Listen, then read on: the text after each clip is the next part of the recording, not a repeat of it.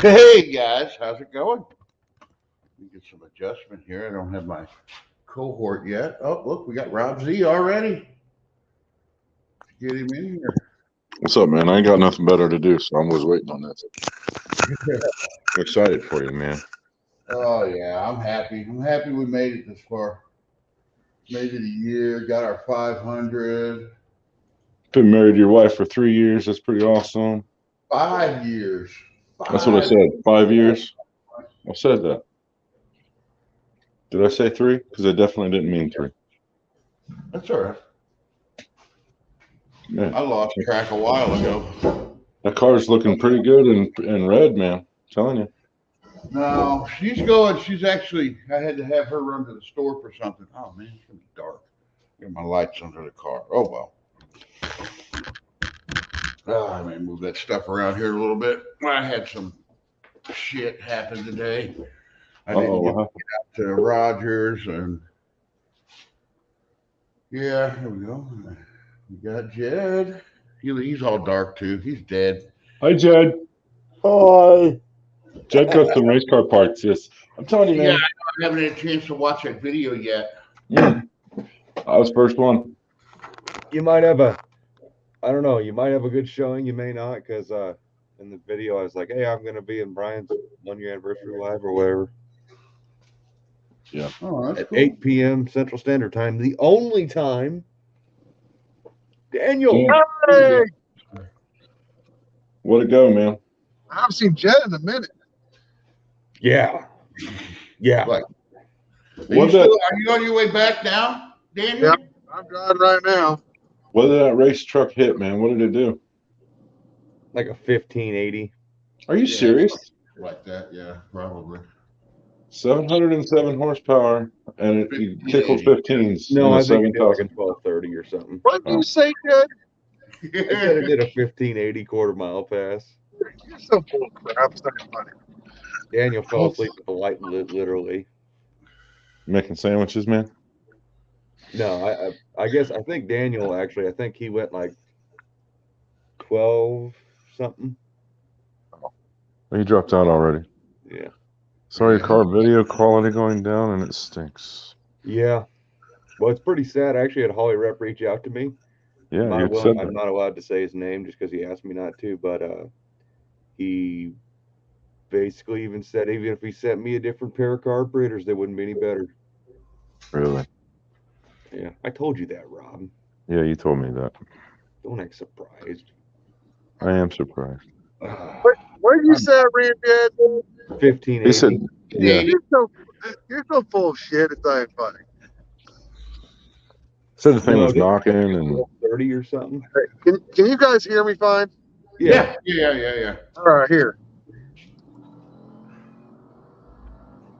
Did you guys? I Couldn't hear that.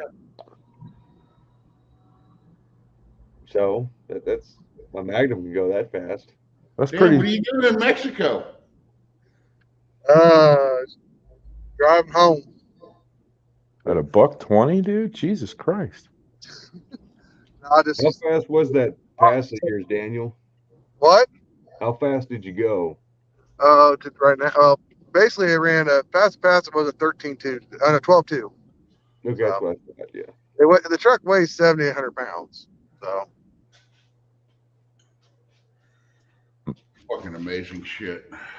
Right here. Can you tell me if you guys can see this or not? Yeah. See it? All right. Yeah. Okay. So I'm gonna go 60 miles an hour, and I'm just gonna do this for shits and giggles. Okay. My Magnum will do that too. Oh yeah. Yeah, the TL clips 140 regularly, man. Huh. My Acura. Jay Ray said he got his 408 running today. Thank you. Jed. Thanks for the congratulations. Oh yeah. Happy birthday, Brian. I'm glad it's a boy. Merry Christmas. Oh, Mazel tov. Mazel tov. Jed, was that your new cup I sent you, or because did you get your new one? Yeah. So Okay. yeah, this is my old one. The big dent. Yeah. It may have fell off of my bag, the new one, so it's got a war scar too. Okay. Well, that was the last one in the history of ever, and I'm pretty sure it was the one that they lost that they turned around and got back to us, so it was still your original one. That's pretty sad. Oh, my collar Congrats. off my shirt. Oh, that's weird. Yeah. Well, I changed shirts because I don't want to. I got a family gathering tomorrow, so I was wearing my Advanced Engine Machine shirt and my work All shirt. right. I didn't want to get them all shitty. Sorry about that, Brian. Huh? Sorry about that. Oh, ain't no big deal. Ain't no big deal.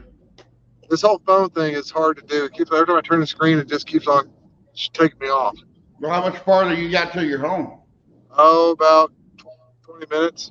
No, okay. Well, I mean, if you pop out and take it back in, you know, we'll be here for, I know, for 20 minutes. Goddamn. So, Jed, you show them all the goodies you got already? I filmed a video when we got home, and I posted it just a few minutes ago, letting people also know that we were going to be here hanging out. All right, well, hey guys, I'll jump on here when I get home with the laptop and stuff. So, All right, cool. all right, see you in a little while. Yeah, anybody else wants to jump in? We'll throw the link up again. 1 year of Dust Devil Garage. Where were you when you heard the news? I was on the pooper. I think I was too, actually. But yeah, what she went to get, and I'm going to test it out here after I eat when she brings food back, is like they make these 6-foot little USB extension cords, and I'm going to try to put 2 of them together to where I can move the camera actually to the front of the car so I can show stuff off that I'm doing. And I don't have to be stuck right here, and everybody on every live see just this quarter panel of the car. They make 10 and 20 footers too, bro. Yeah, the longest one they got at any place local around here is 6. We'd have to order the longer ones. You got to shop on that Jungle website, man. I get stuff all the time from the Jungle, bro. Oh yeah. I want to get what I really want to get. What I'm going for is wireless, like Bluetooth, where I could just move this camera around everywhere. Yeah, Bluetooth are fun. Because then I mean, this camera's probably looks like it's as good a quality as my phone. I may actually film videos with it, you know, anything in the shop, if I can just move the camera around anywhere I want. Oh, great. Hold on a second, guys. Okay. Talk amongst yourselves. Okay. Anything cool out of Mocan, man? I know it was their 20th year or whatever. I mean, was there anything real wild or different? Or... He said, hold on. Oh, you should talk amongst yourselves. Oh, okay. I was going to get really uncomfortable. Oh, yeah. I didn't have anything to hold on to. I did.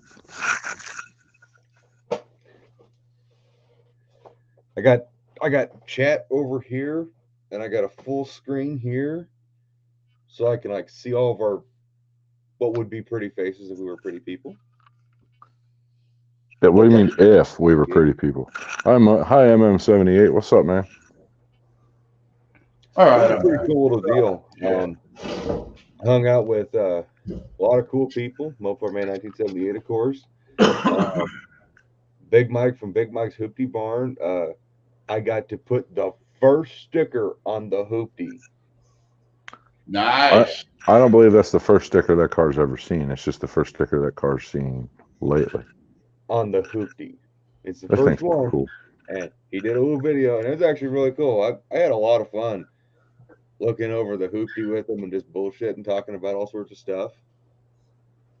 Yeah. Like, it's one thing to talk to the people in these live chats, but it's a whole nother thing to actually meet them in person. Tell me about it. Oh yeah. Yeah, it was like super cool. And of course, Big Mike he was in the swap meet. He was parked right next to my buddy Ed, so it was kind of like a twofer. You like them twofers? Okay. You're coming through loud and clear on this end, good buddy. Hey, come back. Right on, right on. Over. Raker, how's it going? Raker. Oh, you made him a mod. That's well. Oh yeah. Yeah, Raker's the boss now. What's up, Raker? Don't kick me out, man. we've got Raker's a mod and Aaron Peckerwood, he's a mod.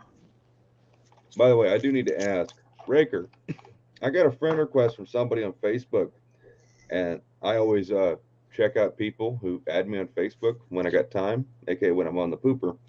And one of the photos, it was your little icon there. You sent me a friend request on Facebook, like delete it and resend it so I can remember who you are, so I can add you because you're always super cool in these things.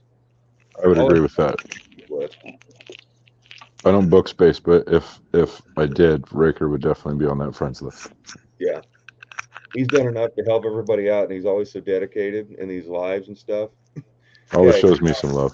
In fact, actually, don't delete the request. Just send me a message on Facebook, so I remember who you are in that list, and I will add you, and you can be on my exclusive friends list because it is exclusive. Yeah, even I'm not on that list, but yeah. I don't my face. So I have like 270 pending friend requests from people I don't know. Oh, I started accepting them. I can't. Family and cool and people I know.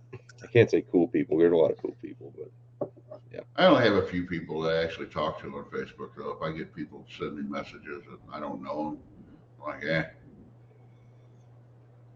I read it, but it's like, eh. Kind of a Facebook snob, but I use it. Yeah, I actually use that to get my Facebook page up because I accept a bunch of people. It was weird. I went on Chris Albrecht's. Fuck, that was back in September. I went on his fucking thing. Actually, before September. I went on his thing. That's when I started doing these lives, was after that. But I went on there, and like when the thing was over, I had like 50 friend requests. And I'm like, hell, I just didn't do nothing with them. And then I was talking to Chris about starting up a Facebook, doing the whole Facebook page thing and starting up a page for Dusto. And I was like, well, fuck, this would be the easiest way to do that. Mm-hmm. I started accepting them. And then when I started up the page, I started inviting people to the page. And my Facebook page has got like 700 something people on it. So if only you could get those other 200 on your YouTube. Yeah, it's weird. It's weird. I mean, like even Chris has there's dedicated, I guess there's dedicated Facebook people and dedicated YouTube people, and it's weird. I don't understand it. Because if Chris could get all his Facebook followers over to his YouTube channel and sub, he'd pass us all up. He's got over 50,000 fucking Facebook followers. I'm familiar. Rob, don't act like that was weird.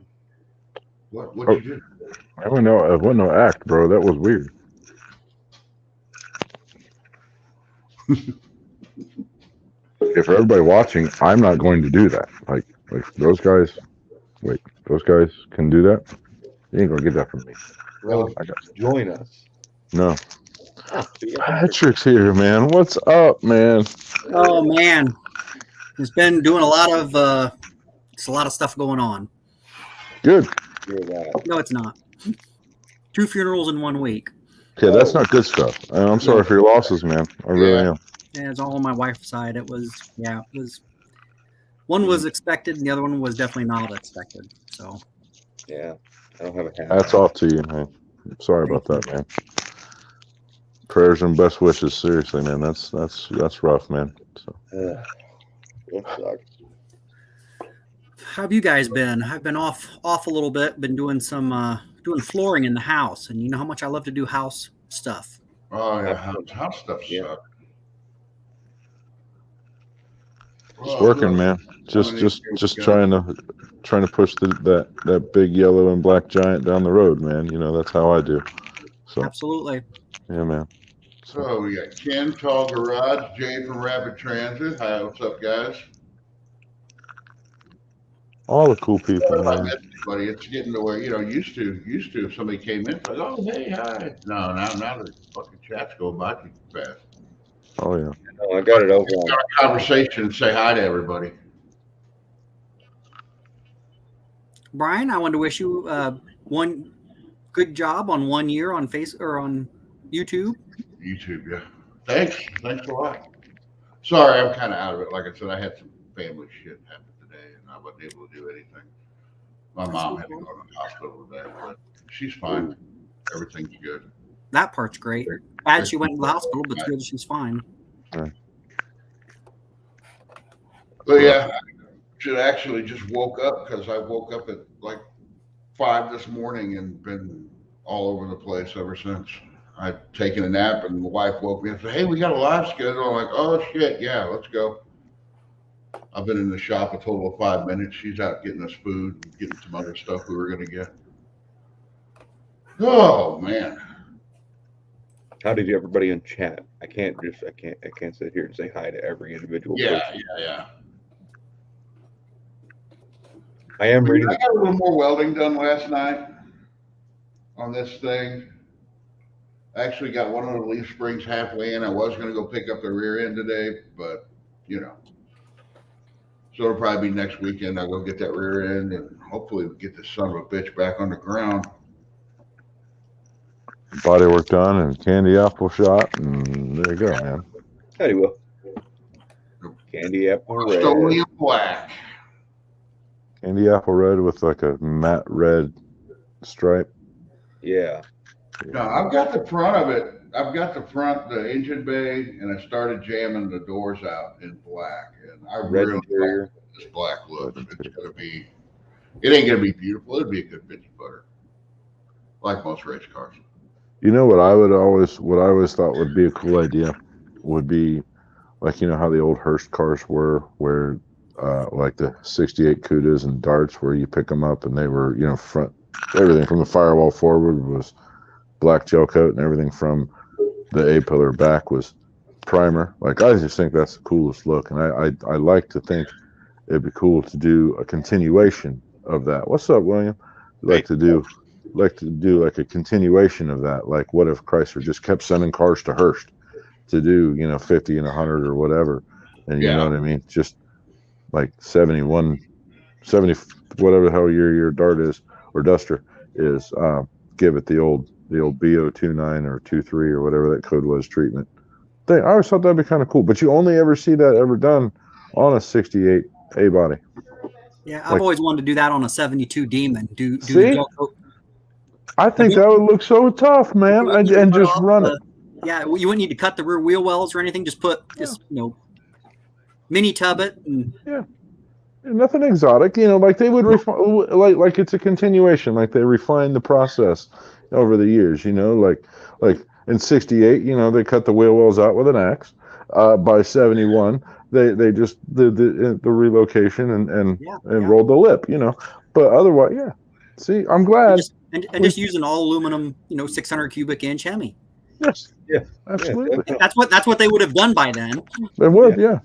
Yeah. Damn OPEC. Damn Nixon. And all of that. Instead of a A33, I'd put one of those. It's one of those ones that Passion sells, the 5-speed. Oh yeah. If you're gonna shoot the wad, shoot it big. Right. Well, you're already putting a aluminum in it. The 5-speed is like run the video already. Patrick making me run the video now. He did say shoot and load. He did. Well, he did. But yeah, I heard it. I was there. Where were you? Man, I was looking at Ruben put that video out today, and he showed a lot of goddamn, my mind isn't working right now. Like I said, I just woke up like an hour ago. Richard's Duster, and I didn't notice right away that the marker lights were shaved and the gas cap was shaved. I'm wondering if I could do that to this, because I really did like that look. Shaving the gas cap would be easy on that thing, man. Yeah, you just cut a round piece, put it in there, around it, and yeah. You wouldn't believe how much work I went through just to open the hole back up on my car.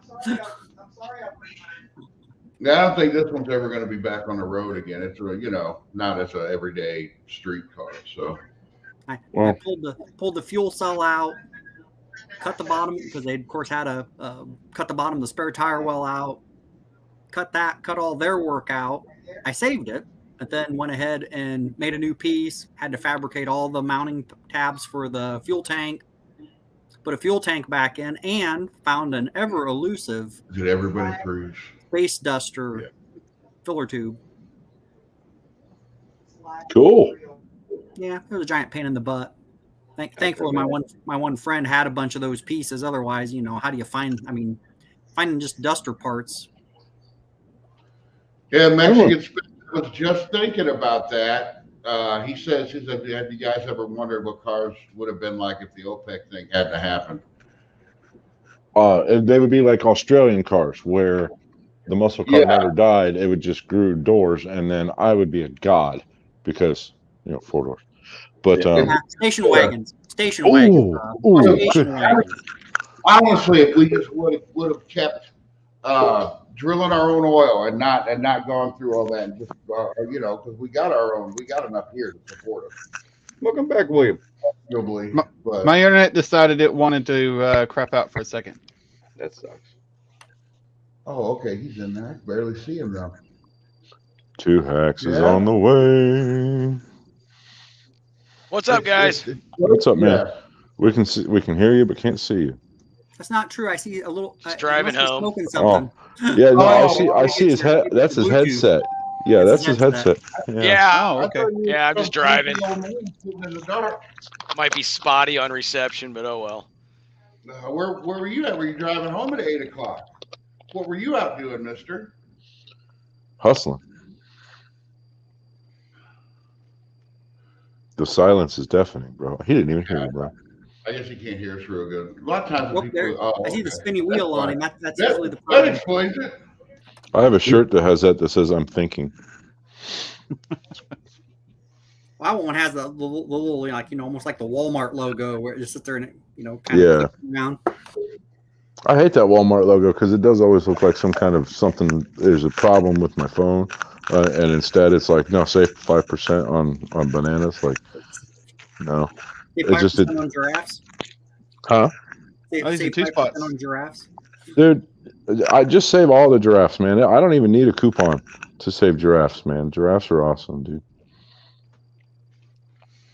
So man, we almost got the picture today too. You guys, I don't know how many people said. Did you guys see that short we put out of a dog playing around? Yeah, what you got? What is that? An Alaskan horse moose? What kind of dog is that? Gee? He's part Great Pyrenees, part Akita.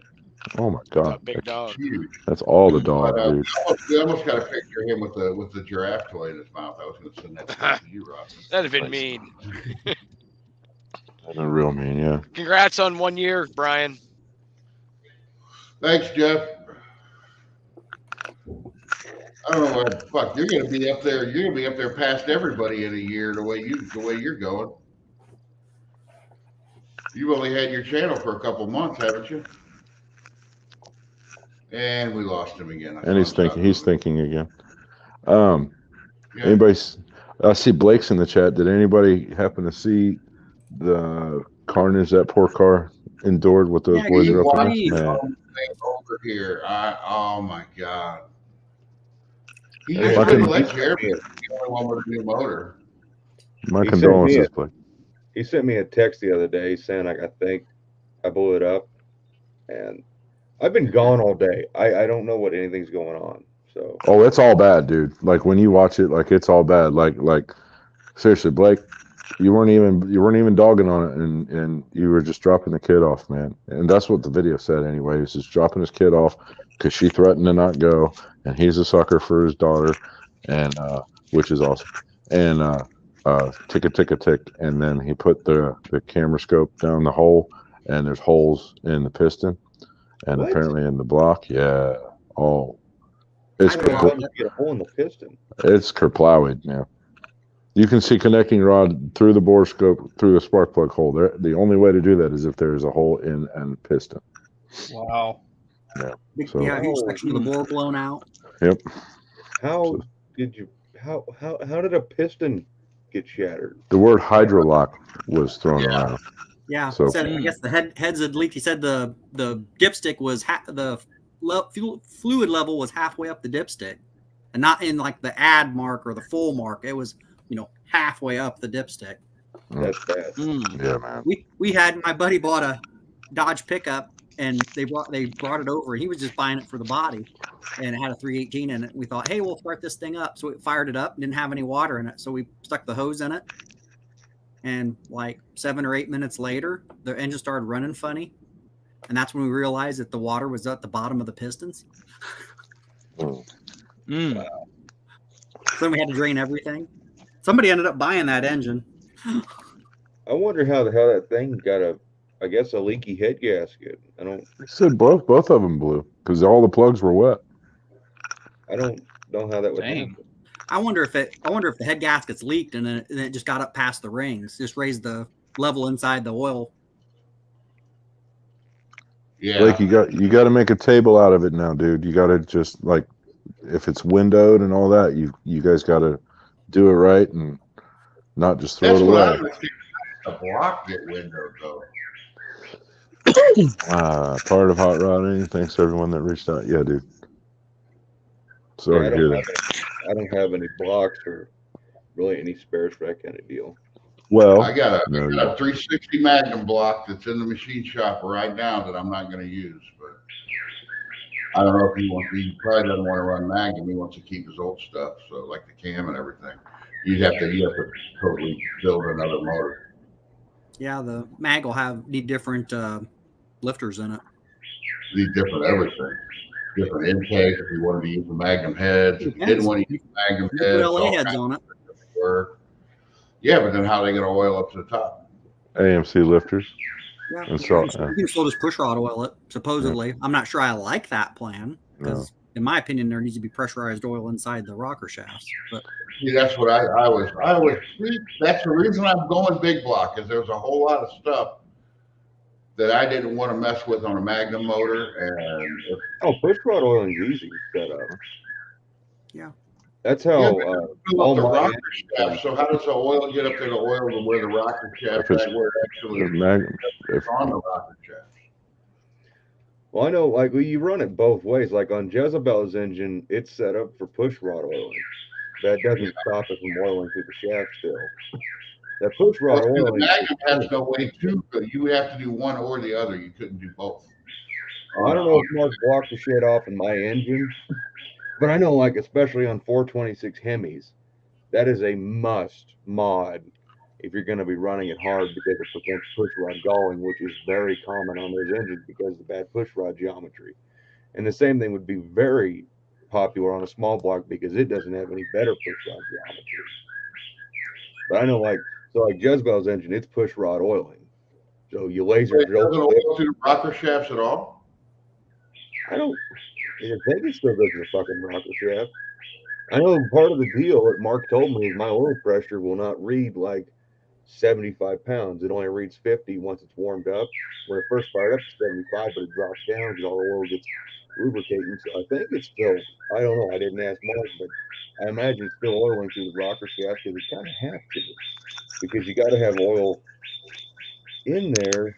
I mean, I guess it would work on the same principle as like a Chevy. I don't know. I didn't build the engine. I let Mark fucking handle it, and he knows what he's doing. And I know, like on the 340, the pancake. He got pizza, dude. He don't eat pancakes. I know, like on my 340, it has those Jessel rockers, and they have to be push rod oiling. Yeah. Yeah. I don't know. See, because this guy, but no, because what he told me, the guy Leo that I know, he's got a 360 Magnum in his D50 truck that he built, but it's an older Magnum motor, and you get an older motor, and you could have some of them have the drilling that have the hole drilled. If you find the right gear, you can get a Magnum that's drilled for oiling. Yeah, I had 93 block, and it did not have the LA style oiling in it. So that No, must be they a were. 1 or 2 year old Hit and block. miss thing. It was a hit and miss thing. But there are a few out there that are like that. I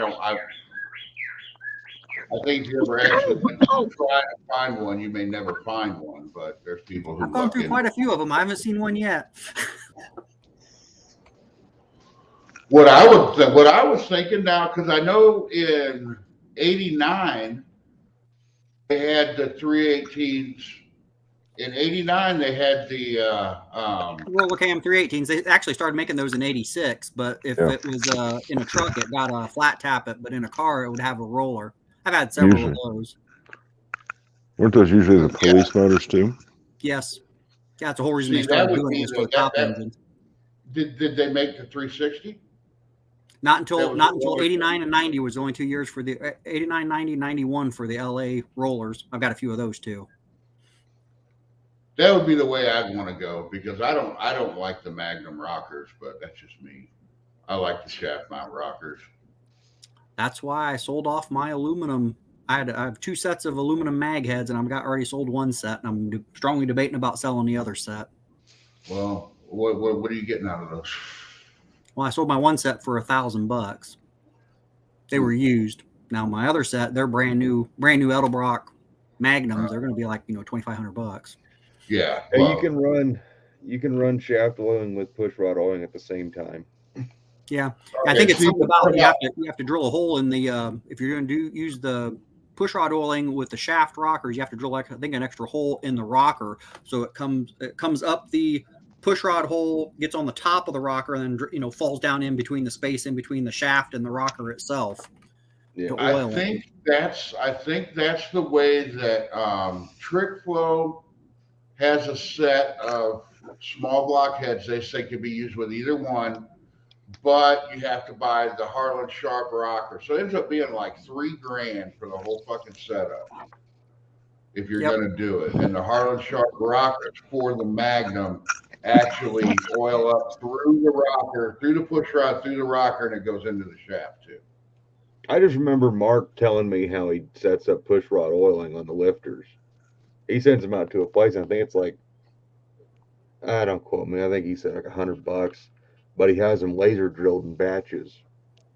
And he has the lifters drilled, and then it's metered through those holes, which last time fucking Mark explained to me was 2 years ago. But what I remember is you laser drill this fucking hole, and it puts oil through there, through the main oil galley in the big block. It's simple, or even a small block, because they got that oil passage for the lifter where the oil's the lifter, and that pumps oil basically through the lifter, shoots through the push rod, and that oil's the cup, and then it splashes everywhere. Well, it's like on the Magnums, they oil through the push rods anyway, but yeah, I don't know. I'm kind of a fan of that push rod oiling. It's one nice thing about a Chrysler in stock form is you can run them without the valve covers on it. You just don't want to rev it. It don't put oil everywhere, but you run a Chevy without valve covers, it's everywhere. I saw deflectors for Chevys to run with the valve covers on in order to lash your valves. This is a little clip shield dealy, so it doesn't. You know what my dad used to do? Because I remember he's done a lot. He did a lot of when I was a kid. He would take the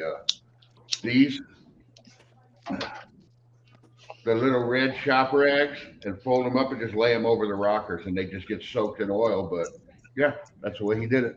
Run the motor and with their little rags over the rockers. Why not? I've seen it done a million times. I've been standing there when it was done. It just seems like it'd be something easy to forget, especially in the dark after a few adult beverages. No. I watched my dad use cardboard. Yeah, the cardboard thing. I've seen cardboard forever. Cardboard over. I think speaking of the push rod oiling, I think the Ford 300 inline 6 motors had the push rod oiling. All Chevys had push rod oiling. Maybe. I don't know. I don't know enough about those Fords. I know they're indestructible. Well, I built one, so I had a '79 Ford pickup back in the day, and rebuilt the motor. It was a 300 inline 6. Had a dead miss, a number 1 cylinder, but pretty sure those push rods had a hole all the way through them. Now, I've also seen people come off with a fitting, a T fitting off where the oil sending unit goes, and you go through the back of the head and you drill the bolt out where the oil will actually go up into the. But they said you got to be real. You got to drill the holes really small, or you end up with too much oil on the top end of the engine, and then there's no oil for the bottom end of the engine. Yeah, who needs oil on the bottom end? I make shit like that. After this fucking race car's done, because I got this engine run stand, I can do all kinds of shit like that. I just get a set of, I get a Magnum motor, a running Magnum motor and a set of LA heads, and just put it on there and see if I can make something work. Yeah. So, did you get your Superstock spring deal? Are you knowledgeable on it now? Did you? No, you're still in the dark. Okay. Made it 100 times worse. Did you guys see Two Hacks? What you posted that thing today? I think you did, man. Yeah, I did. That was cool, like that extended pinion snubber. Yep, and the theory behind that. Where did you post that? I posted on my community. I texted it to you too. Oh, okay. Like I said, that thing was cool, man. That makes sense. So I mean, Mike, the theory and the thing is that, and Patrick, you commented on there. It's 100% correct. It's a pinion snubber plate flipped over with part of a traction bar, depending on length. That's all it is, and it hits right up in that tunnel. Did you brace the tunnel at all? I didn't really get a good picture. So you know back where that tunnel is, where it kind of meets in there, and it's a lot more solid. There's like an overlap, like in the body. Yeah, right there. You just hit it right there. Man, and that rubber helps.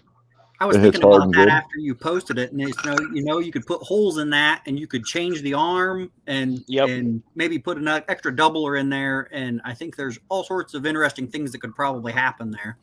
There is, and Raker made a good point on when I posted on Instagram of you could probably do something with that too, and also make it the back end of a drive shaft lube.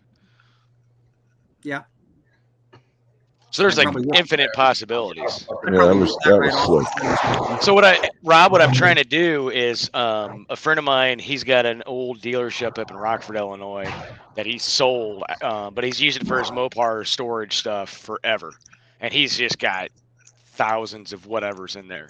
And I'm going to go up there Friday and literally just try to look for as many 8 3/4 pinion snubber plates as I can. And just start making them. Yep. I like where Patrick was at too, man. You can experiment with the adjustability of it, and that's cool, man. I thought that was. I missed something. What is the point of extending the pinion snubber and putting it in the tunnel? So instead of it having to come down farther, it comes down at a lower point and grabs quicker. It forces down harder. That would be just an adjustable pinion snubber, though. But it was made in like 1968, before a lot of that stuff was around. His doesn't go up and down, man. His actually will come forward and then it hits the floor farther forward. So I thought that was pretty slick. So So basically, if you can see this pin, imagine this is your axle, Jed, and instead of like a snubber going up off of it, it goes like this.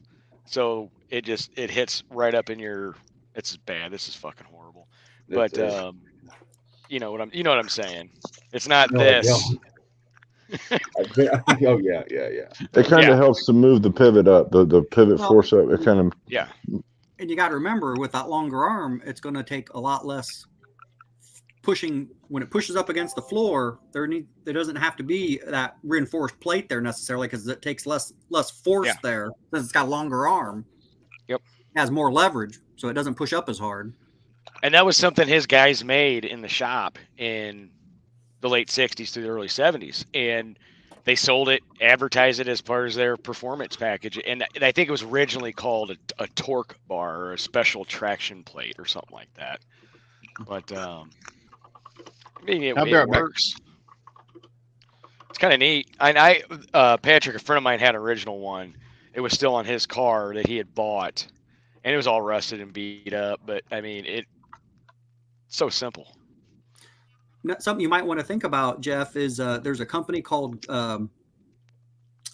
send, cut, send. Yeah. You could do that up on CAD and send that to them. They'll not only cut laser, water jetted, or whatever you want it. They'll bend it too. Yeah. Because, and the thing is, if I can't find the plates, if I can just get one or two, I can make my own. You know, get those pieces and make my own. Because I can weld. I can get the tube stock. I mean, just get the rubber snubbers, drill a hole. Heck, man, I'd have them do the tubing, cut it off to length, and yeah, get all the holes in it. Man, that's just welding it together, man. Yeah. Make it easy on yourself instead of making it That's hard. True. That's true. Email me that company, Pat. Sure. Yeah, it's you ought to see their website. It's incredible. Another guy I watch on well, I haven't watched him very much. I've been watching all you guys here recently. He went and had a whole bunch. I mean, he's like, well, you guys might have seen him. It's Junkyard Dave. He's doing a 2010 Charger / Magnum all-wheel drive Hellcat with Trackhawk suspension and transfer case. I mean, it's just a scary car, but he had a whole bunch of parts done, send, cut, send. And I mean, it was like 26 pieces and it was like $250. He just sent them the CAD file. They cut them and sent them back to him. Wow. Nice. So, I mean, I'm actually trying to get my work to do something with that and say, hey, you know, instead of sending all this stuff to our I work in Fort Wayne, and about 20 miles away, there's a sheet metal place, and they're kind of like, oh, we're kind of locked into them because they're so close. Yeah. Man, when you pick the material you want, and you can even do it. You can even do those out of stainless, and they'll cut it, they'll bend it. Oh wow. And send it to you. And that's even better. And when you get it quoted, it's this is the price to your door. Yeah. So I mean, it comes, you know, flat. If it's all flat stuff, it just comes in a shrink wrapped flat on a piece of cardboard. You know, I mean, it's tough to beat stuff like that. Like I said, for the amount of parts he got for 250-ish bucks shipped to your place, and they had us have all CNC, either water jet, laser. Like I said, they just kind of pick whatever works the best for what you're doing. Yeah. So yeah, I'll send that to you. They have a really awesome video on YouTube. That is pretty neat. And the funny thing is, Rob, I was at my dad's. That's why I put that on his car, and I didn't even think about taking pictures of it. And he said something about a video, and he's like, "You should just take a picture of mine." And I'm like, "Oh yeah, I did put one on there." That's so cool, dude. It's just I appreciate it's got that shade tree feel to it. It's got that ingenuity, like, well, let's try this and see what sticks, kind of thing. Yeah. I love stuff like that. And even if it's a total failure, you know what I mean? Still, it was somebody's time. It was, you know, drawn out on a napkin, and somebody got the Sharpie or the chalk out, and you know, just I have a big appreciation for stuff like that. So that was. Well, read the article sometime on how the Hearst Hemi under glass came about, and it was literally at a diner over a cup of coffee, and the guy drew it out on a napkin. Yep. I remember that absolutely. I actually stumbled across an old video on YouTube, and everybody's probably seen it, but where they had I think it was like this, the Winter Nationals or something. I don't know. It was just they had all these old wheel standers, and it was, you know, back when Shrewsbury was driving the LA Dart, and he would stand through the windshield, and Hemi Under Glass was there, and Little Red Wagon was there, and there was one. And somebody will know this. I know this. But it looked like it was another A100 that they had kind of clipped the back of it, and it looked like it had been rolled or crashed or whatever, and somebody just took advantage of it. And this dude was out. This was like 1965 or 6 or whatever. This dude was doing wheelies with this thing, and the way they had built a roll cage around where this thing had been crashed, they were able to roll this thing all the way over on its roof, on these rounded bars, and then it would flip right back up. And when it would flip back up, it was nuts. And when it would flip back up, you know, all the oil obviously went to the top of the motor, and then it would flip back up down on its wheels, and then just puke white smoke everywhere. And he would do like 2 or 3 times doing this thing. Yeah. And all of those cars, every one of them, the A100 and all that stuff, Little Red Wagon, that all came about because somebody said, hey, what's the lightest vehicle we got and the biggest engine we can cram in it? Yep. And it worked until about 1,000 feet, and then those came up. the Hemi under glass, they built that strictly to be a showpiece because of those trucks. I just thought it was really cool. The guy that owned the Hearst Hemi under glass cars after Bob Riggle was a big Mopar collector out in Arizona, and he had a place in Chicago. He actually owned a restoration place in McChesney Park, Illinois, and he had bought in those cars, and it was kind of neat. And I knew him quite well, and I used to go travel a lot, and that car was in the trailer all the time.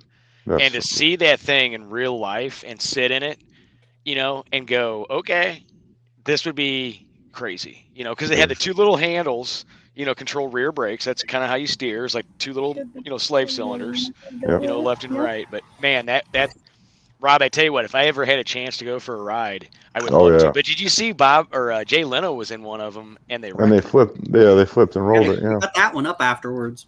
Yeah. Yep. Actually, yeah. Hang on, I'll be right back. I actually have a picture of that car. I met Bob Riggle and the little Hemi underglass. It was like a '66. Yeah, there was a couple of them. Yeah, I have a picture. I'll be right back. What's up, Daniel? Hey. What's up? My whole Patrick, plan see, that's what you need to build. What? Build the LA Dart. Do a recreation of the LA Dart with a turbo small block. Yeah, I don't know about that. Ew. It's all about putting on a show, and sorry, turbos just they don't have the sound or the fucking feel as like a blown Hemi with open zoomies. That's true. That's true, but Jed, you're so true. Daniel, but it's just the most efficient. It's too fucking early, okay? It's too early. It's just too efficient. A turbo. I'm not ever going to run a turbo. Probably. I'm never going to say never. But if you're not a nostalgic person that has to have these certain things, there's nothing wrong with a turbo. Every Cummins engine you ever rode in because you love, they make good fuel economy and they pull everything you need. That's because turbo. There's a reason diesels don't run superchargers anymore. The problem is a Cummins needs a turbo, or it can't. Any diesel engine needs a turbo, or it can't get the fuck out of its own way. Which doesn't make sense to me either, because they make. I mean, they're 16-to-1 compression without any. He signed it. That's awesome, Rob. Yeah, man. Is there any diesel experts on here that can tell me that why a diesel can't make power? Is it just the wrong camshaft in it? That's because they're 16. Their compression ratio is out of this world. Without that's just a fire. That's just to fire the diesel, though. Yeah, exactly. That's how they fire. That's why they're not all about cylinder pressure. I think it peaks really hard, but then it doesn't keep burning. It needs it forced.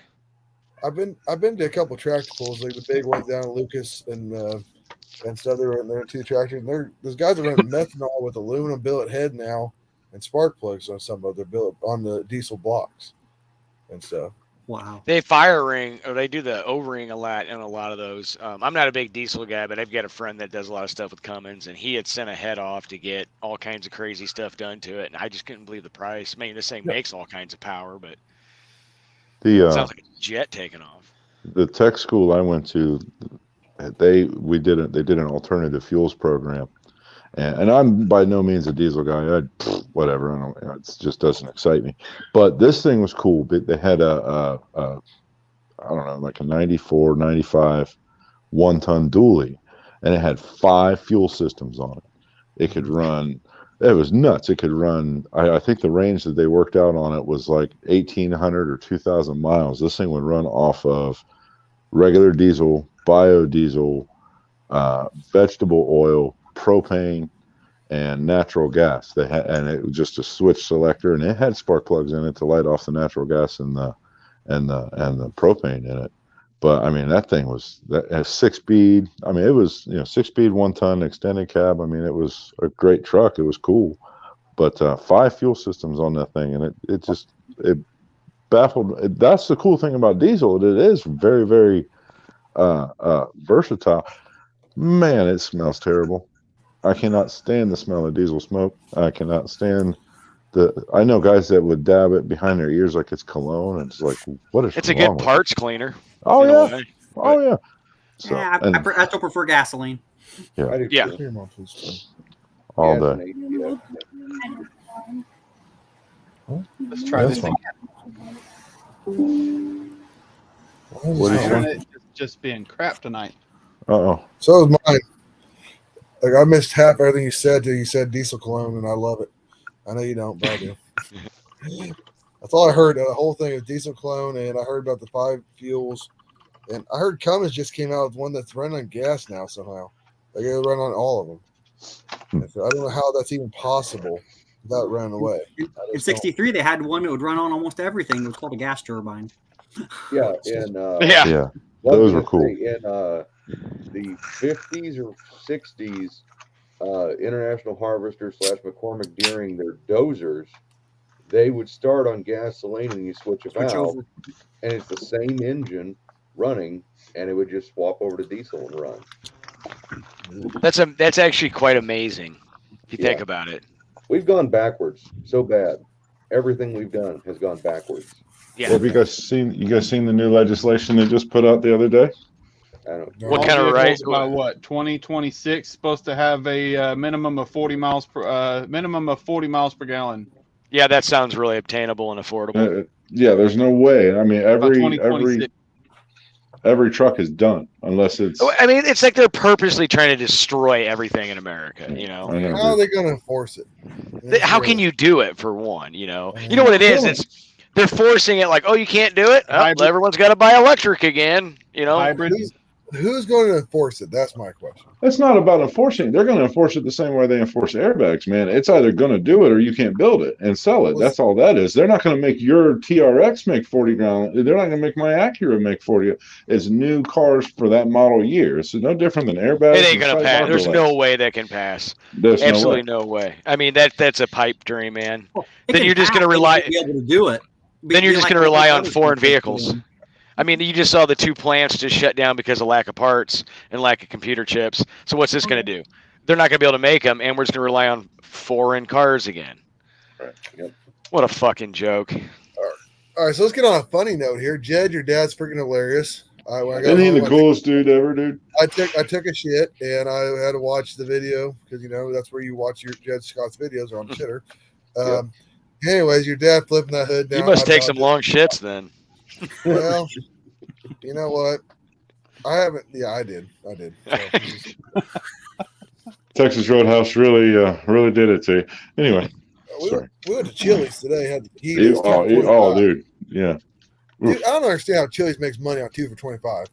Getting those French fries, 2 fajitas, and freaking dessert for $25. You can't touch because they probably own Charmin. Or they're in cahoots with the local water company. Yeah. One way or another. Man, smoke them if you got them, boys. Jeez. This is we look so cool, don't we? I hate this. Hey, Jed. On a hey, that's nice. Cool. On a completely unrelated note, I picked up this awesome Argus camera today. Ow, that's cool. Nice. Oh, nice. Brian just busted his shit. Did you guys hear that? He turned on his microphone and then promptly hurt himself. Nah, I'm all right. Hey, Sherry. That camera's awesome. Yeah, that camera's cool. I got one of these that in the box, basically brand new, everything original, even has the original price tag that they would actually hang on it. $66.50. What's the Now that format? I'm 12 feet away from the TV, my old man eyes aren't working. I can't even see what William held up. What's the format, William? The Argus camera. Well, what format? 35 millimeter. 34 millimeter. 35. Oh, it is. It'd still be cool if somebody actually developed Kodachrome. All those nice bright colors. Yes. It's like an LSD trip without the LSD. Yeah. Sherry, I didn't get to say it, so I said it to Brian. I'll say it to you. Congrats and happy anniversary on 5 years. That's beautiful. Thank you. You're welcome. Yes, congratulations. I've been called a saint. I don't think it's you. Speaker. I've had this for a little bit. I love it. Brian, it doesn't count when you say it to the mirror. I was I'm gonna say you've been called something other than a saint more than that. Yeah, she's the saint, bro. You're. Yeah. Everyone was a saint if they put over the guys like us. If you're a car That's guy, true. That is true. That is true. That is true. Like I literally just got home. I left the house. We had soccer practice 8 a.m. soccer game. 9 that we drove straight to Mocan, raced all day, came home, and my wife said, hi. I said, hey, I got to get on a live chat, talk to Kai about cars. We've been doing it all day long, and she's cool. So. Yeah, any woman married to a car guy, they got to be somewhat of a saint. That's for sure. Why is this screen froze? Mine just rolls her eyes now whenever a UPS or FedEx pulls up. No, mine says, hey, there's something big and heavy on the back step. You need to go move it. Yeah, no shit, right? Just wait until my transmission shows up. It'd be like, yeah. Sherry knows when it comes up because she orders the stuff. Can anyone hear me? Yeah, we can all hear you, bro. Yeah, we can hear you. My screen just froze. Yeah, you're frozen, but we can still hear you. Okay, cool. That's fine. I look like a really good person in this photo, so. It's like Max Headroom. Max Headroom. I made a Max Headroom reference last night in the private chat, and nobody got it. A what? Really? Max Headroom. Oh, Yeah, I wasn't there Jeff for was in that. there last night. No. What was I doing last night? We need to. They need to reboot him, man. Everybody gets everything gets rebooted. Why don't they reboot Max Headroom and only just put him into this technology? They He were was not far off. Yeah. What you know what's really funny though, and a lot of people I didn't know. I thought it was a computer generated version of the actor, but it actually was the actor. There was It was the guy. About that. What was his name? It was fucking hilarious. I know that. Yeah. Yeah, that was him in makeup. That the whole Max Headroom thing. He was not computer generated. A lot of people don't know that. I watched the whole thing on it. Is anybody looking at the comments and watching Ruben just have an absolute acid trip right now? I can't see the comments really. I mean, I can, but I gotta like flip over, but I can't ever respond to him because I'm on my phone. He's like he's totally toned, man. He's gone, dude. Like That's a good thing. He's in the next week. I'm glad you're feeling good, dude. He's had a rough couple weeks, so I've heard, man. He deserves a land in another realm. Yeah, everything tastes purple. He's in the land where you can hear colors and see sounds. That's right. That's right. Yep. So, Brian's engine bay looks like a Chevy right now. I have a problem with that. You better paint that red, man. Yeah, because the car's gonna look like that. No, the car's got to look. You got That's the color of the car. that looks. It looks like it's. On the car. It looks like it's ready for cut in with the candy apple, bro. No. Candy apple and an engine bay. That'd be cool. Well, it's got to match the rest of the car. It's a Mopar. Yeah. You know what I mean? Exactly. Yeah. Going LS, Gotta be red. Chevy. Yeah, if you are going LS, yeah, you'd have to go Chevy. Yeah, good. I could go LS. Don't do that. I'm so tired of LS's, man. Yeah, that'd be a whole lot of this. Yeah, we talked. Yeah, there it is. We talked a lot about Actually, this it's more last like night. this. Ugh. I think it's more like this. I was gonna say it'd be.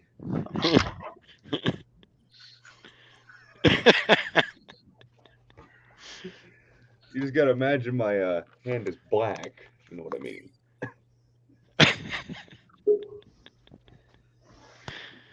Yeah, I could go all over the place now. I got at least 12 foot of cord on my camera. Is everything nowadays, Nice. Rob, LS? Everything. Well, no, I'll tell you. No, it's not all LS. We actually, I mean, there's so much LS. Yes, I will say that. But there is hope on the horizon, and depending upon your position and disposition on this, you can laugh or cry. But Holly just came out, and I think I mentioned this before. Holly just came out with, and they're really pushing the 3rd gen Hemi swaps, and they've got all kinds of. Yeah. Okay. So yeah, I knew that was going to scare him off.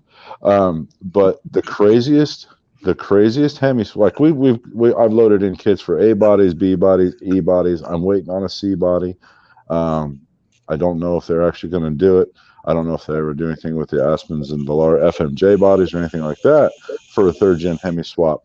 But the most oddest thing, and it's nice because for a while there it was just LS swap and Impala, LS swap a G body.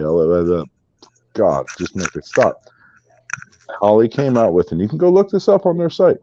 Holly has finally come out with the Hemi swap to start and end all Hemi swaps, and it's a Hemi, a third gen Hemi, into a square body Chevy truck. There you go. I mean, the LS is a great motor. I'm not gonna lie. You know, it's so versatile and has its place. But it's like every car magazine or car website you go to for the longest time is LS, LS, LS. I'm like, oh, I want to see something different for a little bit. It's all LS. It's no, we don't do a lot of LSs in the Mopars. How did I ever upset everybody in the chat, bro? But and now the LTs are coming too, like the 6.2 direct injected LTs. That stuff's coming down the pike too. But yeah, they're predominantly. I would not mind that. What John just put down there, third gen Hemi swap, a PT Cruiser.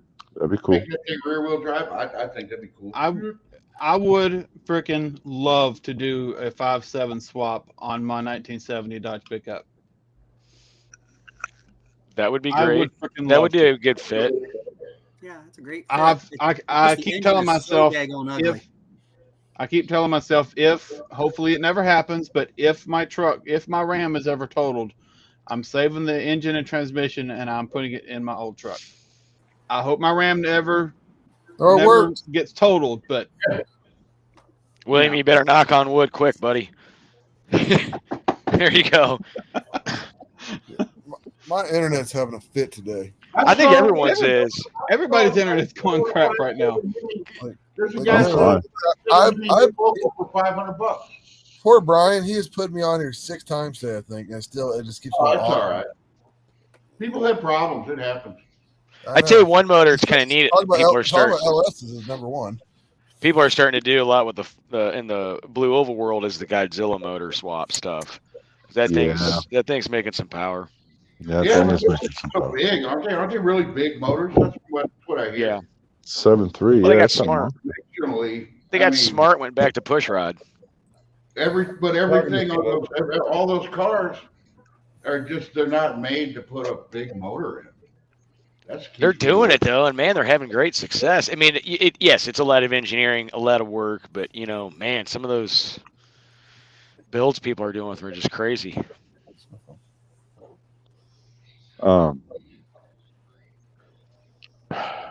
We sell that. We don't sell a lot of the Ford stuff, unfortunately. We do a lot of. I know my phone's frozen. I'm sorry. We do we sell that Godzilla motor. The one thing I hear about is really limited controllers for it. Like Holly is still, unless you go for one of the universal ones and adapt the injectors, and I mean it's easily overcome.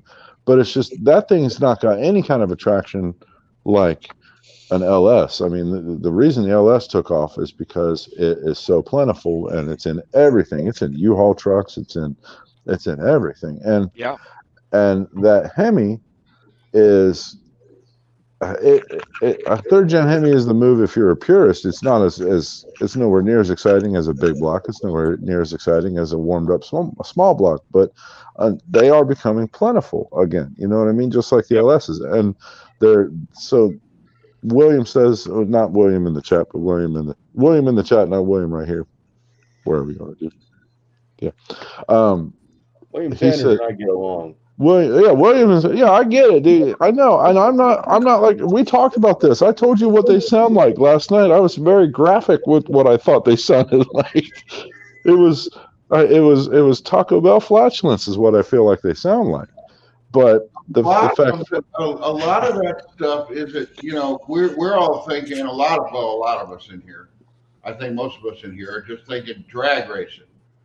A lot of the modern motor old car stuff is going into a lot of these resto mods that they get for the cars that they take on the fucking turns and shit. Well, it's just you don't. I'll be honest, man. As far as a lot of what I deal with and a lot of the people that I work with deal with anymore, it's not the hardcore racers that are calling in and asking for. And you get your fair share, but you get predominantly the guy that wants something that is, in his mind anyway, as easy to drive as the car he drives to work every day. You Right. hit the key, you go. The heat works, the radio works, it always starts, it always shuts off. Yeah, Street rodders. Yes, They and want every freaking stupid amenity that a car doesn't need, and But then again, it's their car. And you put the right muffler on it, sounds pretty damn good. My 5.7 sounds freaking awesome with those Jones mufflers I got on there. Hey, it's all paired up with that Jegs exhaust system. It's like you not liking Holly and somebody liking Holly. That's what it's like. It's I love Holly carburetors. I hate Holly as a company, and anybody who likes Holly as a company, they're Hey Rob, I got a question for you. I have a transmission coming from Jags. It's a TCI Super Street Fighter C6 package. Swimming in them. Yeah, but they sent me an email saying, "Oh, it's delayed." Oh, it's delayed because nobody makes a core.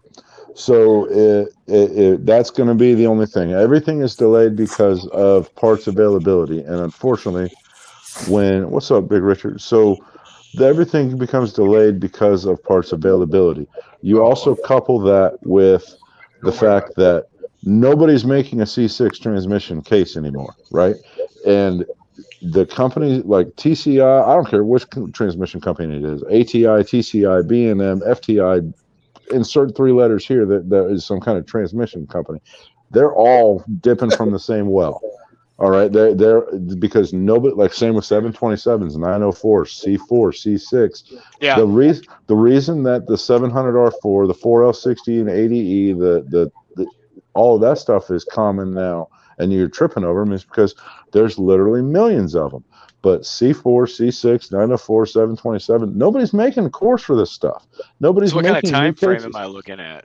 Dude, it's 6 weeks to 6 months, man. It's hard to say. Now, with that said, I mean, you're in line for it. Now, if they've got a good serviceable core, did you get a converter too?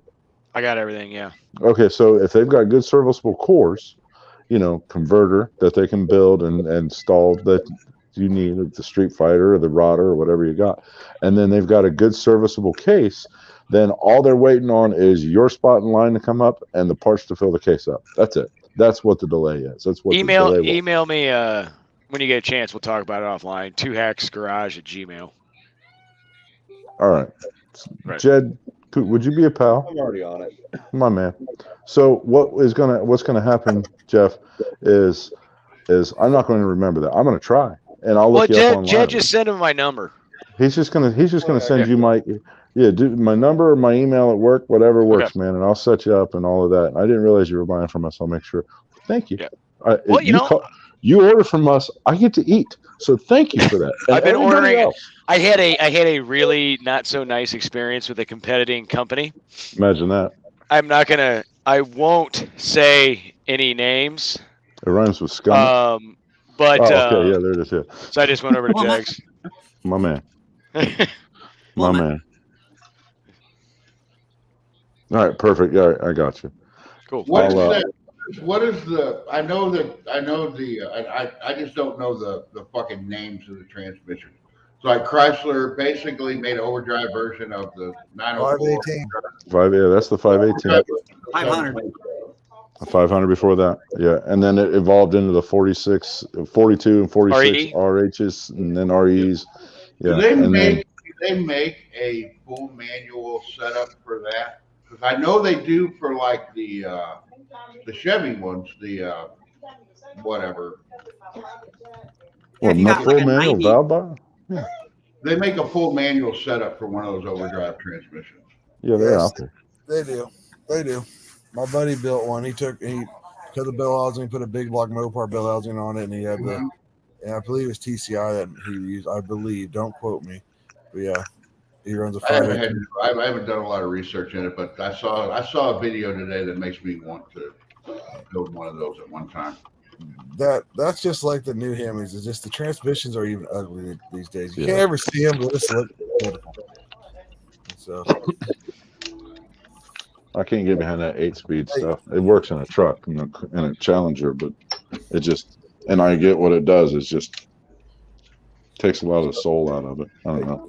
You're talking about putting a Hemi in a PT Cruiser. I always wanted a Prowler with a Hemi in it.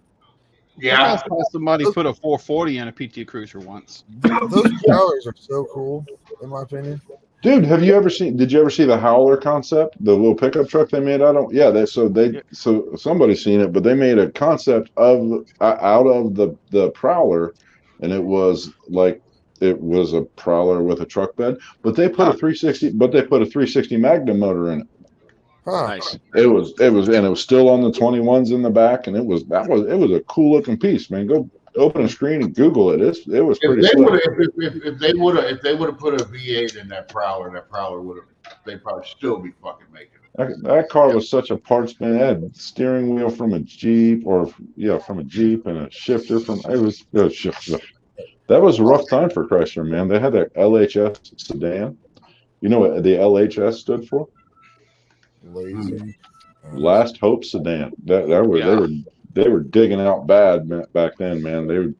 They needed something aside from K cars and FMJ bodies. So that's when they did their cab forward stuff and their cloud cars and all that. It all kind of took off, and it brought them back to where they are now. And obviously, now that Fiat's involved and the company is 60% French, we're looking pretty good. So yeah, we're looking pretty good there.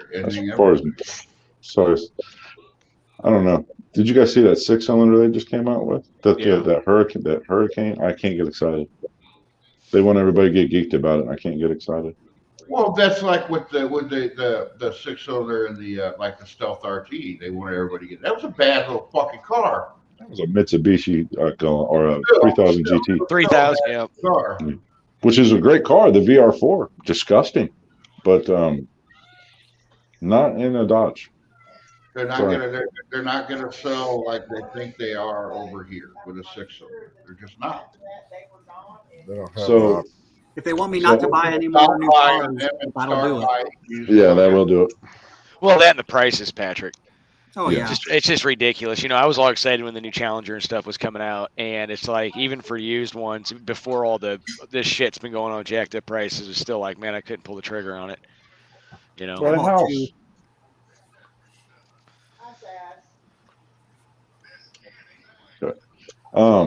The prices on the old new Challengers, like yes, I don't even know what year, they're starting to come down a little bit, like on the RTs and stuff. But like the 2010 when it came out, wasn't it? 8. Yeah, it was SRT 8 only. Yeah. Orange too, only. Yeah. I still like the Charger. I love my fucking Charger. If it was an RT, I'd love it more, but I love my wife's Charger. I love it.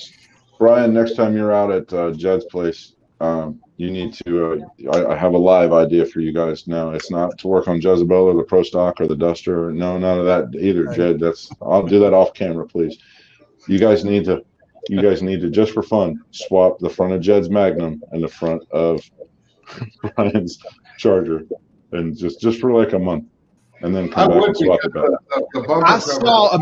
I saw a Magnum today that had a Charger front end on it. Looks good, man. And I've seen good. I saw one with a Challenger front end, and it just those SRT8 Magnums are the coolest looking things ever. Yeah, they are. Yeah. We were talking about wouldn't mind having a Magnum. My cousin had one, and I wanted an SRT8 so bad. I've washed my Magnum 2 times in my years of owning it and driving the piss out of it. And one of those times was actually Dad washed it, and I was like, "What the fuck?" Tom Hughes says tonight's conversation is boring. We're talking about 3rd-gen Hemis and Jegs, so I'll shut up about it all. We can talk about something more interesting. Sorry, man. What's wrong with Jag? I have no idea. I like them. I work there. I like Jag. I thought about Jag all night. Big Rick, make me want to put a gun to my dick. Big Rick throws me for a loop. Every time he's on the video, it's sunlight outside and it's black as can be here. Yes. Yeah. California is just so screwed up all the time. Let's not even get started on that, please. It's more depressing stuff. Yeah, I say, man, that's way too much negativity there. No, Anybody want to see another really cool old camera accessory? Sure. Sure. Why not? This is a Hansa Zip drive. self timer. Oh, that's Oh, neat. that's cool. It will, once the timer runs down, it'll have a little rod protruding down to click off the shutter. Should Huh. be That's pretty got like cool. a max of like 15-second timer. There it is. Oh, it looks like my piece. I've never seen one of these before. It's really cool. It's even got a little carrying case too. I've never seen that version of it, but I see another version of it every single day. Oh my god. 15 seconds. I- I get it. Almost every day. I have several old cameras. You might be able to see some of them on my shelf right there. Little pieces of them. Right there. So Patrick, how's your Magnum coming? I haven't heard much about it. It's still in the trailer. It's all put together. It's on the car. Where are you gonna run it next? I'll probably take it down to Muncie. Monty, where's that? I don't know where that's at. That's here in Indiana. It's about an hour away. Okay.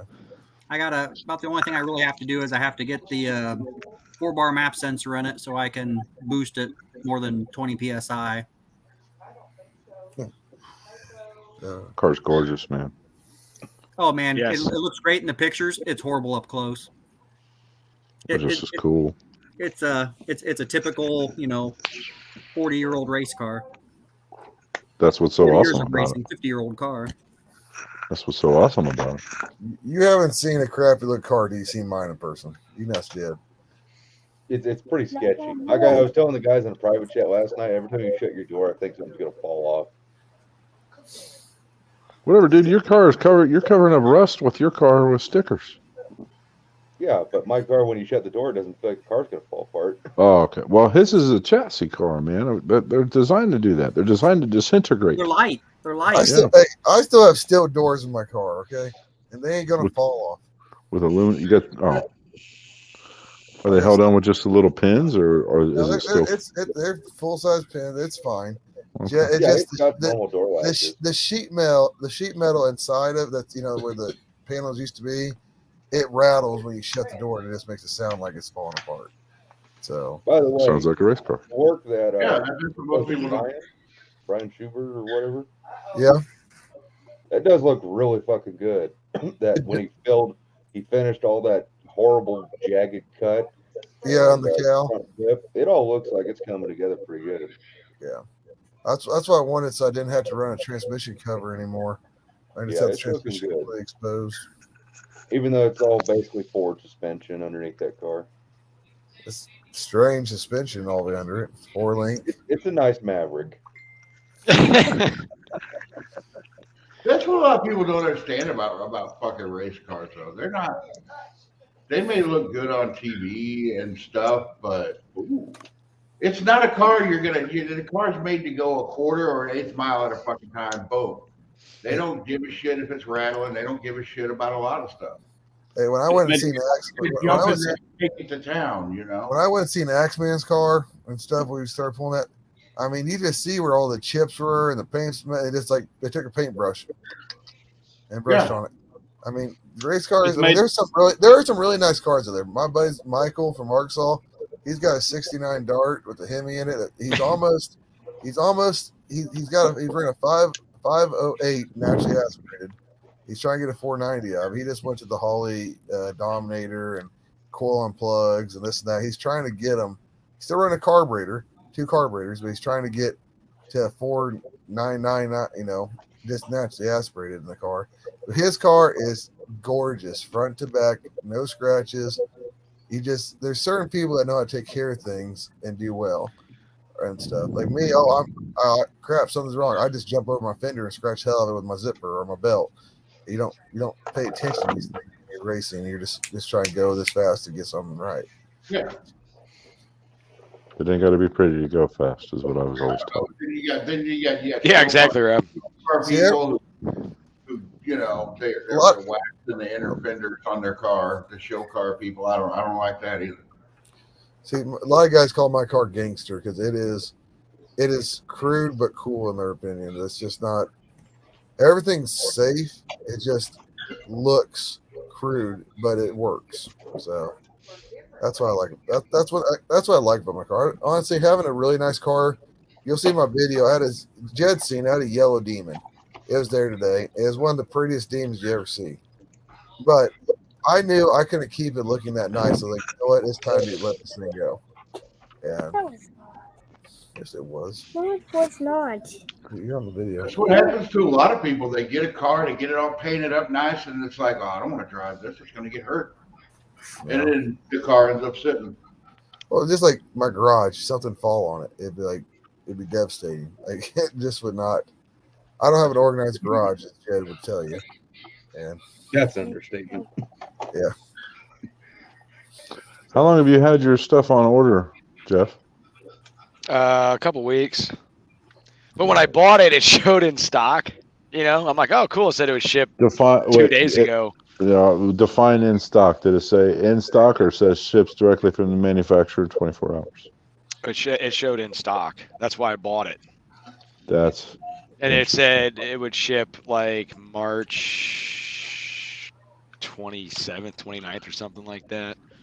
Did you direct from TCI is what it turned into? Okay, so what had happened there? So I can probably the website is a little bit behind. Like say somebody else was looking at that same C6 and saw that it was in stock and they clicked on submit order or they called in and ordered it.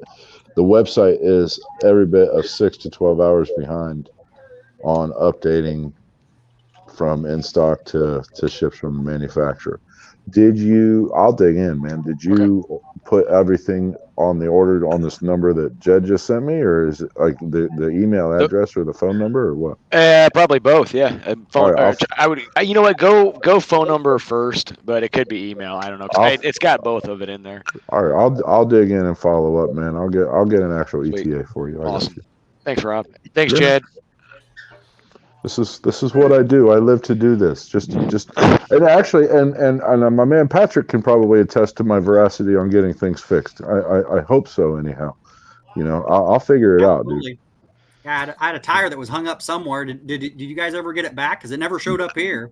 No, it's gone. It's lost. FedEx decided to keep it. Yeah, it's going to go on It does. Unfortunately, it's ridiculous. But I got it fixed, didn't I? Absolutely. So, that's awesome. So they can always, I've heard of people saying that, you know, they ship something to someplace and they're like, oh yeah, it's lost. Well, you can always come to this auction and buy your stuff, you know. If it's there, this auction of lost stuff, it's like auction of lost stuff. They throw a lot of that stuff away as damaged overgoods and fallout and it's just units to them, man. It doesn't matter if it's, you know, 3 gallons of parts washing solution. It doesn't matter if it's a tire. It doesn't matter if it's, you know, a set of pots and pans, man. It's just units to them. And the people that they hire, you know, you got to rely on their work ethic and good work ethic at that. And just frankly, not everybody has that. And then you've got to worry about the unscrupulous people. Like I told this story a few times where on 2 separate occasions, a very expensive set of wheels had to go through a particular hub in the southeast part of the country. And this particular hub in this southeast part of the country, it's a very, very large metropolis. And the people that work at this facility apparently are gearheads because they saw these wheels coming down the line. They don't ship them. I think you're going to see more, and I think you do see more now of boxes within boxes because of things like this, but it still is a giveaway. But at 2 separate occasions to 2 separate individuals, these very expensive wheels ended up going through this hub in the southeast of America, and the end customer did not receive his very expensive wheels, but he received boxes that the wheels originally came in, full of blue jeans that would make up the weight of the wheel. Oh, geez. So you got to worry about, and that was a whole it was a mess both times. Those didn't come out of MEM, did it? Well, wouldn't surprise me, but you know what? And then you got to think, what about the guy who wanted all those blue jeans? Yeah, that's what happened to my jeans. Damn it! All those blue jeans. He didn't get right. Yeah. Exactly, and he damn sure didn't get a wheel either. You know what I mean? But yeah, the guy didn't get his blue jeans. I'm dealing with that right now from the same part of the country. I ordered a something off of eBay. I received somebody else's thing that they ordered off of eBay from the same seller, and the seller sent me a label to send it to the guy that was supposed to get what I got, because the guy got what I was supposed to get. And I did the upstanding thing, and I printed the label off. I packaged it all back up, and I dropped it off at the mail slot that day that I got the label. The seller put 2-day shipping on it. The dude already has it. I have the tracking number on what is supposed to come from me. No movement. Hasn't even been scanned. Hasn't even been dropped off. Don't even think it's been printed off. And I'm just going to be out, and it's not that big of a deal. It doesn't matter what it is. It's nothing important, but it seems to be this particular part of the country is a problem for shipping things. Rob, that happened to me with my stroker kit. I ordered a stroker kit, and it's supposed to be 2 packages. I got this little box on my porch, and it was, 1 box, not 2. Yeah. Opened it up, and it was a power steering gearbox for a Mustang. And I called, and the whole thing kind of came out to like, what happened to you? Yeah. So I said, I'm not putting this guy's stuff outside until I get my stuff in. Well, and that may very well be the case. Again, it's nothing critical that I ordered. It doesn't matter, but it's just the principle of the thing. Like, you don't. It matters because it's something you wanted. It's something you wanted, something you were expecting, something you were excited about, or you want to fucking order it. But I mean, and to your end, Jeff, that makes perfect sense. Yeah, I've got it in hand. Well, now send back what I got so that everybody is on the same page. So and if that's the mentality that's being in place, cool. Yep. But it just to get no answer, no information coming back. You know what I mean? Oh yeah, that's sketchy. You can only live in the unknown and the worst case scenario realm until the tracking number pops up and it's got movement, and then you're like, oh, thank God. Oh yeah. But as far as your transmission goes, man, I'll figure out what's going on for you. Perfect. Appreciate it. Yeah, gotcha. Appreciate it. it. Jeff, if you find out that it's waiting on a core, let me know, because that's another thing. These places will buy. You can call these places again. They've told me that in seminars and over the phone and if you got cores, they'll buy them. They won't make you rich off of them, but it does help the world go around. You know what I mean? Yeah. Oh yeah. So they will buy cores off of you. Well, that's right. That's good to know. Now, but if you need a C6 for 385 series, I can probably. I mean, I'm actually friends with all the Ford people around here too. It's right a long story. I don't want to talk about it. Great, thanks, Pat. I just can't wait to get back into doing my Mopars. It's so much easier that way. Racing Transmissions put that video out that he's buying fucking spreads. The fucking yeah. And he'll give you like $20 each on them. As I was thinking, damn, I got like 4 of them around here. Yeah, I'll just keep all my transmissions in one piece, and I'll wait that to fall out later. If you never did, probably at the estate sale. Let me know. I'll get in touch with my Holly rep that I'm in contact with. He's pretty high up in the fucking department. We might be able to get something working on maybe get his money back or something. Holly is aware of their fuck ups and their shortcomings, and I'm pretty sure they don't want to piss off any more people. So why did that happen though, Jed? What? I mean, like they went from something of a reputation that's good to having to be aware of all their fuck ups. Management. Well, this guy I'm in contact with, it's just him. I'm not going to say the corporate figureheads give 2 shits because they probably don't. But this guy in particular does give a shit. That's good. And he wanted to make shit right with me on the 2 junk ass carburetors I got. But he even told me straight up that even if he sent me 2 of the carburetors, they wouldn't be any better. Wow. Yeah. Having a hard time hearing you, Jeff. Really? Yeah. Yeah. Volume's a little bit low. We can hear you. It's low. Okay, fine. Okay, fine. Microphone. How do I sound? You sound awesome. Loud and clear. Sweet. Good. You sound like a guy that takes a lot of phone calls, used to, and or parts. Thank you for calling Jags. This is Rob. How may I help? Yeah, so you sound like a guy that's got that voice that would be really good Is at that better? I'm thinking if you like traveled back in time, you could have been like a night disc jockey for like WLS So out of you could have Chicago. been a sports announcer on the radio. No, like the when WLS went FM and they had like their psychedelic nighttime shit. You could have easily done that. Everybody says I've got that radio voice, man. It's a blessing and a curse. Thanks. Everyone tells me I've got the radio face. Jed, we can hear you a million times better, man. Thank you. Okay, yeah, I got real microphone out now. Cool. But yeah, Ken, seriously, if you're still having an issue, let me know. I'll talk to my guy. I can't disclose his information, his name, nothing. But we might be able to at least get your money back.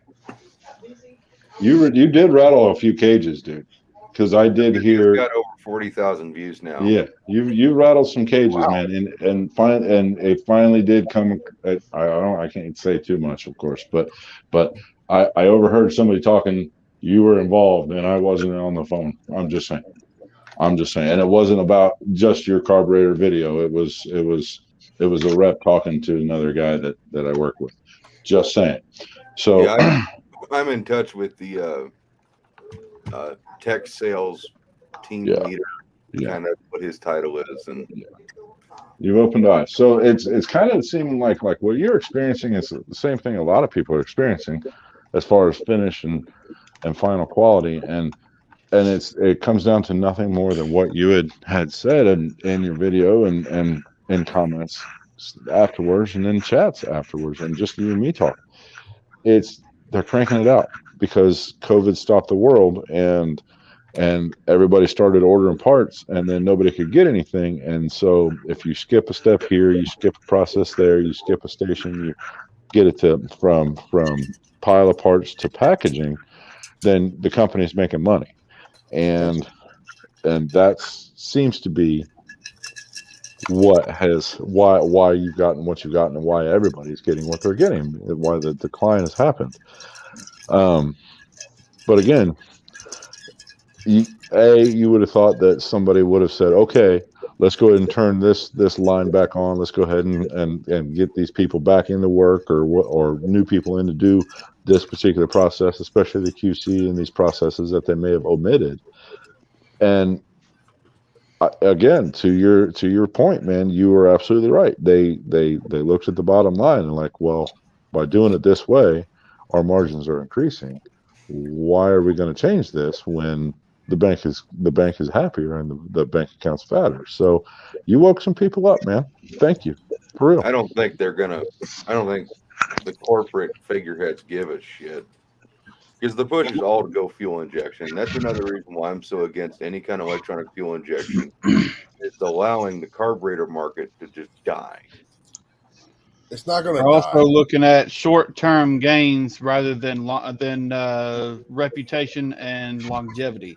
Yeah. They're not going to. Well, no, it is killing the carburetor thing, Danny. You can't say no, it's not. No. Okay, it's killing the mainstream. There's a lot of small carburetor guys that have their own blocks, this and that. Honestly, it's helping these other guys that want to keep carburetors and going to the small guy instead of just to the big guy. I can't disagree with that. It's not, honestly, in my opinion, it's a good thing because it's helping out. Like, I know you don't care for him, but Dominic Thumper, he doesn't use any Holley part. It's still based after a Holley, yes. But he's way too fucking expensive. I'm not arguing that. My point though, it's helping out the small guys instead of helping out only the big guys. Holley screwing up is helping out all these little guys that build carburetors for a living. And so there's a guy in Lacing, Kansas. I went to school with all these guys. That's only 10 minutes from my parents' house. That started to build carburetors now and stuff. Well, I mean, that's a lot of my business is buying and selling vintage Holleys and building them for customers. But it's the fact that if we allow them to slip on what Holley Holly is known for. They're known for carburetors. They're not known for anything else. That is what their name is.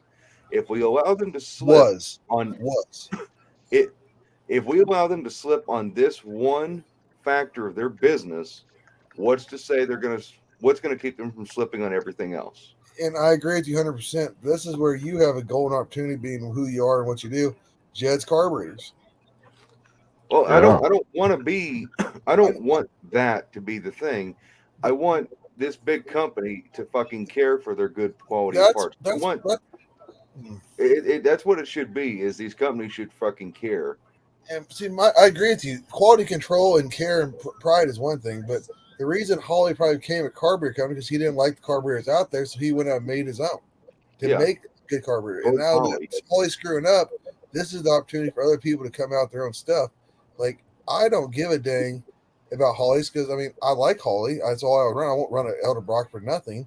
Don't get me wrong, Holly, but I'm done with the big names. Like, I'm trying to go to these middle class guys. I'll pay an extra $200 for a carburetor from a Joe Blow that has. I call him right now and get a hold of Dominic Thumper right now.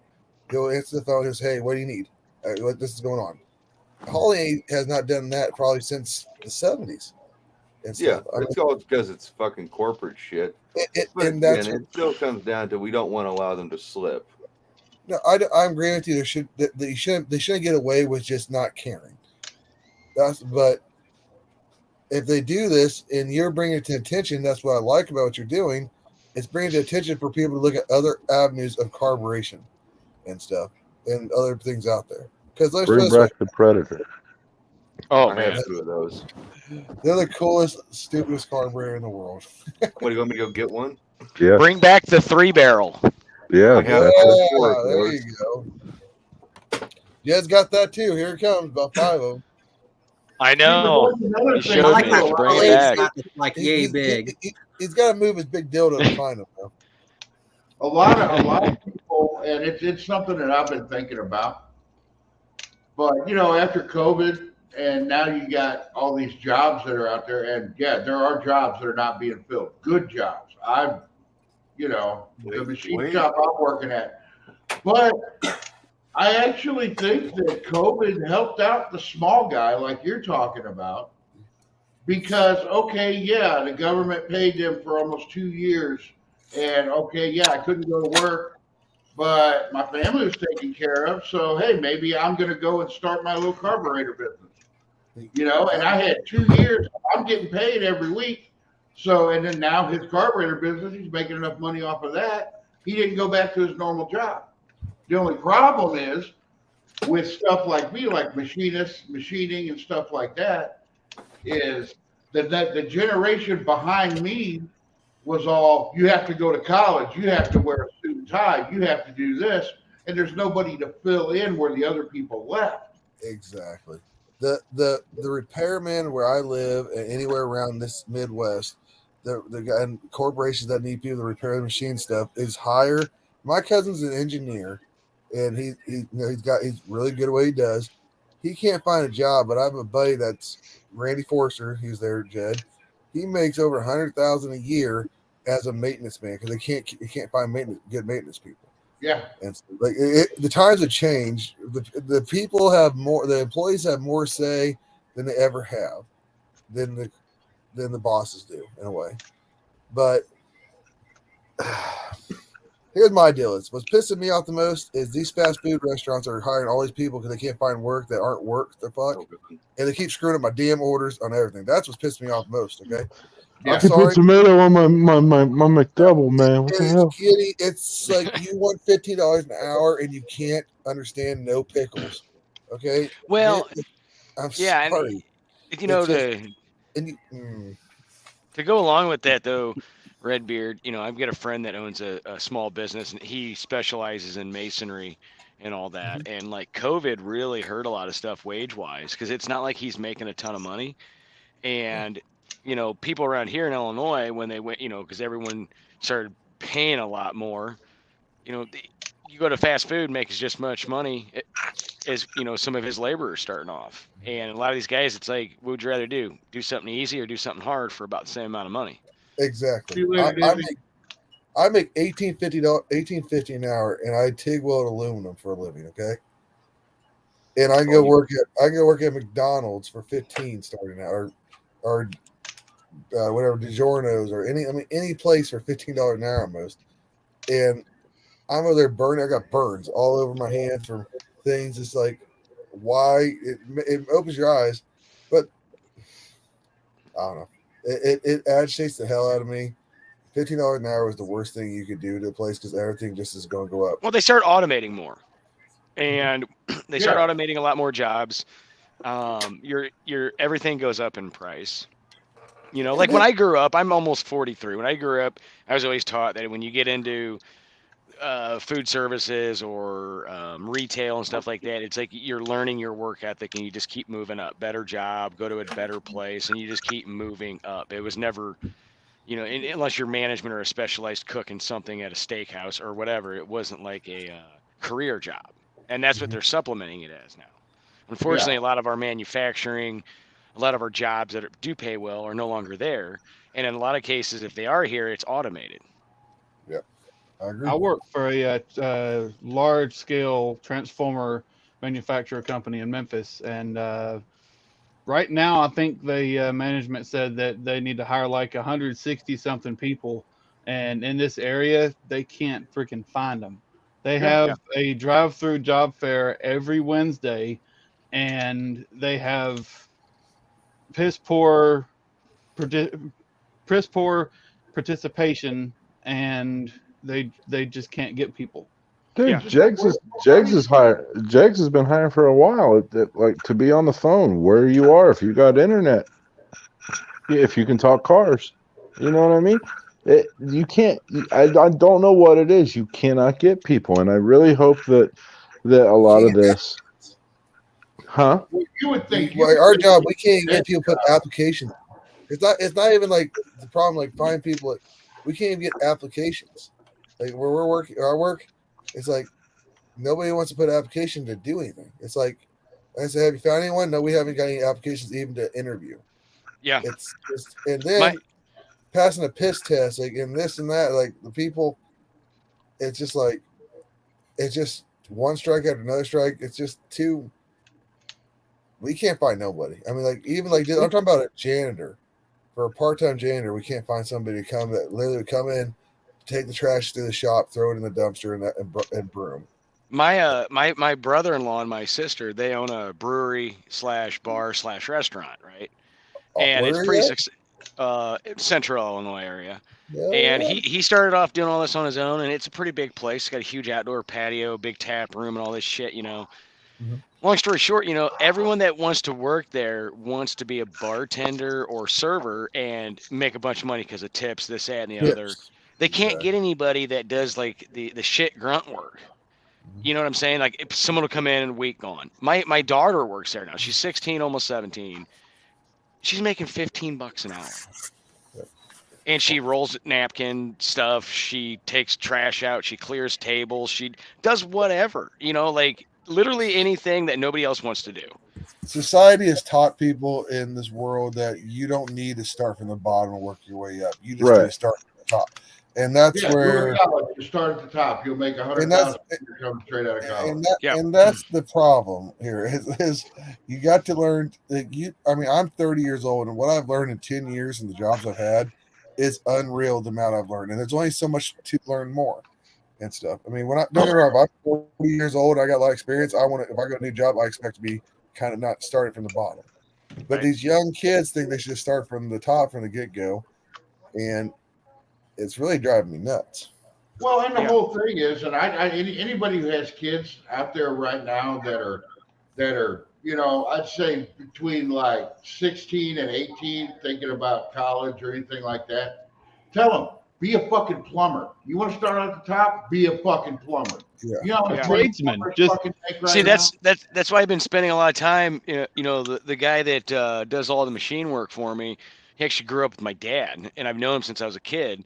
Well, I've been taking my son there because he watches all the weird engineering stuff on YouTube and crap. Well, this guy's got all the lathes. He's got everything, right? And not only he does car stuff and all that, but he's a gunsmith. And my son's sitting there watching all this, and I'm telling him, like, you know, everyone's told you got to go to college, you got to go to college, you got to go to college. Like, no, dude, like, you like this machinist stuff? It's awesome. This guy owns his own shop, and his hourly rate is $100 an hour. Mm. Yeah, he had to buy all the equipment, but when he had a guy working for him, that guy was making like $35 an hour. You know, it's not like That's why the thing is, to be a machinist, even a CNC machinist, you don't have to fucking go to college. Exactly. No, I keep on telling my son, learn the trade. Learn the trade. Get your hands dirty. There are shops out there that will start you out at a bottom pier. You're pushing the fucking button. Look at Micro. Learn from there and go up. Look at Micro. What you said is where go ahead. Go ahead. Real quick, just watch what like Micro says. You know, from Dirty Jobs. That guy's constantly talking about, you know, the college stuff for a lot of things. It's just over flooded, you know, and we need the tradespeople now. For a long time, we had so much trades, and now it's flipped. And now it's like, no, we need those trades. And see, that's what I'm doing with my son. And my wife doesn't like this in a way, but I refuse to pay for my kids' college. Okay. But I wouldn't either. I did say I'd pay for 2 years of trade school. Okay. And now if they want to go to college after they do their trade school, fine, dandy, go. But as long as you have a trade to back up, you know, to go on, every school needs to teach kids trades more than they need to teach them about this is a man or no, there's no man or woman no more. We're gender neutral bullshit. Or like my school, I'm from I'm from the biggest town in my county of 1,200 people where I grew up. And we had a freaking class of Arabic. You're trying to tell me you couldn't have had a class of welding, plumbing, finances, finance. I mean, anything. But no, we had a class for Arabic. Okay, I don't get me wrong. There's some people that might be able to use it, but you're not telling me that they could have used that money to have a different trade. Yeah. Now with my job, I had with what I do. There's a lot I do, and it's kind of goofy, but I would help teach at local high schools. It has nothing to do with my job, but it's through my work, I should say. I can't even think of the name of the term, but you go into high schools and you talk to juniors and seniors about like preparing for life. There's all these different courses, right, on like finances, college, life. I mean, it's pretty thorough. You go in like once or twice a week for like a semester. And every single one of them that you talk to, but a handful, didn't care what they were really going into college for. They just wanted to make a bunch of money. And it's like, no, like you're going at it wrong. You have to have a backup plan. You know, not everyone goes to college and for one graduates, and then for one graduates and goes on to a good job. You know, it's like psychology. These things right here, screwdriver and a ratchet. You learn how to use these, you can do anything. Psychology.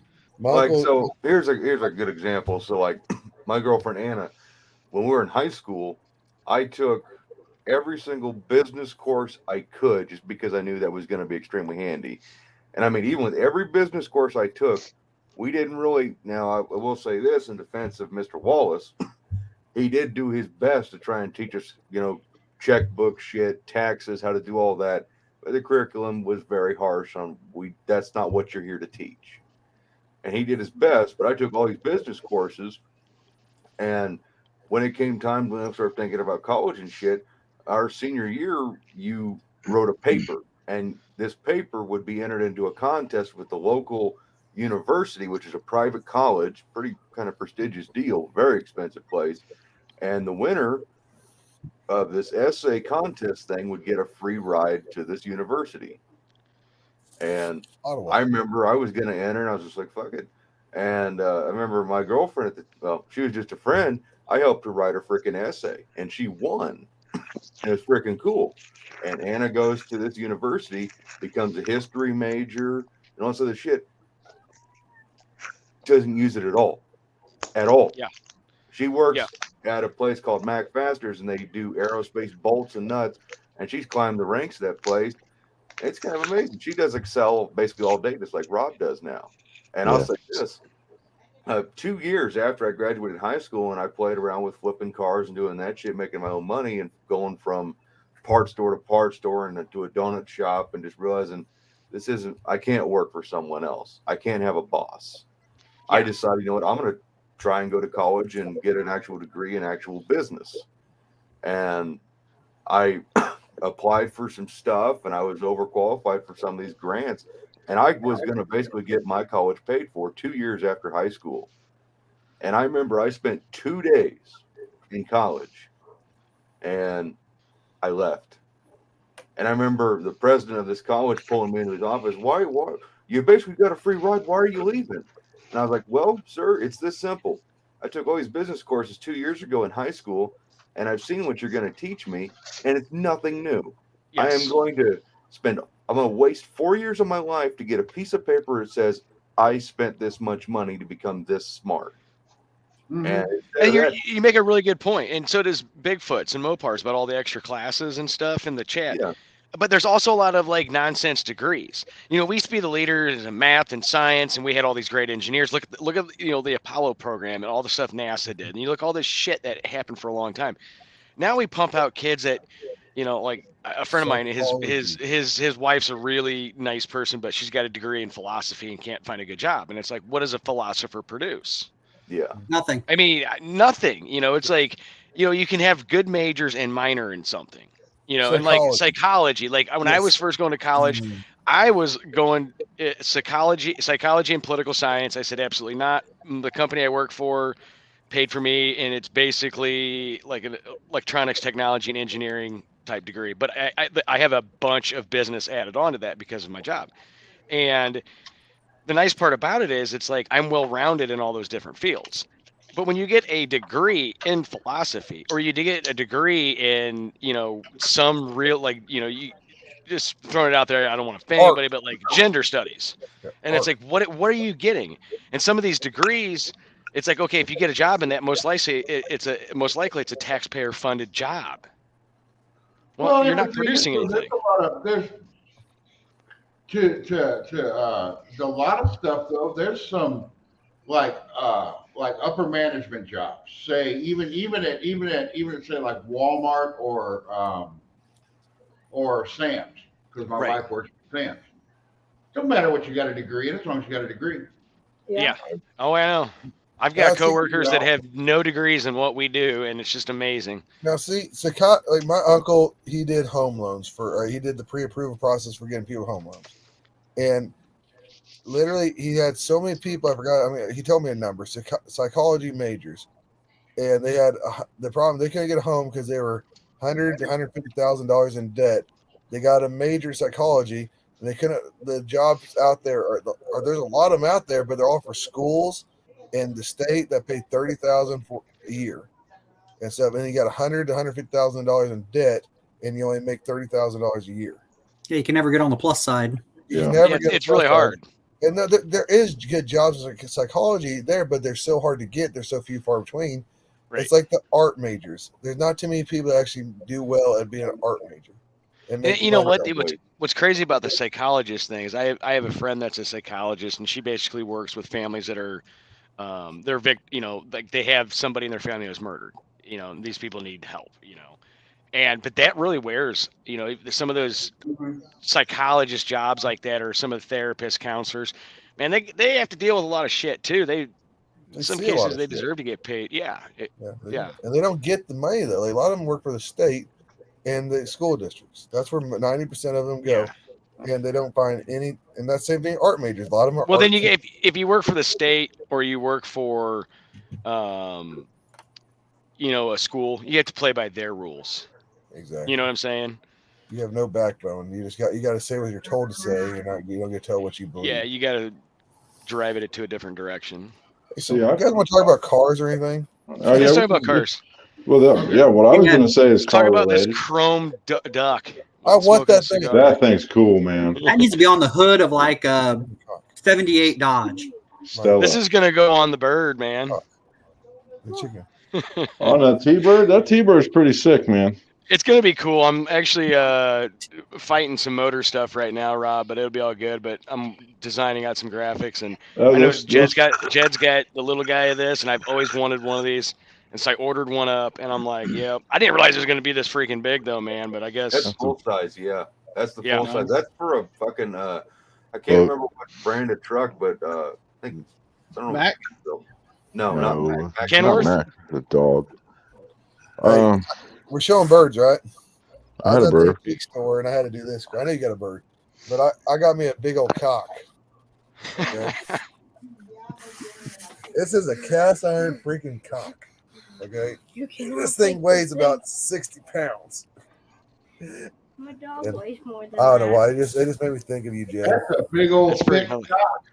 Well, I'm And let me glad. tell you, when I saw it at the store, the antique store, and I went to go pick it up, I thought it was like, it's like it's not solid. This motherfucker is solid on the. I mean, this thing is head. Give it a good choking, please. Yeah, choke it. See what breaks. That's quite Yeah, girthy. You want to see my giant rubber chicken? Oh God. Please tell me it doesn't squeal. Oh God, here we go, dude. It's the weird hours, Ryan, 10 that's something p.m. you need to play right now. We had a lot of fun at Shield. No, not yet. Those, and we all grabbed one and just pulled as hard as could and let them rip all at once and ran away. When you were a kid, did you ever go, like, if you were at Walmart or Target and get on the phone system on their PA and just do Yes. something stupid? Yeah, dude, all I remember is I'm a lot younger than you. I mean, how old are you? About 40, you said? I'll be 43 this year. Yeah, I'll be 42 in May. I'll be 32 in May. All I remember is I know I have neck problems because my dad wouldn't buy us video games, and we're always there at Walmart playing the stupid Nintendo 64 or PlayStation with our head. Yes, exactly. Yes. All and or listening to the demos on the CDs. Just you had to scan and play the demo part and stuff. Jed, you're probably too young to know about these things, but. I used to. This is only going to appeal to the older guys in the crowd. I used to get on the PA system at like Kmart. Remember those? Blue light special. There it is. But I would grab one of the phones, or then when the Walmart came to town, I did it too. They ask you not to come back after doing it, but I never was. People always said, "Oh, say something terrible, say something gross." All I ever did every time was Pee Wee Herman's line in his movie, paging Dr. Herman to the front desk. Every time. That's all I would ever do, dude. But I remember doing that shit. So What I would do is if I couldn't find my mom, obviously before cell phones, my mom's from Salzburg, Austria, and her first and middle name is Marta Susanna. And the way my grandma would say it, I could replicate it, and I would get on there, and I would just say, Marta Susanna, egg aisle, and she would get so fucking mad. And I would just get beat for, like, the whole way out of the store. Like, sometimes she'd be so mad she'd have a cart full of groceries and just be dragging me out. That's great. I actually got lost one time when I was a kid in the store. When I got tired of walking around in the store, I would just, because I would, and you're a kid, you go look at the toys, and you get bored, your mom's still in the store. The easiest way to fucking get out of there and get home is to go up and act like you're lost. Or what about hiding in the clothing turnstiles? Yes, hiding those little clothing turnstiles, so when someone goes to grab a shirt, you reach and grab them. Or you take the cat, the dog food cat, and you make little like a fort with them. We used to do that all the time. Yeah. Build a fort, and then somebody would grab a bag and you scare the shit out of them because you got a little. Oh yeah. Yeah, just do that. How did you get lost in a store, William? What happened? I was in the toy section, obviously, and it was this little miniature game. I want to say it was like a miniature football game or something that I was playing with, and then my mom had walked off, and I was still sitting there playing it, and then I looked around, and she was gone. And did she try leaving you? No, it's just I got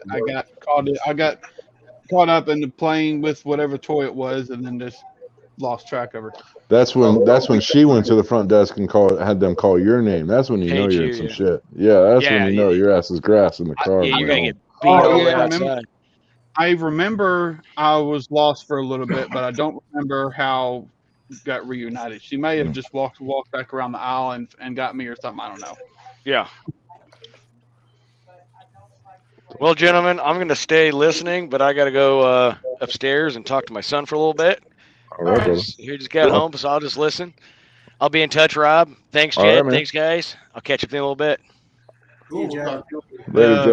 Later. I'm gonna recognize a comment that DRC Racing Garage. What car is everyone working on at the moment? I am currently working on a 1966 Cushman Truckster, and I just got the motor fired up today.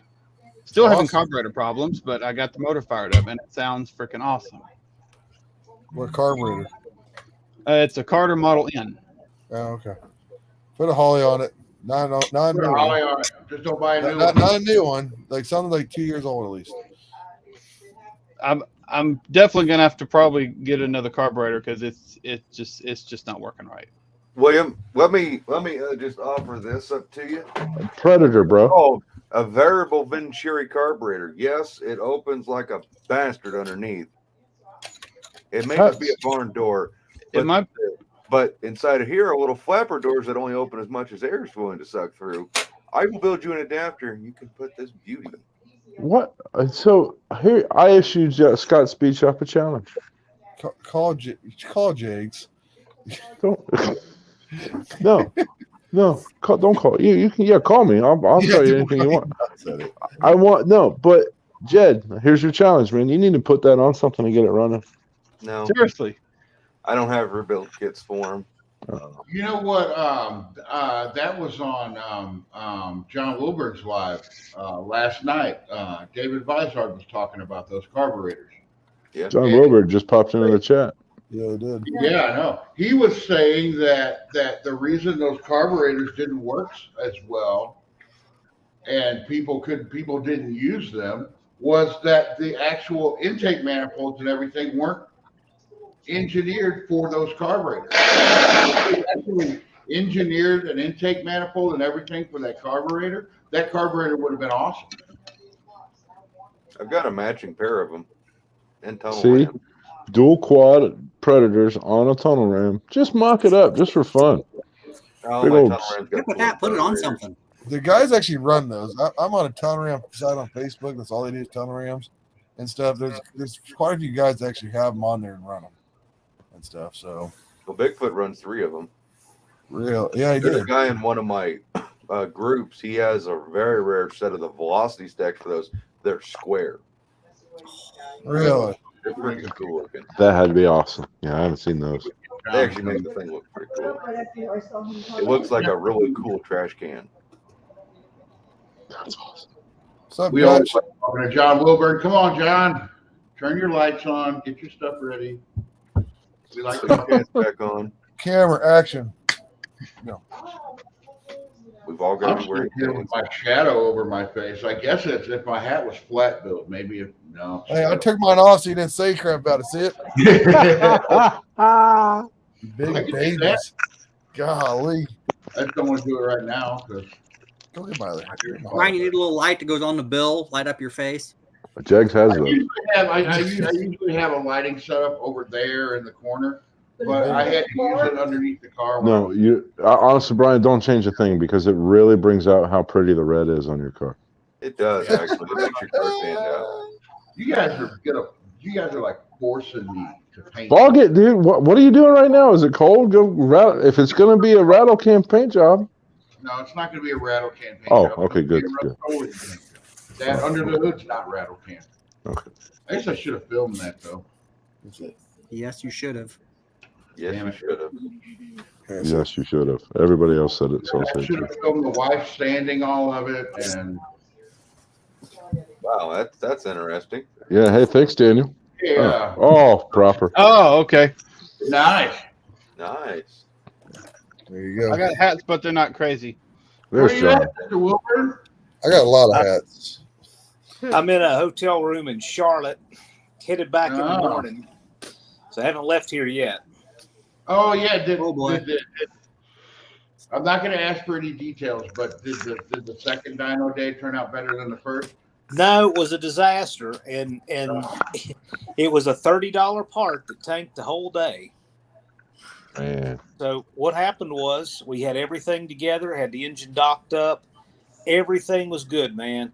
Fuel was good, got the coolant hose adapt. We had a new feature we wanted to show that I've never seen run on a dyno before, which is they have a way to measure blow by, okay, out of the crankcase pressure. You can actually watch your rings break in with a pressure gauge as it Cool. runs. Thought that was pretty cool. Yeah. Good oil pressure, all of that. The last thing we had to do before firing it up was connect the coil wire. And Mallory distributors have a funky problem with coils that don't have a resistor in them. Yep. Talking about like a EMSD. Unilite? What's that? Are you talking about like a Mallory Unilite? It's a Mallory Pro billet. Oh, and the MSD coil fried the module in the distributor. Yep. And of course, it's not one of these common parts, and that was the end of the day. Damn it. Didn't even get to hear it run. Oh my gosh. It sure looked good on there though, man. It Well, really did. did. Fair points with you. Make it points. Put a set of points in that motor.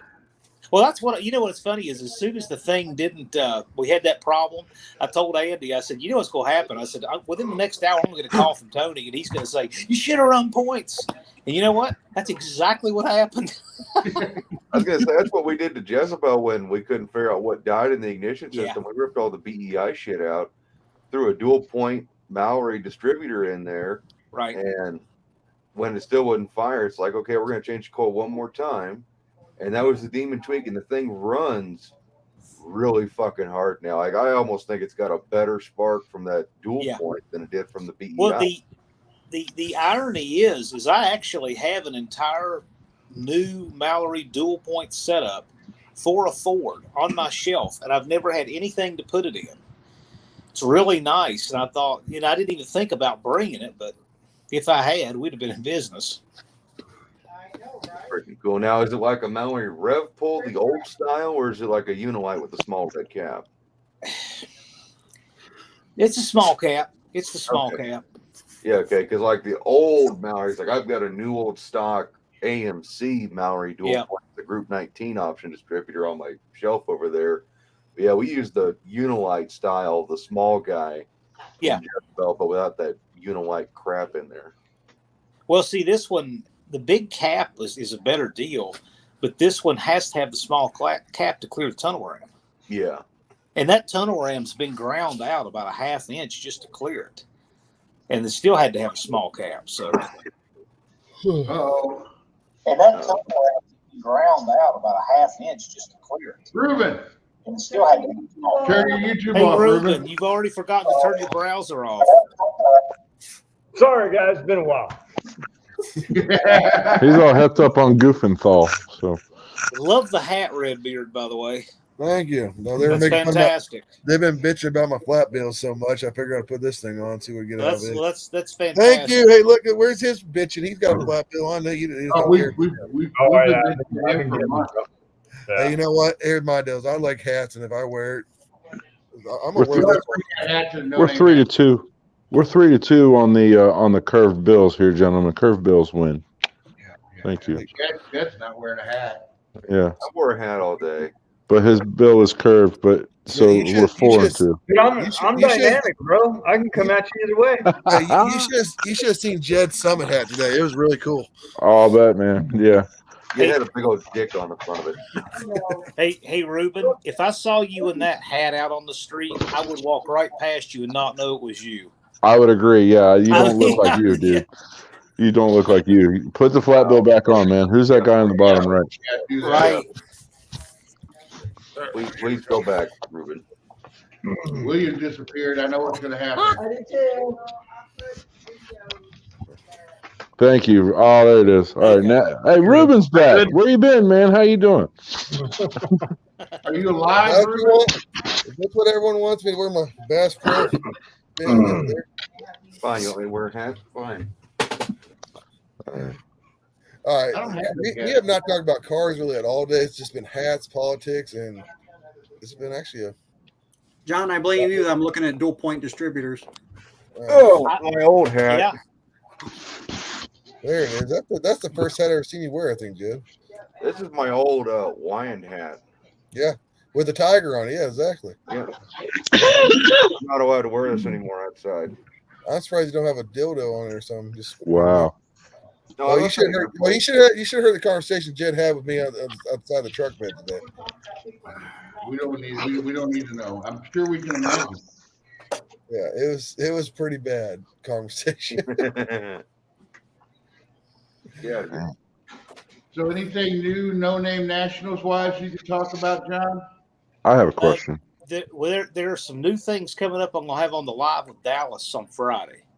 Friday. Okay. So we got some things, and one of them at least applies directly to you. You'll like that. The hell I do. So, You have to wait for the live, man. got some cool stuff coming up. Are we getting glory holes? Did you find only in your pit? Did you find an Olive Garden close? I need to look. I haven't yet. Oh.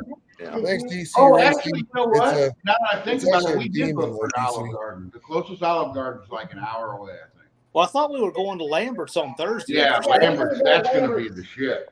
No, I thought you were going to tell John, well, we're going tomorrow. Yeah, me and the wife are going to Olive Garden tomorrow for our anniversary. Nice. Excellent. So, has there been any talk about what the rising fuel prices, what it's going to do to attendance, what it potentially could do to attendance at the No Name Nationals? He took that I away think from that us. people- Canada's coming. I think people who want to go are going to go, and they're just going to suck it up and say how much they hate it, just like all the rest of us. Yeah. I mean, I don't think it's going to decide for anybody. I think fuel prices will be down by then. That's 6 months out, man. Well, and I still think, and I still Election say, time. if gas prices keeps you from going to the No Name Nationals, then you didn't really want to go to the No Hey, Name Nationals. think about this. Think about this. We'll be 1 month and a couple of days away from some midterm elections. This is You true. know the gas prices Gas are prices going are to going to come go down. down. Yeah, that's what I said. They're coming down. Hey, John, I got a question. What's that? If I wanted to bring that Cushman that I'm working on, provided it's done Yeah. and ready, do I have to pay another entry fee? That's something I wouldn't answer till I talk to Dallas, but probably not. Okay. I would bring it as a pit vehicle, you know? You know what? People are gonna It sounds have like a to barrel of fun. Yeah. I just But, got you the know, motor I mean, running people- today, I'm so working I can on how see to bring life. a golf cart. I don't like walking everywhere. I want to know what a Cushman runs in the 8th. Well, the only problem is it's only got one seat, so anybody else who would want to ride would have to sit in the bed. We all know Jed will ride on With your the helmet, lap that'll when be you no take it down the problem. track. So I mean, that's okay. It'll work out. If it's pink, yeah, never mind. I'll race your Cushman with my electric golf cart. You're on. I got another project in the works. I think Jed's going to be interested in. And we brought up Jed. We brought up Redbeard. I like this. We've got some cool stuff coming. Where Cool are stuff the, coming. Oh, shit. DC Racing asks, where are the No Name hats? I like that. Where you get some hats? Yeah, They're flat bills. There. Sykes to Missouri in 180 days. Hey, everybody in chat. I just turned chat on. Sorry, it's been a while. I think it's a good idea. Do you care about getting some hats made? So or there is getting- going to be No Name Nationals merch being sold there. Yeah, There we is? have some. Okay. We have to do some things in order, but yes. Yeah. Yes, sir. Well, I know that merch shit's fucking expensive. In fact, we're working on that in the month of April. We're going to drop that relatively soon. Cool. Yes. Oh, I was okay. about to say. We're going to be able to pre-order No Name Nationals Yes. merch? Yes. Oh, nice. Yep. We have cool things coming. Cool. We have one good announcement on this Friday, and it's a done deal. And then we got some other stuff coming up real soon. Well, Oh, you gotta have be you one of the figured most out when busy you're going guys to be I know. out there? You said you're wanting to be out there at the end of April. Oh yeah, we'll make a recon run. See, I don't know Okay. why all drag strips don't have a blueprint that's been done in a Yeah. press kit. They all ought to have that. But so anyway, we're going to make one of Jeffers so that Well, we like I figure said, out let me- everything. Let me know when you're out there. I'm close enough. I can drive down. I can hold the dumb end of a tape measure real easy. Well, we're gonna try to figure out exactly what we have in the pits to lay them out, you know, and you know, banner space and things like that. All that's important. We're gonna test the Wi-Fi network because Dallas had some Wi-Fi put in and all that. So Oh yeah. Well, I mean, you know, I've been all about helping with this from day one before when it was just an idea in your head. So I'm willing to help it out any way I can because No, I'm close enough. We got some really cool stuff in the hopper. So stick around. I mean, I told you guys sometimes it would take months for the cool stuff to come to fruition, and this is the same thing. But now we're really starting to trickle these things out, and they're working out well. Well, the whole race to 500 probably helped with you keeping hype up for it and everything. You had something to concentrate on before the real good. Yeah. Well, I'm not saying the race to 500 wasn't really cool, but I wouldn't say that. That race to 500 is taking on a life of its own. I mean, name 500 guys are still on the show. It's great. Well, I'm saying it's something you don't have to promote as much anymore because it is kind of taking on. Well, no, it's just that you can't promote everything. So right now we're transitioning to working with some of the bigger channels because you can't stay on that forever, and you don't want the whole event to be defined by that. However, guys that need 500 subs need our help early. Mm-hmm. Yeah, so, it's getting down there. I mean, yeah, it's 180 days, man. We're gonna have a workshop for those guys each month. The ones who want the help, and we're going to offer that. But we're going to start doing some stuff with bigger channels, so look for that. Yeah, and hopefully you got to start doing stuff for bigger channels, or everybody's going to think like they kind of did at the beginning, where they said, this is for small YouTubers. No, this is for everybody. Yeah. If it was just for small YouTubers, you wouldn't have no crowd turnout. Well, the bigger channels more have together their program in general, right? I mean, they have their subs, they have their cars, they have their program together. So for them, they don't need to get on it 6 months early to be ready. Yeah. Okay, so for them, it actually helps them to do their promotional later. Now, it would help us if they did their promotion early, but it's not our channels, right? So we're kind of transitioning to that because it's more of a win. Oh, so you're transitioning is what you're saying. We're going to, like, for instance, my interview, the people I have, on Friday interviews, we'll have people with bigger channels and stuff like that. And we'll still have No Name 500 guys on for sure. I mean, we want to, especially help them get over their 500 because that's a lot of fun. But yeah, that's a lot of fun doing that stuff. Yeah. I gotta hang out. People might come in here and plug their channels on my live. Go ahead. Yeah. This I had my 1 year. I can't see the chat to know who's in here because I'm on my phone. But 180 days left. I had one of the No Name 500 guys say that he wanted to have a live with another No Name 500 guy to help him get his 500 on one live. Well, you can't. It doesn't work like that. It doesn't exactly. It doesn't work like that. Brian, how long did you have to do lives before you had more than 20 people watch? You just got 500 left 2 weeks ago. Yeah. But how long?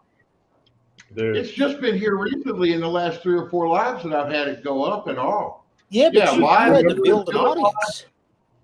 Remember, I said build an audience. 20. I was like, when I hit 20, I'm going to give away a free T-shirt. How long did it take to hit 20, dude? Oh yeah.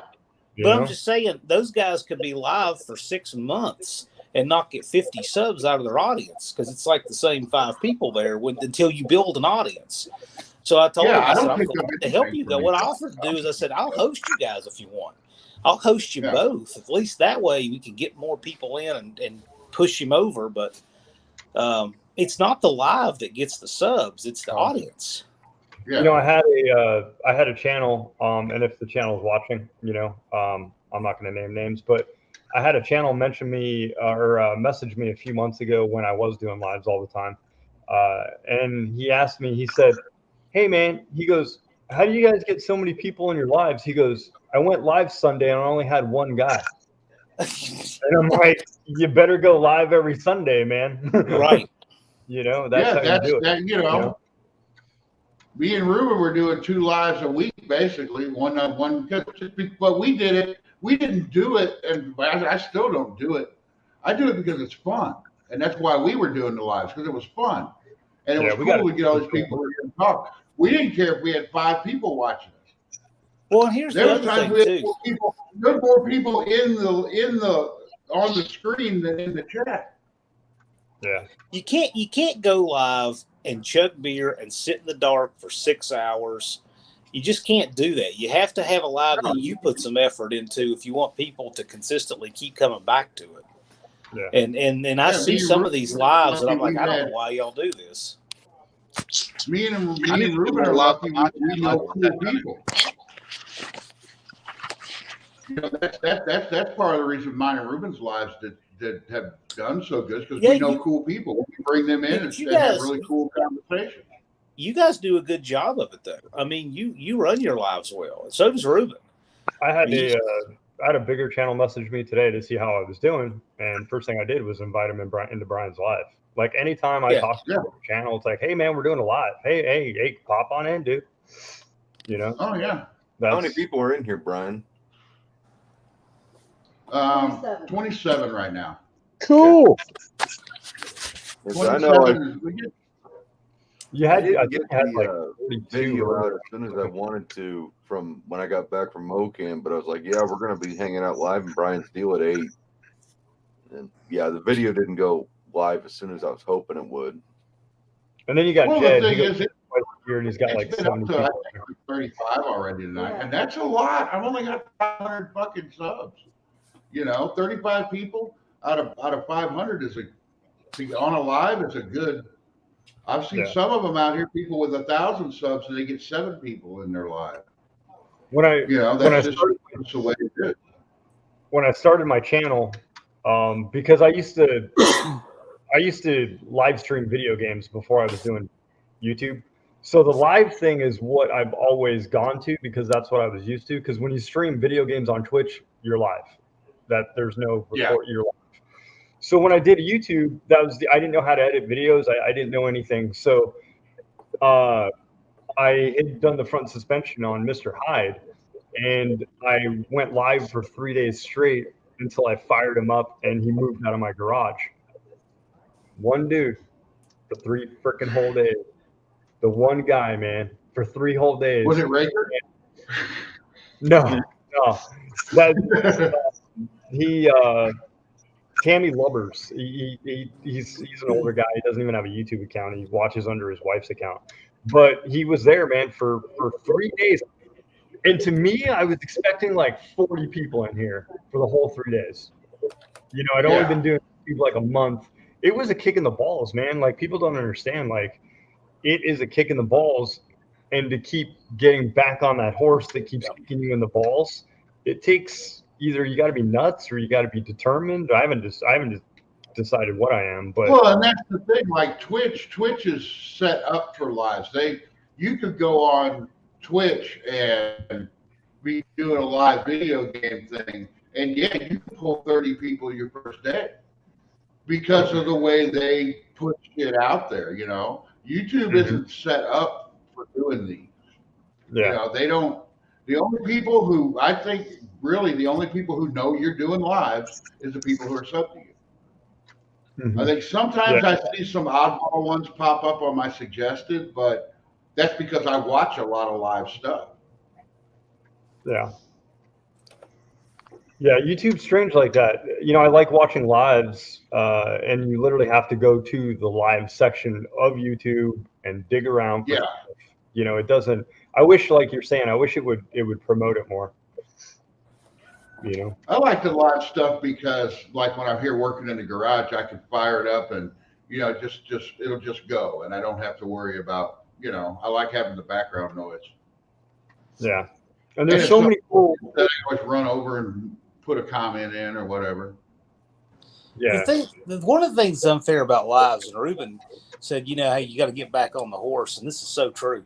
You can have really good guests who might be really interesting, but it goes by popularity to get people to click. Yeah. And it's not fair because you find a great guest, you can have the best live you've ever had, but it won't be well attended if people don't click because they don't know who it is. But the thing is once you do that live, you'll get a few people here and there. Then you'll get people taking a chance on your live just because you're doing a live and it's worth taking a chance on. But it's unfair to you and it's unfair to the guest when people don't know to take a chance on it. Yeah.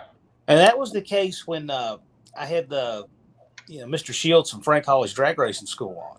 He was a great guest. It's so interesting how they've built that school, for 30 some years and how it works.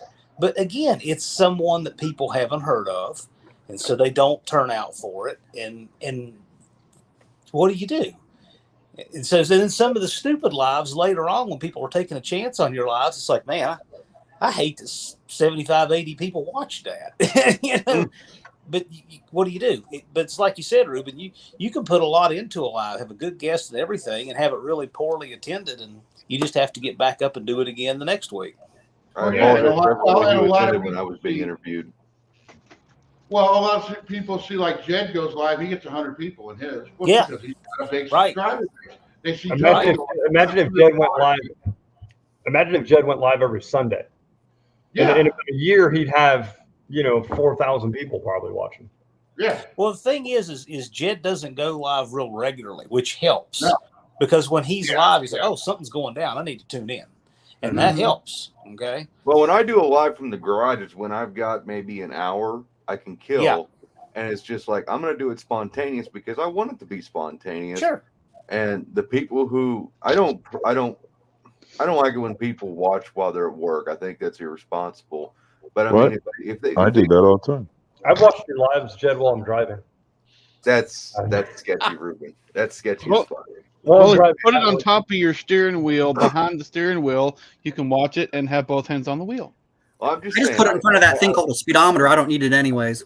I don't promote that kind of behavior, but if you're going to do it, cool. I appreciate the guys for stopping and when they're at work and stuff. Like when they pop in for a couple minutes, it's one thing. But I like that just pure organic. Like I'm not going to discredit anything. It's a scheduled deal because that gives everybody a chance to show up. But I like it when I just do a random deal in the middle of the day, and then it's just it gives me a good gauge for the people who either got nothing going on or they're really that much of a diehard viewer.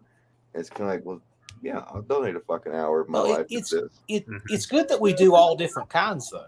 Yeah. I mean, that's good. You should have that mixture. I mean, Brian has the big social lives. Jed has the spontaneous lives. I have the interview guests, and it works. It really, I'll tell you what doesn't work. What doesn't work is what Competition Plus, 45,000 subscribers. They have John Force on Tuesday night, and they can't get 35, 40 people in there to watch it. They're the ones who don't have it together. We all do better than that. You know what's funny? I was driving down the highway on the way to work the other day, this last week, and there was a John Force truck. They were hauling, the team was driving past. And I was like, boy, I should do a short on it. I'm like, nah, nobody give a shit. I see the big haulers all the time. It's pretty neat. Check it out. But I thought, okay, nobody's going to care. I know I plan on probably going live Monday in the garage because I'm going to be doing reorganizing and some filming. But after freaking MoCam, we brought home those 15 by 14 center lines, and they got to find a fucking home. And because they I got a home for those. Yeah, I'm sure you do. You got to cut that car up to make them fit there, Brian. I don't need all I need is the wheels. I don't need the tires. Yeah, 31 and a half, 12 5s. Jesus.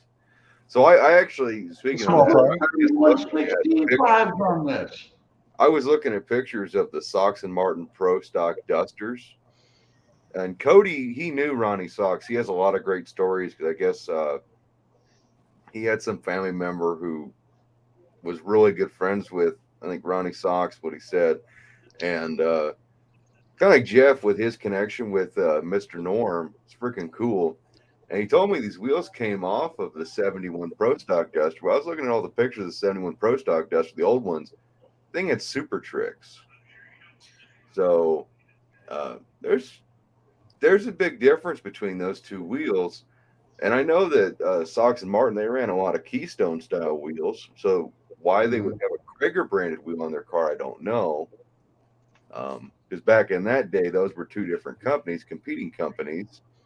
Eventually, Krager did buy out Keystone, but I don't know. I got some more digging into on those wheels to see if there's any validity to that. I just want to say, Jed, I saw Big Mike in your video today. Oh, dude, he was so. Oh my God, big dude. No offense to anybody else that met Mocan. Big Mike was so much fun to hang out with. Yeah, he looked cool. He gave me the honor of putting the very first sticker on the hoopty. And that hoopty is so freaking rad in person. It is so sketchy as shit, but I love it. Did you see him driving it? Was he driving it? No, he was up on the trailer the entire time. Did he roll it off, or did he drive it on and off the trailer? No, he stayed on the trailer. I like Big Mike's Cornet. Big Mike, if you're still in here, I'm sorry, we're probably going to disappoint you then. Because he expects all of us to behave ourselves and don't stay up too late. Two ways. Oh man, I'm gonna wake up like 4 in the morning tomorrow. For however long you want, but until you hang out with that cool motherfucker in person, oh dude, he's just. Is he big? Like tall, big? He's taller than me, kinda. I was gonna say, if we can him and Tall John at the No Name Nationals, are they gonna block out the sun? No, Tall John's definitely taller, but Big Mike, if you ever meet him, ask him about the scar on his arm and ask him to show you the picture. He looks tall, man. He looked tall. Tall John is a giant. I'm pretty sure Tall John is actually a midget, and he just built everything around him small. How many of y'all met Tall John in person? No. Let me tell you, he's 6'9" at least, and he ducks under regular doorway, and he like his head and hands are like he is built like a giant, like a real giant. Just wow, that's awesome. He's a big dude. He's so nice though, real soft spoken and all that, and he doesn't play it like it's not part of his shtick or anything, but he's a legit giant. I love Tall John. You're taller than you. You're 6'4", right, Ken? That's what I thought you said. Tall John's like 6'9". I'm 6'4". Tall John is 6'9". And I'll admit, man, as much as I want to go to No Name and race my car, that's the reason we're all going. But I'm really going to hang out with you guys. Yeah. I'm really going to meet everybody and shake hands, and That's what I'm going for. I'm not going to race anybody. I mean, if Jed wants to go head to head, I'll do it. But if he's able to go there, but I'm going there for the community. I've only got a couple of races I'm going to do. I don't know. I'm just going to have fun. That's all I'm going for. Yeah. Have Jezebel out there in the wild, and as long as clutch don't explode again or whatever. The coil don't go bad again. The idea is to have a big YouTube party, and there happens to be a track there if we want to use it. That's really the idea. I like the idea of everybody just walking around the pits, holding up their phones, filming shorts, filming videos. You know what I mean? Everybody's going to be in the background of everybody else's videos. Yeah. You know what's going to happen? GoPros, DSLRs, and phones out everywhere. Somebody will bring a gimbal. We're going to see somebody filming a short of somebody else filming a short of them filming a short. Oh yeah, and you'll see them all go up at the same time. A short within a short within a short. Yeah. It's shortception. So it's somebody filming a short. And if you look at that guy's screen, 3 people in, you can actually see the short. I'm going to make a prediction. We need to do that. The longest that could be a Guinness record. We're going to see. I predict we're going to see it. So we're going to see somebody filming somebody else filming somebody. I'm going to make a prediction now that the most uttered phrase at the No Name Nationals is going to be, "What's up, guys?" What's up, guys? Oh, gosh, I hope not. Hey, I'm gonna get a banner made with my logo on it, and I'm gonna have it tied to some posts on the bed of that Cushman, so I can just drive around with it on and have my banner on it. Hey, Rob, you gotta do it right. It's not what's up, guys. It's what's up, YouTube people. You gotta say it with that. You know what I'm talking about. You gotta put that flair, yeah. Yeah, you gotta say it like somebody just poked you in the bunghole right when you started talking.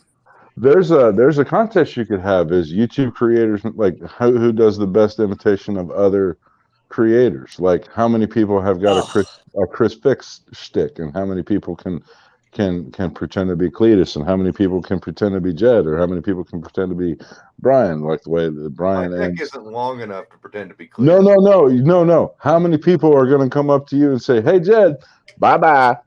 You know what I mean? oh, I got my impression of Cletus McFarland. Oh.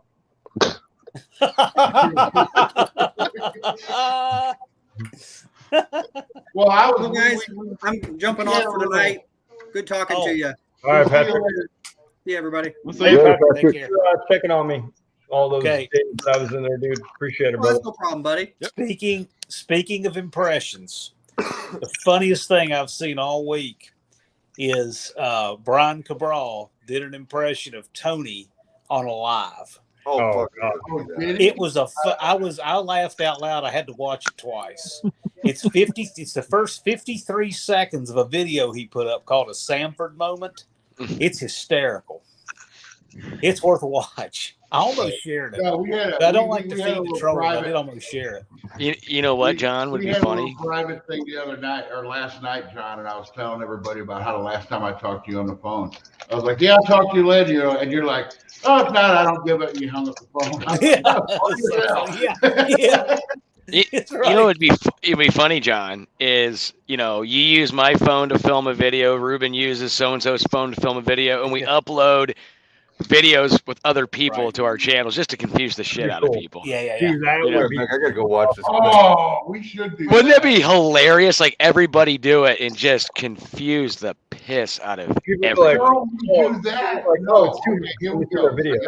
I got we and then do that. We get like 4 or 5 of us to do it, but then we do Rob's fucking impersonation thing. So you actually make a video on somebody else's phone trying to impersonate them, and then you got to load that up to your channel. It's gonna be a nightmare scenario. It could be a short. Yeah, a short. Oh yeah. Like that. Yeah, it'd be like, because John could get on there and be like, "This is Ruben from Muscle City Madness." Everyone's like, "What? Who is that?" And just everybody do that. That would be so epic. That'd be cool. I am all for that. I do it. Just saying. The antics would be fun. I can see two hacks doing a good job of that, actually. Yeah, there's a video, and I just don't know the timing of it, John. You're going to find the creativity of it quite interesting. I'm just going to put it that way. Well, any guy who has a boat or safety video for the shop, I can see some good stuff coming from that. We actually did. We were making another safety video, but it was a little over the top, so we got to refine it. It had probably got us in trouble, so.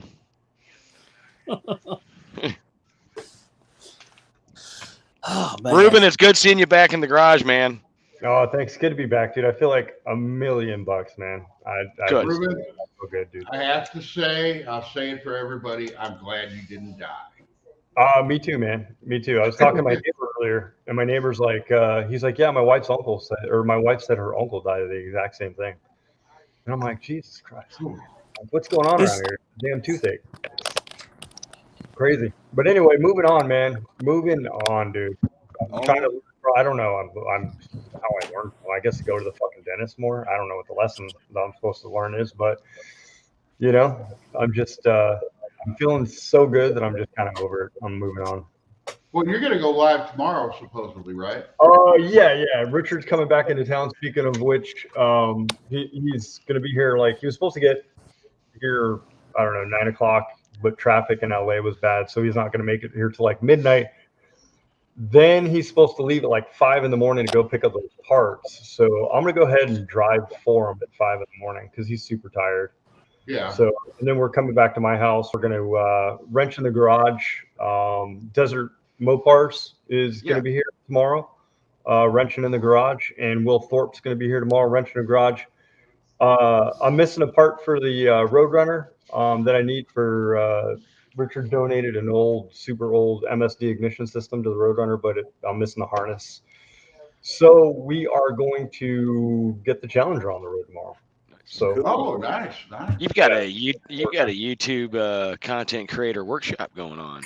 Yeah, so we're gonna grill some hot dog grill some burgers and dogs and mess around, and it'll be fun. It'll be a fun something like that, Jeff, with all the people who are close to us.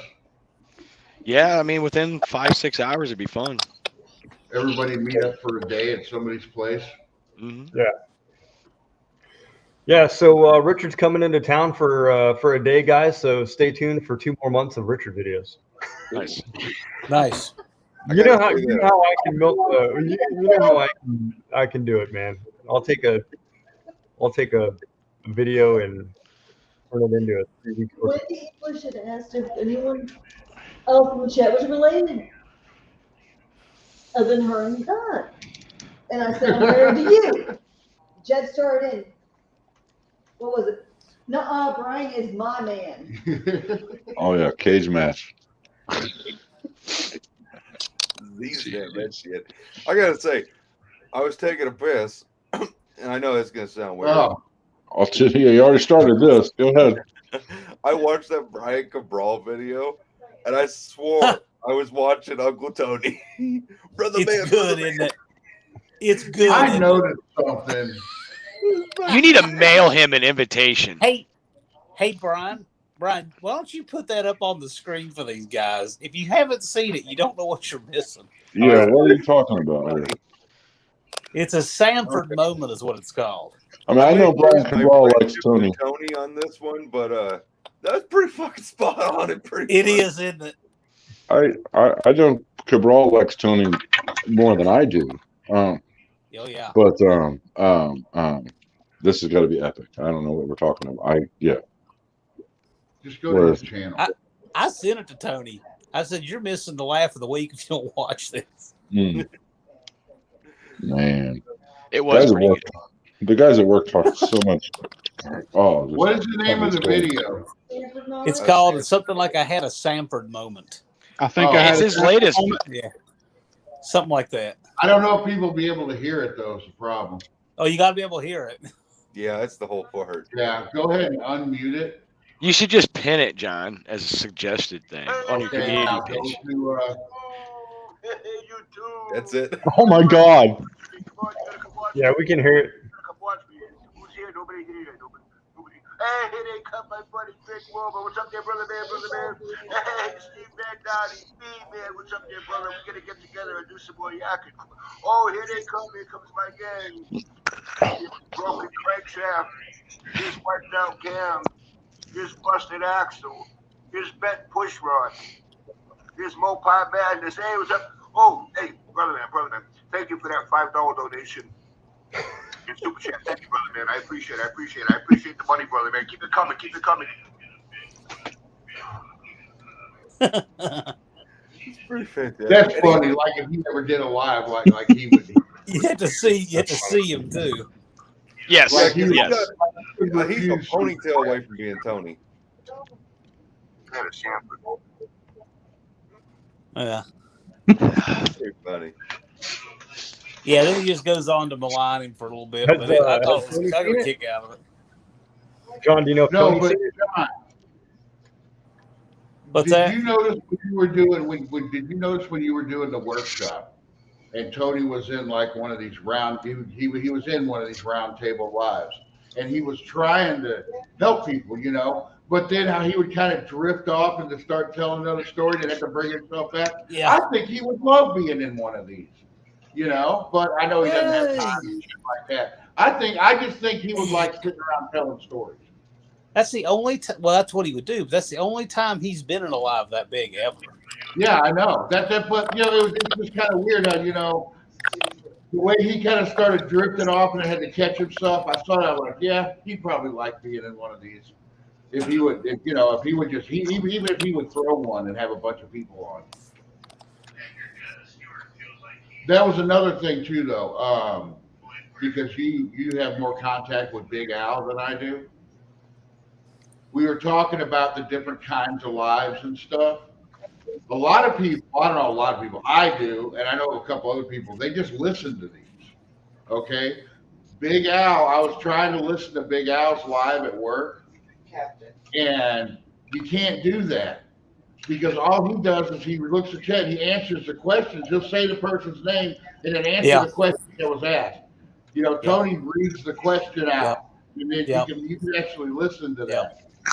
So that I was just saying that's something you might want to just say to him, hey, you know, this might be something you want to try. Well, you're exactly. When I do it in mine, and I do it when I teach. When you teach and somebody asks a question, you should always repeat the question. Mm-hmm. Okay, because sometimes people will listen to you. You give the question and you answer it, and that way you get it if it's incomplete. You get it if they had something that was a hang up. You can help them fix it. But anyway, you pop it up where everybody's listening, so they can get it for the whole class. The same thing with these comments. Yeah, I was just gonna say if you talk to Big Al, you might want to mention that to it. It helped me out anyway. See, there you go, Rob. Yeah.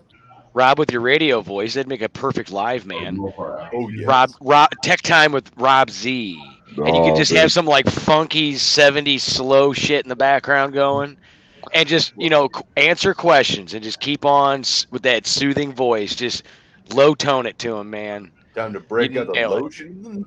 See, here's the thing about that, man, is and Jed can attest, and William, you've ordered parts for me. And Rob has the softest hands known to man.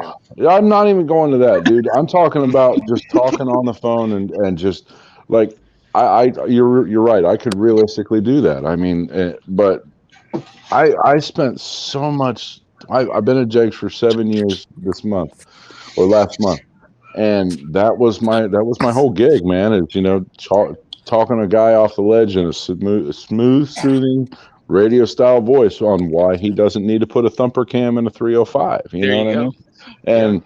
And I don't know if I could do it justice on the YouTube because when I'm doing it at work, man, it's off the cuff, and I don't know if I could do it in a live off the cuff and keep up, like. Jed and I would talk for hours. I'm trying to sell him parts, man, and we're just bouncing all these ideas. And that's the life of the sales technician at Jegs and the other place too. If they actually have somebody on the other end of the phone that's capable. But I didn't say that out loud. I thought that real loud, didn't I? I'm sorry. But you should try calling Holly. Oh no, you got to pack. First of all, you got to pack a lunch, and just drive there, dude. Yeah, exactly. It's easier to go to Bowling Green than to call it, man. But to that end, John, what you just said there goes back to a lot of what we were talking about earlier with Daniel and getting people to work, man. The people that you can get to work don't have the knowledge to do what they need to do. Like, for instance, calling Jegs, calling any other place that has a tech line, calling Holly for that matter. Those guys have got a niche market, a very narrow window that they operate in. And even with all those brands that they have, that window is still very narrow. It's generally resigned to something that they sell and that they have physically on hand and in front of them. You call Jegs, man, and you get a sales tech, somebody like me or the 50, 60 other guys that are doing it.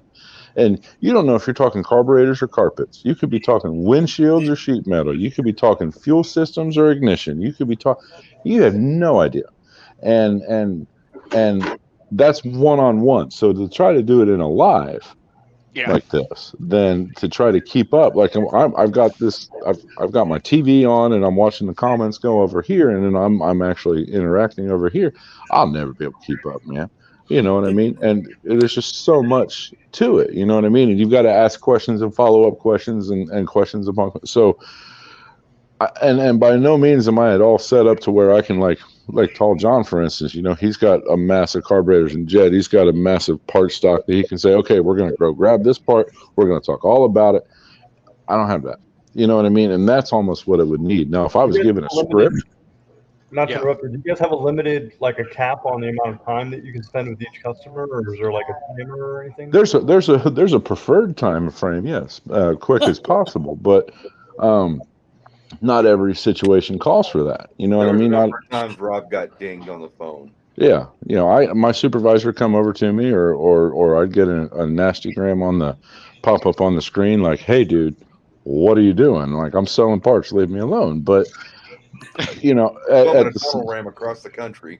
right, you know, exactly, and that's the thing. Plumbing, for instance, plumbing a car, you get all right. So here's a great scenario, right?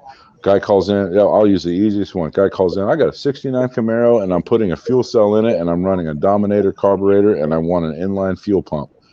I want to plumb the car. Go. You know what I mean? You have like a little aneurysm. Like, okay, what kind of fuel cell are you using? What kind of sending unit are you using? You're using a factory gas tank. You want to use your factory lines. Where do you want it to be at 90? This stuff takes time, man. And you know, I can't tell you how many pages upon pages upon pages upon pages that I've got cars plumbed out on a piece of notebook paper. And you know, something like as simple as plumbing a carburetor from the fuel pump up to the carburetor. That's a half an hour phone call, man. Yeah. Hands down. It took us a couple of days to finally get everything situated on my full quad tunnel ram. It really does. So it's. Well, I got a question. Sure. So keep talking about all the customer service like that. I called in. I had a question for B&M, right? Trans kit. I've got several of these old trans kit and shift improver kits. Some of them are 20 and 30 years old, and they're all partials, right? Mm-hmm. So if I want a shift kit, I go out there and inventory and use this ancient. Ruben saw them. I think I put them up on Ruben's Live. I have these ancient instructions that I've been using. It's like the date on them is 1993. Okay, and I can just inventory and go into my boxes of partials and make a kit. But there's some certain things I needed. So I thought, okay, this isn't hard. These are part numbers, right? So I called the customer service for B&M. And it went into this giant hopper of mega corporation customer service. I couldn't find anybody who could just say, hey, I need part number this. This is the number on my instruction sheets. I need like 2 of these, 1 of those. Nobody. And at what point do you say there has to be somebody here that understands what they're selling to do this? And nobody did. I bet I got the 3 operators and I said, there's got to be somebody who knows what in the world like this accumulator blocker rod is, or who knows what this 1-2 valve for the valve body for the shift spring is. I mean, I needed some of these things, and none of them knew what I was talking about. It was terrible. I would think that those would be the calls that Rob would love. Somebody knows the exact part number they want. Boom, boom, boom. Here you go. But you're off the phone, you know. Nobody at B&M knows their own product anymore. That's what I walked away thinking. I'll explain. I can explain. So the engineers and the developers, those are the guys who create those parts and those part numbers. The people that you get, say, if you call B&M, you call Holly, whatever. Yeah, they're all into them now. You call them, you get somebody that's in parts unknown. You don't know where they are. They are not near the part. They are not familiar with the part. They're familiar with the main part number, the Transgo kit, the Transpac kit, whatever it is that you're after. They're familiar with that. They know how much it costs, how many they have, and how many they've sold. So when you have a sheet, when you have the instruction sheet in front of you and it gives you part breakdown for the accumulated, everything you just mentioned, if you have all that part, even then they have no clue. They have no idea what it is or where it is or how they can get it to you. That's when you call a place like me and us and Jake's, because you're going to fire that part number off to us or that list of part numbers, and we're either going to put you on hold and call the express line or send an email, and all we're going to do is get pricing. Then you're going to be able to talk to a guy about what it does, how long it's going to take to get it, what you can do to improve it, what other options that are available to you. So you're right, calling the vendors directly, calling them to try to get any actual information is tricky, because this stuff has been made 20, 30, 40, 50 years ago, even in a lot of cases. And then you've got people that have never, ever, ever, ever seen it unless it's on a computer screen. Unless it's just a part number and a picture in front of them. So that's where, like I said, that's where a place like Jegs really, and other places I'm sure, but nobody does it like us, shine, because they that, you've got guys like, oh yeah, well, I had this and I did that, and that's where something like that really shines. But you call these places direct, it's that big corporation, like you said. Well, see, I noticed this was 20 and 30 years ago. That's what happened to auto parts stores. Yeah.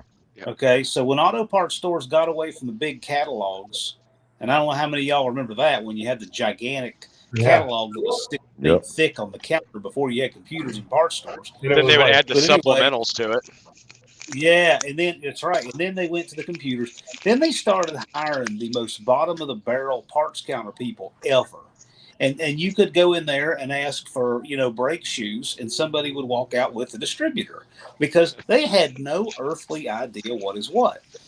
Well, anyway, when you would call manufacturers, that wasn't the case. They knew their products and all. But now here we are a generation later. Like my experience with B&M and some other places, it's just as bad. They're just like the people at Advance Autos.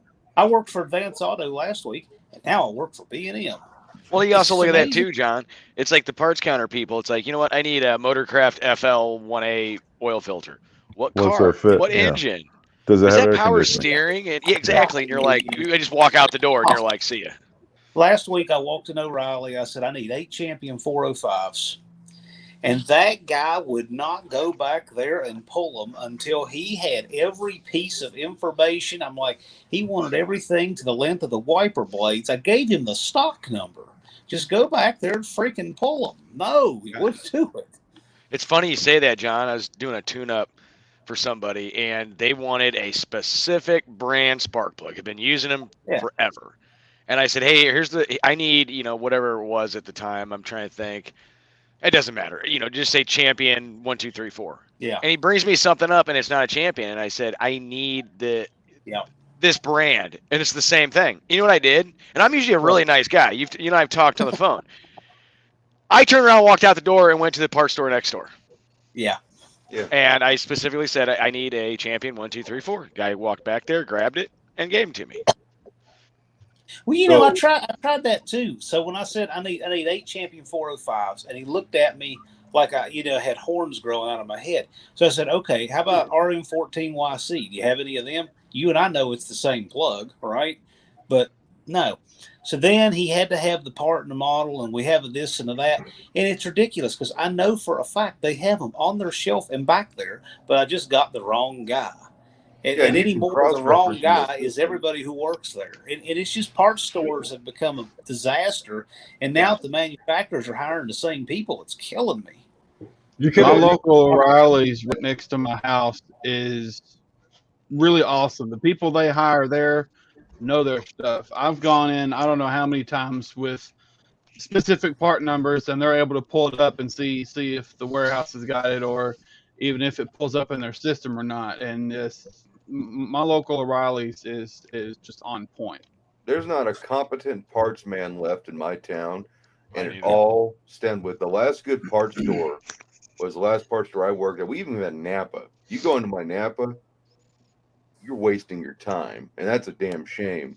But was Advanced Auto Parts, and when I worked there, I got a job there because my buddy Mike, who builds rat rods, he's one of the most well-known hot rodders in town, rat rod builders, and he was just a character. I mean, you tell him what you needed, and if he didn't have it, he'd have a fucking idea in his head on how you can get around it and do something else.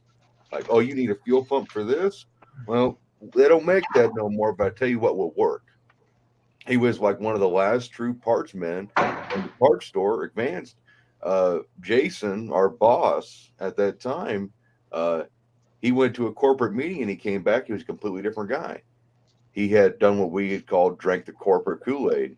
It was no longer about helping customers in the small town. It was no longer about this. It's about pushing all the stupid shit nobody wants. And if you spend more than 15 minutes with a customer, you're getting a fucking knock on your record. And Mike's a very friendly guy. He's like Tall John.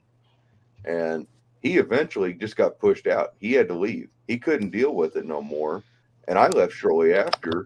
And then literally, there's not a single competent parts guy in this town. I won't go in to the parts stores. And when I have to, it's when I know it's something on the shelf. Like I walked into O'Reilly's the other day to get a freaking 1157 bolt. And nicest girl in O'Reilly's, I would trust her. But she's like, "Can I help you with anything, hon?" And I was like, "No, I just need an 1157." She goes, "Oh, they're in the island." I'm like, "Yeah, I'm looking at them."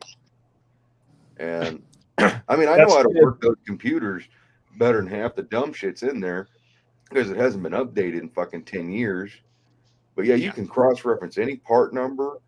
That computer system. See, that's that computer system. If they care, like if they even had a fucking iota of brain matter, they could do it. But the problem is, they're hiring people that came from McDonald's, and now those people are going back to McDonald's because McDonald's pays more. Like the parts store job paid dick. My first job at AutoZone was I was getting like $7, almost $8 an hour, and when I was working at Advance, I got like $8.10, and it's like, no, I went to go do my own thing. And I'll say this as far as like auto manufacturers, I've had somewhat decent luck with Lunati because they still have some old timers working there, and they still have their old catalogs, like trying to decode what the Pro Stock Hemis cam grind was. That grind doesn't exist. It hasn't existed since '73. But there was an old timer there who went and dusted off the fucking catalogs. The very first Lunati cam catalog they had from the '70s, right there, told me the specs on that cam, where it lives, where it breathes, all that shit. Edmund is another good company. Edmund's super cool. In fact, the guy I talked to, the headers are like on Jezebel, those 2-inch primary race headers. If you look anywhere on the web, you will not find a picture publicly from Hedman about what that tube routing is like, because they don't want companies like Hooker or TGI or anybody else to steal the design. They're like, if you're going to steal our design, you at least got to buy a set, and they cost about $1,000 because they clear everything in a B-body chassis, and it's perfectly tuned headers, and they're just badass. And that guy was like, I was like, I'm going to buy a new set of these headers from you potentially, but I got to make sure they are like the ones I have. And he was like, okay, if I send you this picture, you cannot send it to other people, is all I ask, because we don't want people to have this picture. And I got the picture, and it's like, well, fuck, that's my header. And so to that end, as far as back to what you were saying too, John, is and like Jed, he'll attest, like to this. You'll see where I'm getting with this, Jed. Getting back to your thing, John, like you said, remember the good old days when it was a mile long, half a mile thick catalog rack. That's the Jegs Tech, man. My catalog rack at my desk at work, and when I was working from home, was immense. I did not trust that computer for anything. But Jed, you'll attest to this. I could find you what you need if I dug through my books. It was there. And to the Hedman, they didn't even put that in their catalog as far as how the pipes are routed. Same kind of idea. So that philosophy, that ideal, and that way of getting the information, it still exists. It's just we're back in that very small window. And unfortunately, the place that you call B&M, in your case, they don't have that. They rely, it's all digital. Well, unfortunately, all that stuff isn't digital. And if it is, nobody knows how to find it. I know how to find it digitally. I have a link to it digitally. I have a password for it digitally. But your average person at that big corporation now, with all those companies underneath it now, it's all, if the computer screen don't tell them, then they don't know nothing about it. Well, I hate to say this, Rob, on the fact of, I hate to say this for Jags, but when you moved up to the corporate offices, I experimented with like 5 different Jags techs. Yeah. And maybe it's just because you got the softest fucking hands and the smoothest fucking voice, and you're just one of the best parts guys out there. But I tried a bunch of different Jags techs, and it was just like going into the parts store. That's unfortunate. It was like someone taking a fucking rusty knife and carving their name in my asshole. It was just unpleasant to deal with these other people. We only had one guy who was worth a shit, and I guess he's got cancer. He's retiring now. Yeah, and that was the only guy. And they tried to set me up with Mopar guys at Jags. Rob did, and no one. I have very high standards being a parts man myself, and just most of the people there, it was just like, okay, just go. They didn't take the time like Rob did with the catalogs and actually sit there and actually kind of fucking care about what you're building. And you have to have pride in what you do. Like if I'm like, for instance, the guy calling in about plumbing his Camaro, Jed talking to you about your Charger, William, your Charger, and Jeff, what I'll help you out with too. Yeah. You got to care what you do. Here's my philosophy on the whole idea, and maybe I'm in a minority mindset here, but you know, I've sold parts to the majority of the people in this chat. You know what I mean? And in my mind, I want to do a good job and find that information that you're after, because it's like I'm there in the garage helping you build that car. But you know, by proxy, my hands have been in that car. My mind has been in that car. I may not have physically laid eyes on it, but if you're talking to me about it and you're going to buy parts from me and you're going to make sure that the company that I work for has got money to pay me so that I can eat, I'm going to do the best job that I can do and feel like it's a project we're working on, man. It's that my hands have been in your car, and thousands of cars across this country I've talked to people about. I talked to guys in Australia that I feel like my hands have been in their car because they called and wanted somebody that can actually take the time and figure it out. And unfortunately, it doesn't seem like there is a huge, vast majority of people that want to do anything other than come in, punch the clock, rock their time, and get back home. And it's a fun job. It's a killer job, and it pays pretty good too. You just have to have pride in what you do. You know what I mean? And to that end too, Jed, you stopped using anybody. You still get all your parts from me. Yeah. And the thing about that is, Rob, is if you figure that out, you know there's a good chance, two things. Someone else is going to need to have it figured out. You'll have the answer. And the other thing is, John calls you tomorrow and he needs gaskets for a Ford Tempo transmission swap, right? And you figure it out for him. Well, guess what? He's calling back. He's calling back, but he's going to tell his friends. Exactly. You know what? I called this guy Rob, and he knew something from 36 years ago that I need now. That's how that's how the rest, like William and Ruben, I ain't sold you parts, but that's all right, man. We'll work on that. You know, Yeah, but I didn't know that I could call you for parts, dude. I thought it was like I thought you moved up the ladder or something. I didn't know you got an email, man. I can make something happen, and it's all good. But I mean, it's because of that. It's that word of mouth. It's, hey, this guy cares. This guy wants to do it right, and this guy will do it right. And like my avatar, okay? Like when I hang on, let's see if I can do that. When I took so much pride in this, and that's why I show it on here, man. That avatar right there, that is not a logo you can get from anywhere in the company unless you sell $1 million worth of parts. That is on the back of a jacket that they gave me the first year that I got. The first year that I sold that company $1 million worth of parts from that company. They gave me a Carhartt jacket, and that logo is on the back of it. And I took a picture of it and I cropped it. I'm proud of that, man. That's actually badass, man. So that's what that logo is, and that's because they put my name on the wall, and I got gift cards for it and all kinds of stuff, man. I couldn't wait to get that jacket. I couldn't wait to have that accolade. I have it on the wall here in my apartment, man. You've got to actually care, and unfortunately, it shows your dedication. That's it. And heart in what you do as a parts man. Yep. Well, it's a cool place to work, and it like I say, it pays well, and it's done me very well. And going back to our college conversation we had earlier too, I had yeah, you're right. Thanks, Patrick. I appreciate that. Yeah, Patrick, he had such an ordeal, and I sorted that out, because you have to, because that's what he's going to call back.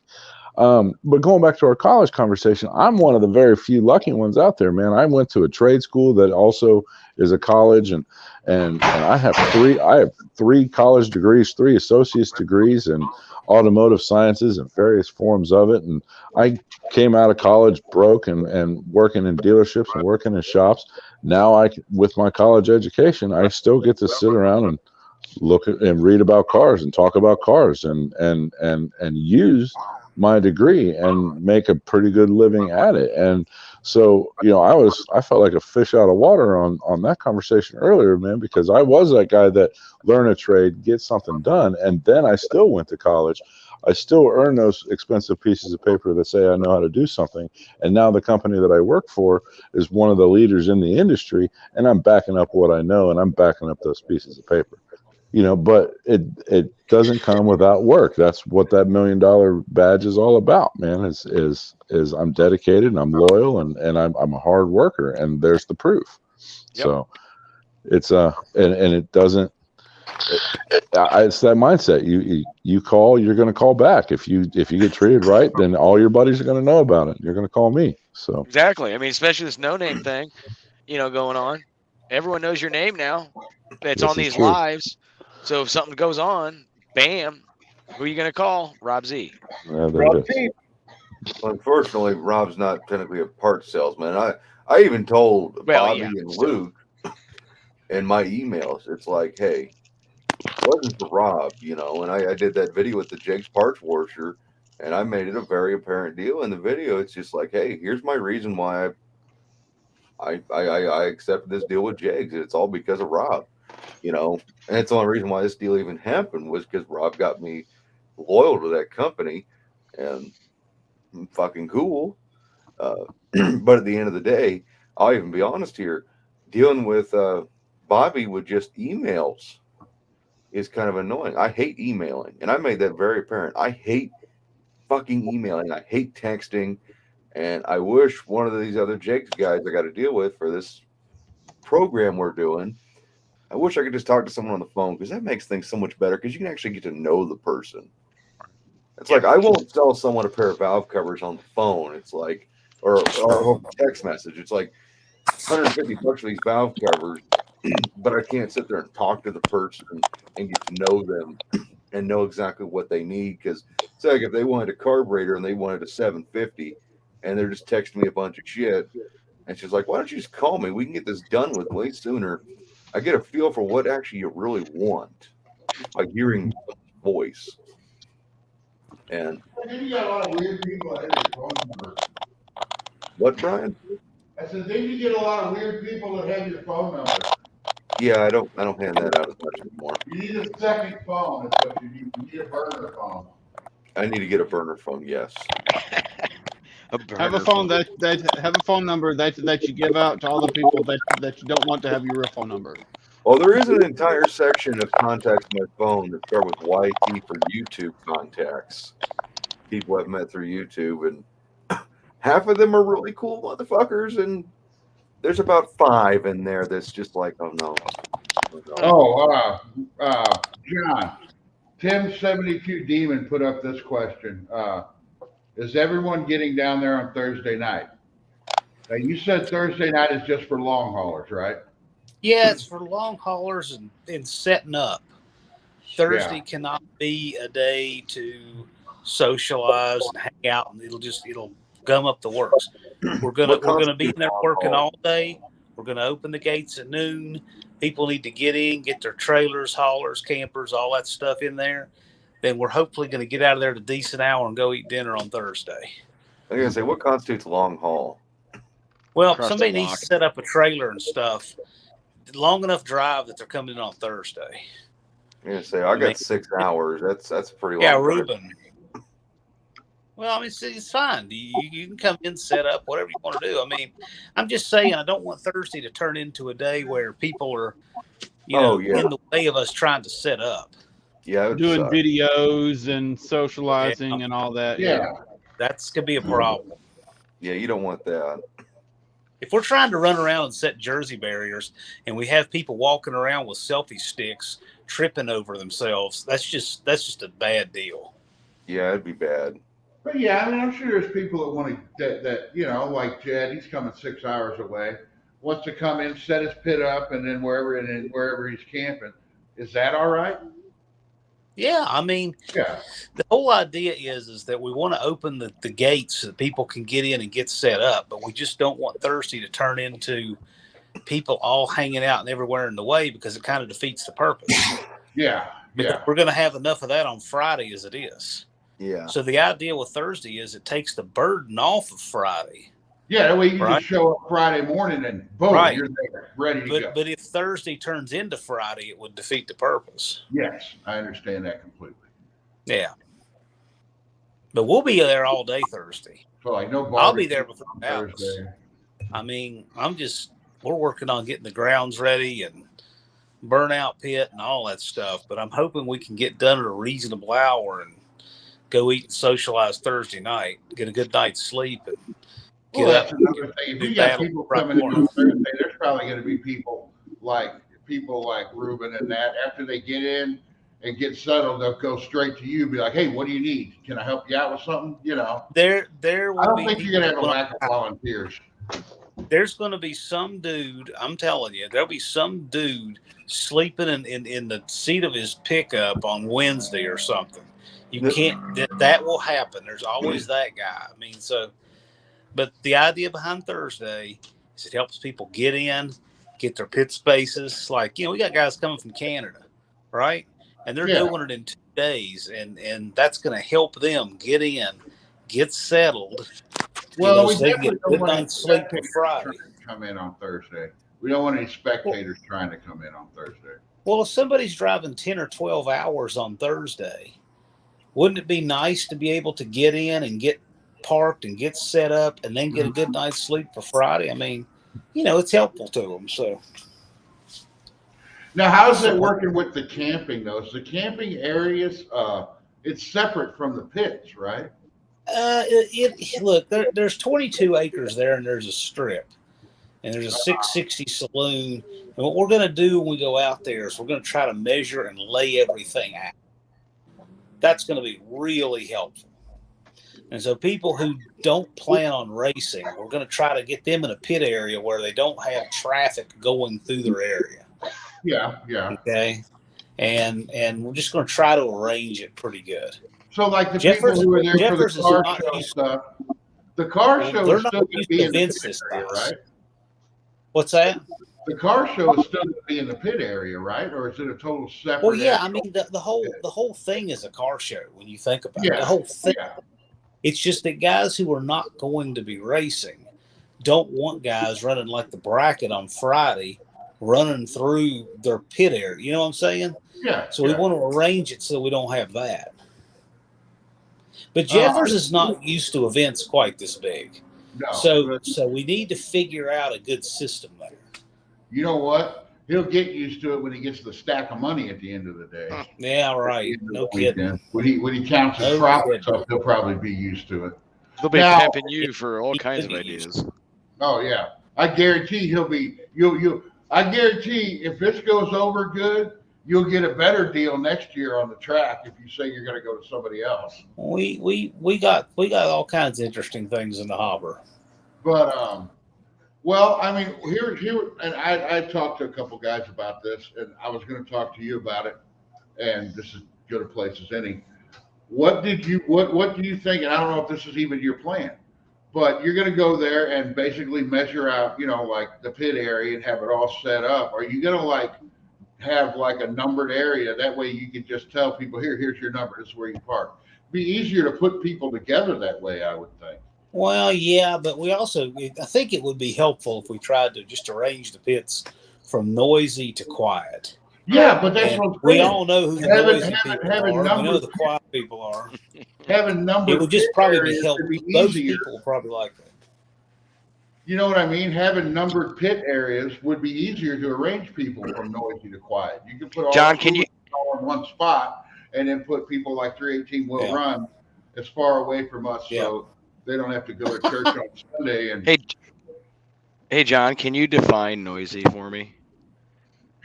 People who are going to be drinking and hollering at midnight, because I'm not. I mean, either. I'm the kind of guy that this is loud. I'm not going to be drinking and hollering at midnight, but I'm going to be awake at midnight having fun talking to people. I just know that we're going to have people who will be asleep at 10 o'clock. Yeah. Lights out. And I don't want them complaining because, so I just figure it probably works to spread the pits out that way. Yeah. Because remember, this is a bridge we've never crossed on YouTube because we do video, right? So we don't know what it's like hanging out with these people with them next door. Like they're not our neighbors. Like right now on this live, You know, we have the St. Louis metro area. We have Kansas. We have Phoenix. We have Southwestern Virginia. I mean, look at all the geographic spread we have here, right? Yeah. Well, on September 30th, October 1st, we're going to have a geographic spread of 22 acres. And it's going to be a whole lot different. But, That is but true. you know, like I was saying, though, if you could, if you have the pits set up, and then because it makes it easy because everybody's going to have to register ahead of time too. You know, you're not going to have somebody showing up with a car at the gate. Hopefully, not have somebody showing up with a car at the gate saying, "Yeah, I got my 500 subs here. I want in." My friend Derek, for example, I know him in person, right? And I know I would never want to pit next to him because I thought the decibels were generally only measured up to about 200, but his stereo proves me wrong. I think they go much higher. Well, you know what? I've never known anybody who can listen to music so loud and not just die. All right, I would never pit next to him. But here's the thing: if you only knew Derek from YouTube, you guys might not know that, and that could be disastrous. So I'm just trying. I think everybody would like that better if we just tried to figure out who wants to have amplified sound and who doesn't, and it just might help. Yeah, and you can always all visit each other. I think numbering the pits and giving everybody a number to where, hey, this is where you're going. Everybody knows when they get there, they look for their number. That's their area. That's where they go. I personally care less about this than most people for the simple reason that I'm going to be at everyone's pit. Yeah, I know. That's the point. So it's, you know, it doesn't really matter to me. But you know, you also got like this group here. We're most of this group here is going to want to pit in the same area, and it would suck if somebody just showed up right in the middle of it, and oh, okay, now we got to deal with this guy we don't know, and you know what I mean? I mean, I don't know. 140 a night. That's going to be my setup. I'm sleeping on the top. They'll deliver $100. I'm going to have them deliver. I'm probably just kick back in my Ram and slip in the driver's seat. Ruben, I will definitely cuddle you in that thing. Yeah. Ruben, I'm sleeping on the top of it, man. Oh, no, that's just for me and Richard. Richard's on one side and I'm on the other side with earplugs. Well, we're going to make a Ruben sandwich then. What? We have Richard snore. Are you, Jed? Are you gonna make your own Mr. Hyde, if you know what I mean, out of that one? Yeah, we're gonna tan that hide. Dude, look at this setup, man. It's like you're in a damn house. Ruben, are you saying that Richard snores? Oh, dude, all you guys snore. Oh, I'm gonna fucking sneak over and take a nap in there. Me and Richard are gonna fucking one, like you said, on one end and the other. We're gonna see if our snoring can blow the roof off of that thing. I got $100 on. I don't know, man. It's a tough one. Oh, I could always put an air mattress in my bed, in the bed of my truck. If you got $100 on Richard snoring louder than me, you lost. I've heard Brian snores. He woke up like a Indy when he was snoring. Johnny Mopar, if you're watching this could be you, baby. This could be you. Okay, William, if you're brave enough to sleep in the bed of your truck, just know that I have a Sharpie with your name on it. My doors will be locked, and I will be inside in the driver's seat. Windows might be cracked for ventilation, but that's it. I will pay a locksmith to come out and be like, I'm locked out of my truck. Hey, Jed, I'll just grab one of my dad's old sheriff's uniforms and just for you. So no one questions it. For everybody that's in here right now, are you a morning person or do you like wake up at like 10, 11 o'clock? I don't sleep hardly. I go to bed at like 1 or 2 and get up at 6. I'm a burly man. I'm not a morning person at all. I'm a morning person too. I wake up for this though. Last night I went to bed at like 1:30 something, and I woke up at like 6 something before 7 o'clock. I'm running on 4 hours of sleep still from last night. I was supposed to go to bed early for Mocan. It didn't happen. I never go to bed early. I can't. I don't go to bed early. You know, good question for John. John, a setup, a rig like that, obviously that camper is going to take up like an entire spot. and then our car goes next to it. Oh, he disappeared. John's gone. Oh shit. Gentlemen, I'm gonna hop. I'm gonna listen, but I'm gonna hop so I can go get something to eat real quick. I thought they had a separate camping area. I don't know. I'm sure it's all going out there. He said there was. I think he said that there was some decent grounds on the property. It's just, but there's also a lot of people coming too. Oh, the camper's not going to be in my pit. I don't know. I don't know. Hell, we may be pitting on grass for all I know. I've seen that happen before. Ruben, would you be mad if I pitched a tent in your camper? Yeah.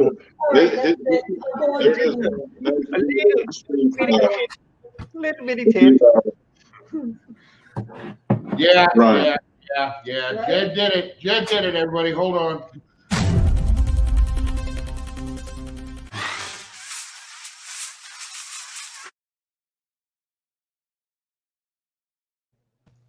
Love it.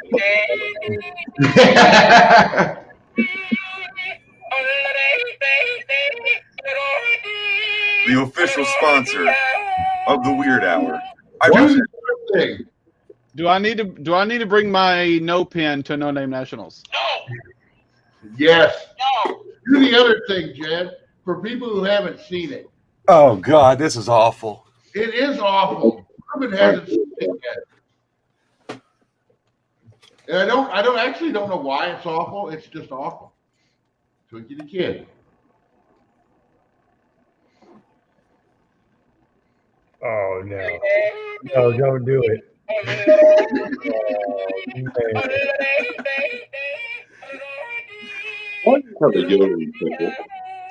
Jed, if you were to do like a little, I forgot it does it when I pull it out.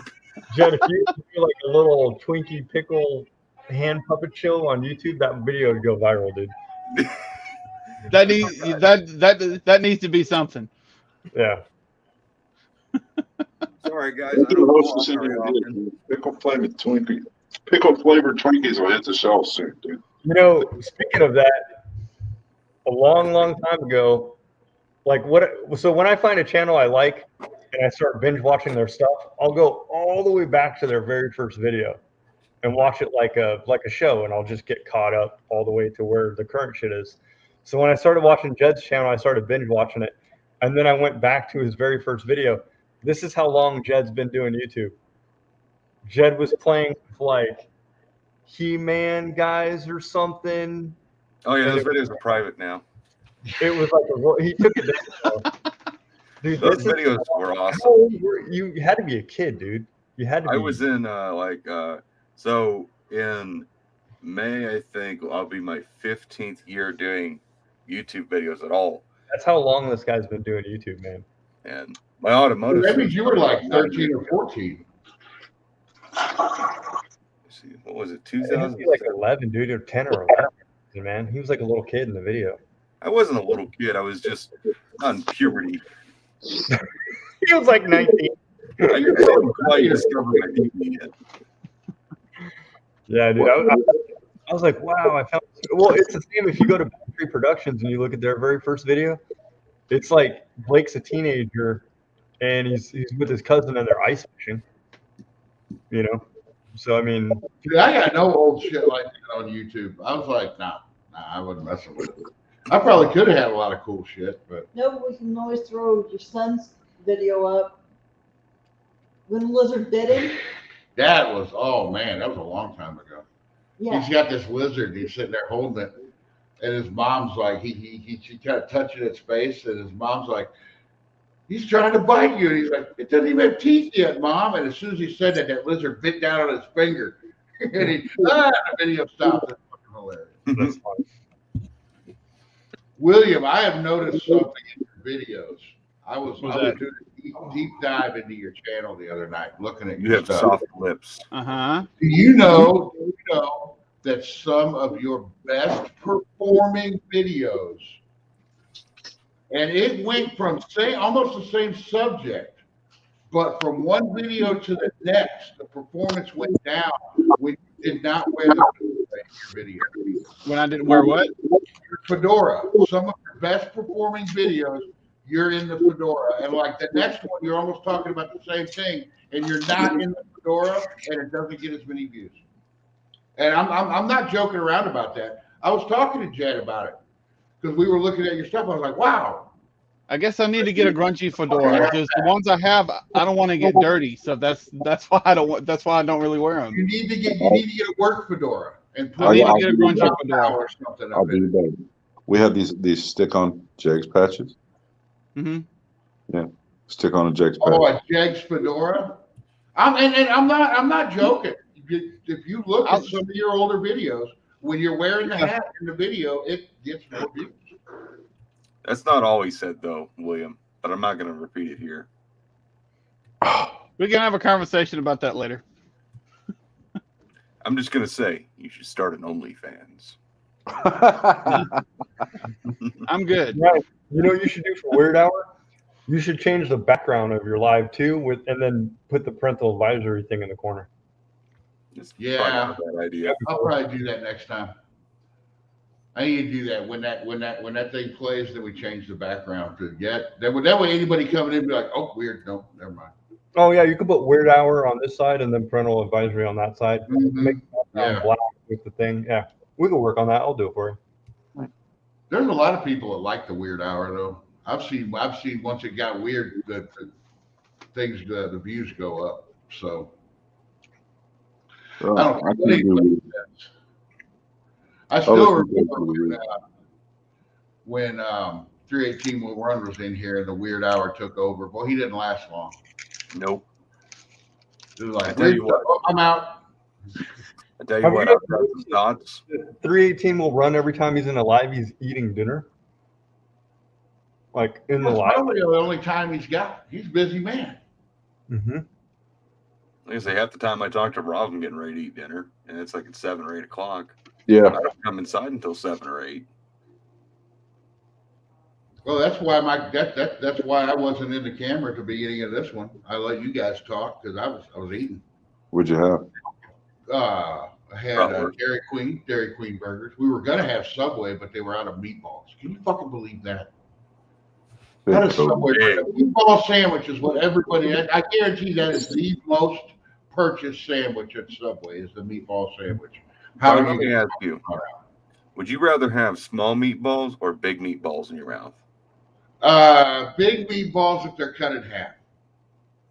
Ow. Because let me tell you, I know a certain guy. I am going to start, every time Jen tries to ask these questions, I'm just going to start answering them normal, but adding in something like that. Oh, Christ. Oh, do you want to know what I asked Daniel? What? Well, I'm going to press for this. We're 3 hours. Is it going to get me banned? Am I going to get a strike? It shouldn't. Shouldn't, okay. Okay. We're 3.5 hours into this thing, so here's the question. And this is for everybody to ponder because this is not a question you can answer off the cuff. And there's no I just won't do it option. You have to pick one or the other. And this is a true life existential. This will change your fucking life. Trust me. Okay. You are locked in a room with another man. Uh-huh. Now, the only way you get out of this room is you got to obviously, do the deed. You got to diddle his donger. And I'll word this as nice as I can. Okay. Now here's the problem. You know you got to do it. Would you rather find out you are naturally gifted with the ability of sucking the slong and getting it over with fast, or realize you're horrible at it, but you have to endure it for like 10 times as long? Oh, I'd rather have the natural ability. Because hell, that you might be able to make some money off of that later. That's something that if you find out. Brian, this is why you're my friend. You're gonna take the only way to get out of this room is somebody's got to do something to somebody, or you have to do it to him. And I am going to say this. I'm going to say this right now, okay? People in chat, I'm really happy you're here, but when this weird stuff happens, it kind of takes on a life of its own. So I completely understand if you want to leave. Okay, and anybody watching this VOD, if you're 3.5 hours into watching this, get a job. Or subscribe. Look, well, it is a Saturday night. A lot of people work Monday and Friday. Half-hour fucking long YouTube videos. All right, okay. And I just want to say, I hope if you guys are 3.5 hours into this in chat and you're not subscribed, what are you doing? Hit the subscribe button. Yeah. Subscribe to all There's these nobody people. here that needs Not it. to me. Everybody who needed it left early. I was going to tell them, like, I was going to push some channels tonight, but everybody left. Oh, well. Yeah, I wanted to say hi to Redbeard. Let me see if I can get Chris in here. No, Chris learned message on here. What did he say? He's at the track. Oh, yeah, he's at the track. I told him we'd catch up with him later. Damn. Johnny Mopar. That one I don't know. Ruben. You're the Johnny Mopar guy. Get Johnny Mopar in here.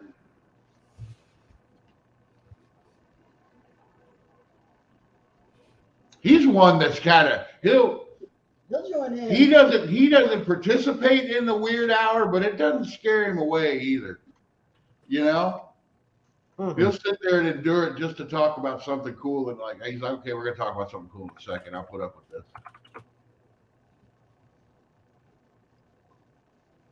Okay. Oh God. Oh. I made it 3.5 hours, but I've been up since 5 a.m. this morning, even though it's Saturday. So I'm gonna Okay, tap Boomer. Rob, Okay, that's Boomer. so lame. Huh? You're so lame, dude. Well, okay. Whatever, man. You guys, I'll fall asleep, and then you guys can just rip on me. I got Cool. a marker. We got the Sharpies. It's a long drive to Ohio for all of y'all. I am not. Are you gonna, Rob, before you go to sleep? Are you trying to make it out to be a spectator at No Name Nationals? Are you gonna be out there to hang out with us? Are you working on it? Please? Hang on. Let me just answer this for Rob. We have a pair of white go-go boots for him on order, and a whole sexy chick outfit because he's gonna be my backup girl.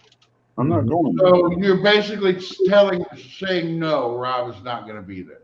Yeah. No, he's all set. We got measurements and everything. Mm-hmm. Rob, are you gonna wear the boobs that they had in the '60s that were just like cones? All the friends. No. Like fake No, he's gonna be rocking the chest hair. Every one of those backup girls in the '60s, dude, their boobs are like just cones. Go-go boots. No, seriously, Rob, are you going to try to come out? Are you trying to come out? You know, it's you. I don't know, because I was gifted with an extra week of vacation this year for my tenure at work. Yeah. So I have the time off, and I have a car that can absolutely make it and get back. So that shouldn't be a problem. And your car's good on gas. Your car is good on gas. She's a sexy piece. I love that car. Borat outfit. Huh? Patrick said Borat outfit. That's my racing uniform. Dude. And we're like, I think it's like 12 hours though for me. Well, you know, they make planes. They do. They make planes, and it's actually cheaper. And I can come pick you up from the airport. And you can drink on them. And you can drink on the plane. I'm not a big drinker, man. Okay, well, you could find somebody to talk about car parts on a plane. That's the weirdest thing. You know, you could fly into Memphis. I could pick you up. It's just a 2.5 hour drive. Yeah, you can fly into Memphis. You can fly into St. Louis. You can have a ride. Rob, you ever been in a 1968 Dodge Charger for 2.5 hours with William? Actually, the Charger's going to be on a trailer. I've been in a 68 Charger for an extended period of time on the road. Yes, my grandpa used to haul his race car in his camper with the one. It's pretty cool. Not with William though. No, I've actually never shook hands with William or anything like that. So I can't imagine. But you say it's going to be on a trailer. I'll just be added weight. The Charger's on a trailer. See, that's the thing. There's a lot of people that want to see you. The guys in the chat, if you want to see Rob out of No Name Nationals, say something. Or feel his soft ass hands. No, you don't want to be Jed. Quit. We're trying to get Rob to come out. Patrick, that's 2 hours. Yeah, all right, Patrick. Dude, it's 2 hours from me to where you are now. So it's gonna. I don't know. You know where I'm at, man. Somebody Google it for me because I can't get on my. I can't change it around on my phone. Somebody Google it for me. You guys know where I'm at. I just had a killer idea right now. Huh? Killer idea. What? This is what we got to do for people that are traveling. So I'm coming from the West Coast, right? Yeah. We need to get on a map, a Google map, every channel or everybody that's spectating, everybody that's making a pilgrimage to No Name Nationals. We need to put a dot on Google Maps. And this is what happens. Richard's coming from San Francisco. Richard's driving down. He picks me up. Boom. Me and Richard are caravan. There's some random dude in Texas that's going or something. We're passing through. Bam, we pick him up. By the time we get to No Name Nationals, we pull in with like 20 cars that have been caravanning across country. I like that idea. Rob, you are in the city that starts with C, right? What's that? What? You're in the city that starts with a C, right? The city that starts with a C?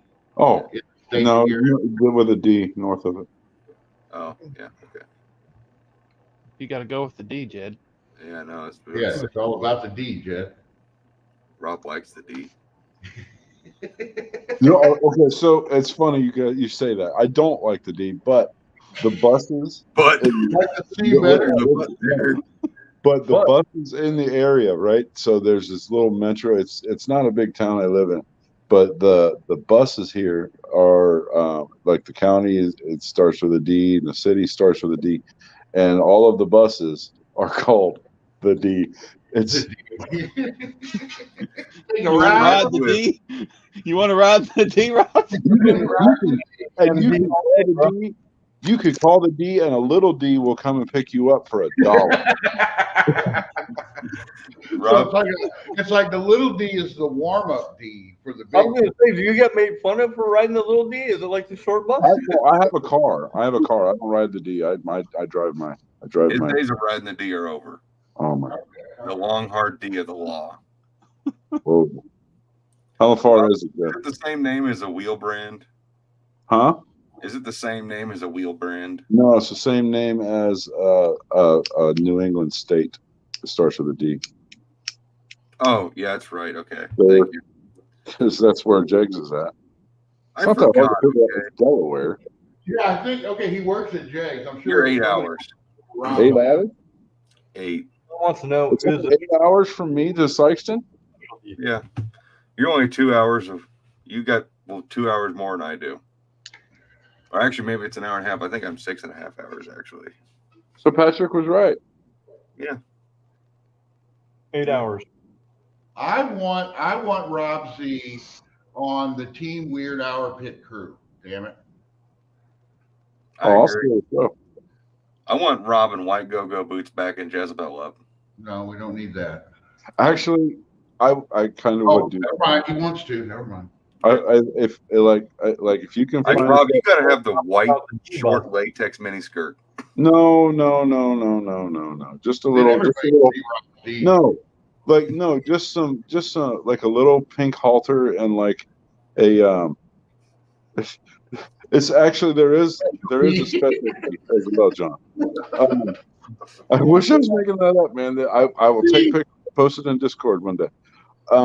But the shit. No, just like a little pink halter and like a pair of booty shorts that say Juicy on them, and then the fringe boots. Yeah, I could rock. I'm good with that. All right, I'll get in and order yet. Oh my God, what are you guys doing? You got to practice your hand movement. What? I still say John Wilbur's got a little weird hour in him that he doesn't let out anywhere else but here. Mm-hmm. For him to come up with a comment like that and for him to still be here. You know, he acts like he hates it. He acts like he hates it so much. But every time the weird hour comes up, John Wilburn's here. You know? Scat Pack Thigh Tickler? That's terrifying. Why does everybody want to put me in an effing skirt? What the hell? No. Wow. And the Borat outfit is out because I wore that one year, man, and it was very unflattering, Patrick. I'm here to tell you. I was like that poor guy girl in the swimming competition, got out of the pool and had a wardrobe malfunction. Never again, man. Hey, Rob. I'm being 100% honest here. We hung out at Indy, and I don't think it was enough time for us hanging out. I want more hanging out time with Rob. That's why I want you to come to the No Name. I'm not that cool of a guy, man. Yeah, you are. You're cool. We're all Raker cool. wants him there. Raker said he wants you there. Mm-hmm. I'm Yeah, starting to didn't say nothing. Rob, you seen I'm Austin gonna say Powers? this. I'm going to say this for the sake of humanity. I love my dad. If this is a but soft it's- hands reference, dude. No. I'm not going to say. Well, now I got to say soft hands.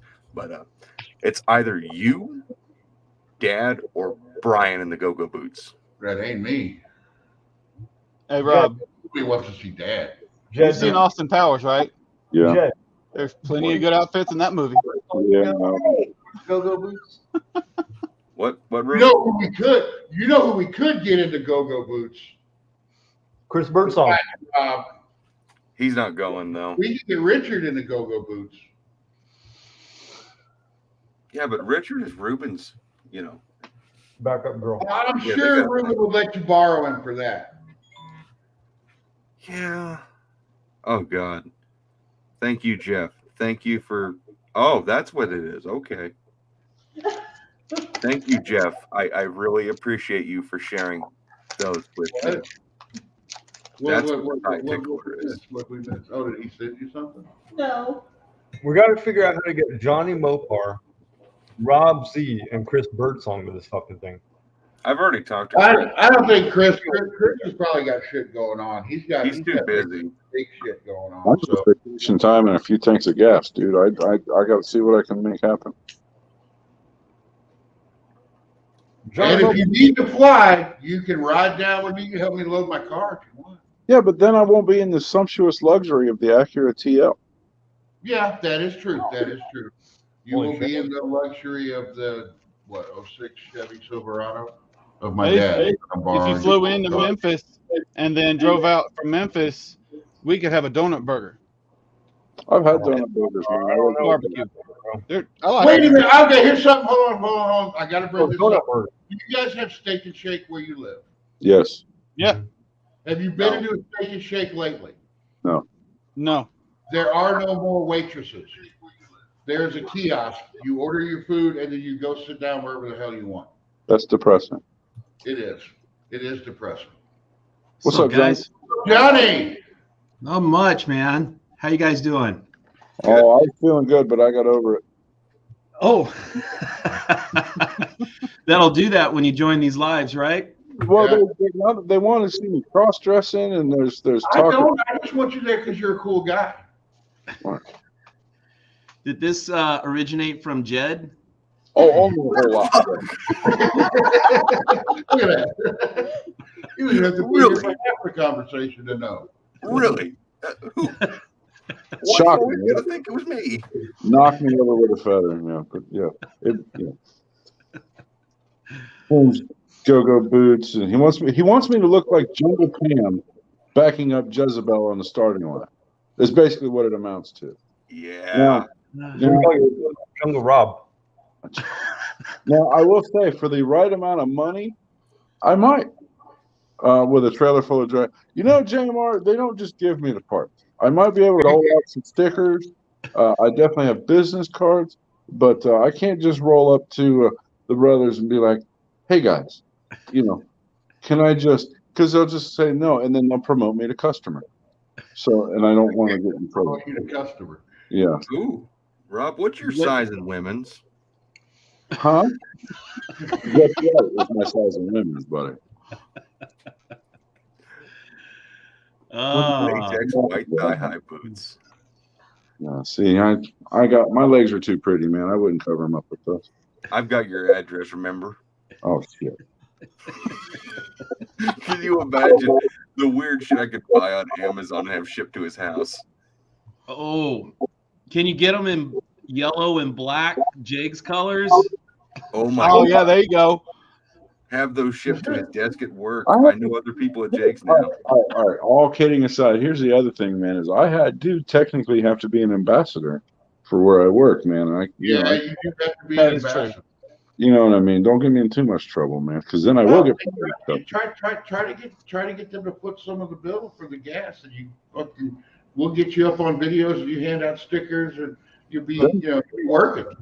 Or at least you're going to be paid for the day, but. Footing the bill for the gas is they give me a paycheck at the end of the week, and then that's how they do it, dude. You should be able to save one if you're there handing out stickers and promoting the company, though. You should be able to at least get that one vacation day back. Hey Rob, think about it. You'll technically be working. Think about it. No Name Nationals sponsored by Jegs. That way, there could be a team of Jegs people there, and not just you. You can still be there on vacation, and then there could be a separate Jegs team there. That's a team, Rob. Bring your team. Yeah, I am the team. Does it bother anybody that we're in here with talking like this, and somebody like John at Cope Racing Transmissions is in the chat, and it's like, boy, I'd really like him to take me serious, but after this, it's weird hour. You warn people. You put the but it's weird hour. It's weird hour. It's also weird that someone like John from Cope Racing Transmissions hangs out for the weird hour. Yeah, I mean, if you're still in here after that, he's one of us. Why would you like to laugh too, bro? John Cope is super cool. Anybody in chat, we're gonna throw up the notice thing one more time just to make it like. Yeah. John says, "Fuck again." I left my ass. I'm not pickling again. I've already pickled twice. John, that's nothing but an email, man. I'll send an email. Twice. We're going to the super weird hour. Okay, hold on.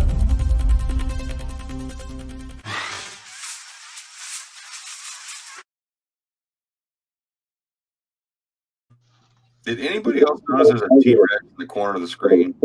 I just noticed that. What? Yeah. When he does the weird hour, there's a T-Rex in the corner. Did anybody read the whole paper? I read part of it, man. It's not up there for long enough, but that's okay. No, that's why I put it up there. Yep. So everybody in chat, man, you've been warned. Somebody's going to have to stop it and go to the VOD and stop it and read the whole disclaimer. Yeah, if you guys stick around for the weird hour and you're in chat, dude, this is a safe place. Nobody will ever tell anybody you were in here. Yeah, no, unless they watch the VOD. And like I said, if they watch the VOD, if they're watching a 4-hour YouTube video, are they really somebody that you want? And hey, if you're watching the VOD right now, man, it's all right, dude. We won't tell anybody. Hang out live next time. You don't have to hide. Hey, Rob. What? Ooh, I know where you used to could get one of them. Those are great. He's licking it, Rob. Rob is licking it. No, here's the thing. He Jet and Justice flip bowls. Dude, I am so desensitized to that now. Like that. Oh, you're desensitized to that now? Yeah. Let me show you my next trick with the choke horn. Oh God. No. Jed, look at what I just sent you. I have to keep my channel, Jed. I have to keep my channel to be able to go to No Name National. I'm pretty sure if I get kicked off of YouTube, John Wilburn will not let me go to the No Name Nationals. Oh, he'll let you go. It'll just be $15 at the gate. Yeah. Brian, tell your wife she is fucking amazing. Thank you. That's exactly what Rob did. Amazing. What did you send him? What are you doing to me? I like when people enable me. Oh, God. I like how Brian's asking, what did you send him? Hold on a second. There's a reason why I like Sherry so much. That and the cookies, right? Yes. Man, those cookies. I wish my girlfriend was half as cool as Sherry. Oh, Don't tell her that. They won't like each other. She won't like you. Women are weird like that. My girlfriend's actually waiting for me to decide I want to come hang out with her tonight. Anytime. Oh, she hasn't seen me in like 2 weeks. What do you mean by that, Dean? I'm the professional. What are you talking about? Well, you're the professional. You're the only one here who could rock the go-go boots as well. I am. I'm not saying I'm not proven, man. I get it, but you know what, Rob? Though you do answer a lot of questions that normal people with normal jobs, people who aren't in your position, there's stuff that you know and you answer questions about that we wouldn't have known. I mean, I guarantee there's other people out there who are like with the whole supply chain thing and all that, they're blaming it on some weird shit, and you're there in the middle of it. You're like, no, this is why. This is why. And that actually helps people out a lot, you know. Well, a medium like this, it really kind of helps back up my claims too. Like Johnny, you're out west, and you could probably see a whole lot of water if you just look west, and you see those boats out there, man. That's where all the stuff at. It's been a while since I've been to Long Beach, but last time I was out there was a big old long convoy of ships just stuck out there in the ocean. Yeah. I was just out there, Johnny. I didn't see any, dude. When were you out? A couple weeks ago. They supposedly moved them out farther so people couldn't see. Yeah, supposedly that's what the whole news is now, that they actually moved them out farther so you can't see them as well from the shore. So the government can say, yeah, there's no problem. Perhaps. Oh, dude. Oh, John Cope, man. I love your YouTube channel, man. I watched all your videos. I rebuilt my first transmission, sir. And I just watched your rear end video the other day because I'm planning on rebuilding one of those. Kick the other Mr. Cope is super cool. Love your channel, dude. Yeah. Don't mind that red subscribe button. I'm subscribed off my other channel. That's just my other YouTube channel. Why did we get double Rob? I don't know, but two Robs make it right.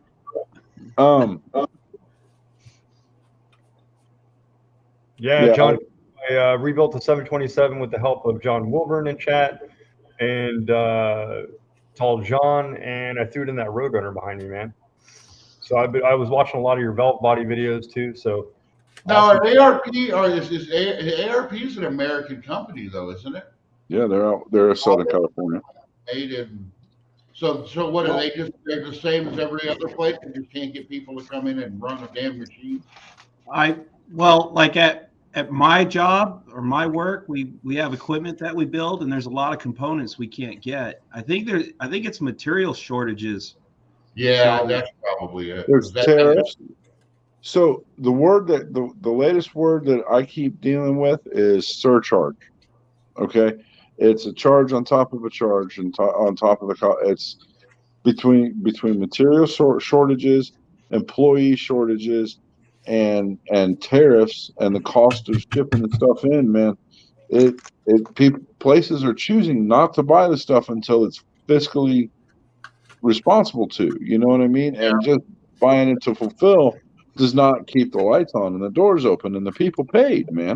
And that's ultimately the problem. And it's, in my opinion, and this is just my opinion, is it's happening, systemically. There are other pieces and people and roles and factors in play that are causing all of this to happen like it is. I mean, it's too rampant for it to be coincidental. It's too widespread to not be orchestrated. And I'm not necessarily a conspiracy theorist, but I mean, if it walks like a duck and talks like a duck, man. So it's material shortage. I know. Huh? If it walks like a duck or talks like a duck, it's probably got a yodeling pickle. There it is. Yeah. Well, and a little bit on not so conspiracy theory side is that the inflation is so rampant right now that a lot of these companies are like hoarding materials and stuff because they're trying to buy as much as they can now because they know a month from now it's going to be more expensive. And then that creates shortages for other companies trying to buy the same shit, So I'm buying every single Holly carburetor on the market, not selling a single one. Oh, there you go. Well, that's true though. You know, the word gets out that Holly's that Holly's the Jed's quality vinyl. shit. People are going to start looking for a used Holly or a rebuilt Holly, and if you have a bunch of them, you can make some fucking money. I ain't selling a single one to nobody because that's my fucking private stock now. Those 440 carburetors I got in stock aren't for sale unless it's to a friend. I will say this, Jed, when the end times come and we're all in this Mad Max Fury Road kind of realm, my first stop is going to be Ottawa, Kansas, so I can get myself a couple of Holly carburetors for my twin turbo, twin engine, triple decker Cadillac, and some point sets to get them to run, because it's going to be necessary, because we're going to have all this electromagnetic interference and cell phones won't work. But I know who's got the stock, bro. Just saying. I know a guy who also has not just all these Holly carburetors, but he also has about 150 new old stock points and condensers from Mopar. That's what I'm saying. I'm going right to Ottawa, and I'm not even going to call it Ottawa, just call it Ottawa, and you know, like, I don't know, I'll sacrifice a goat or something, but whatever it's going to take. But ain't go-go boots. I just want to let you guys know I went to the store today and bought 4 cases of this guy.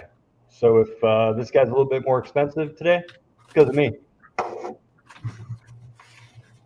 I gotta quit drinking so much soda as I reach for my soda. I don't drink soda. I gotta start drinking water. I'm Yeah. just gonna start drinking water.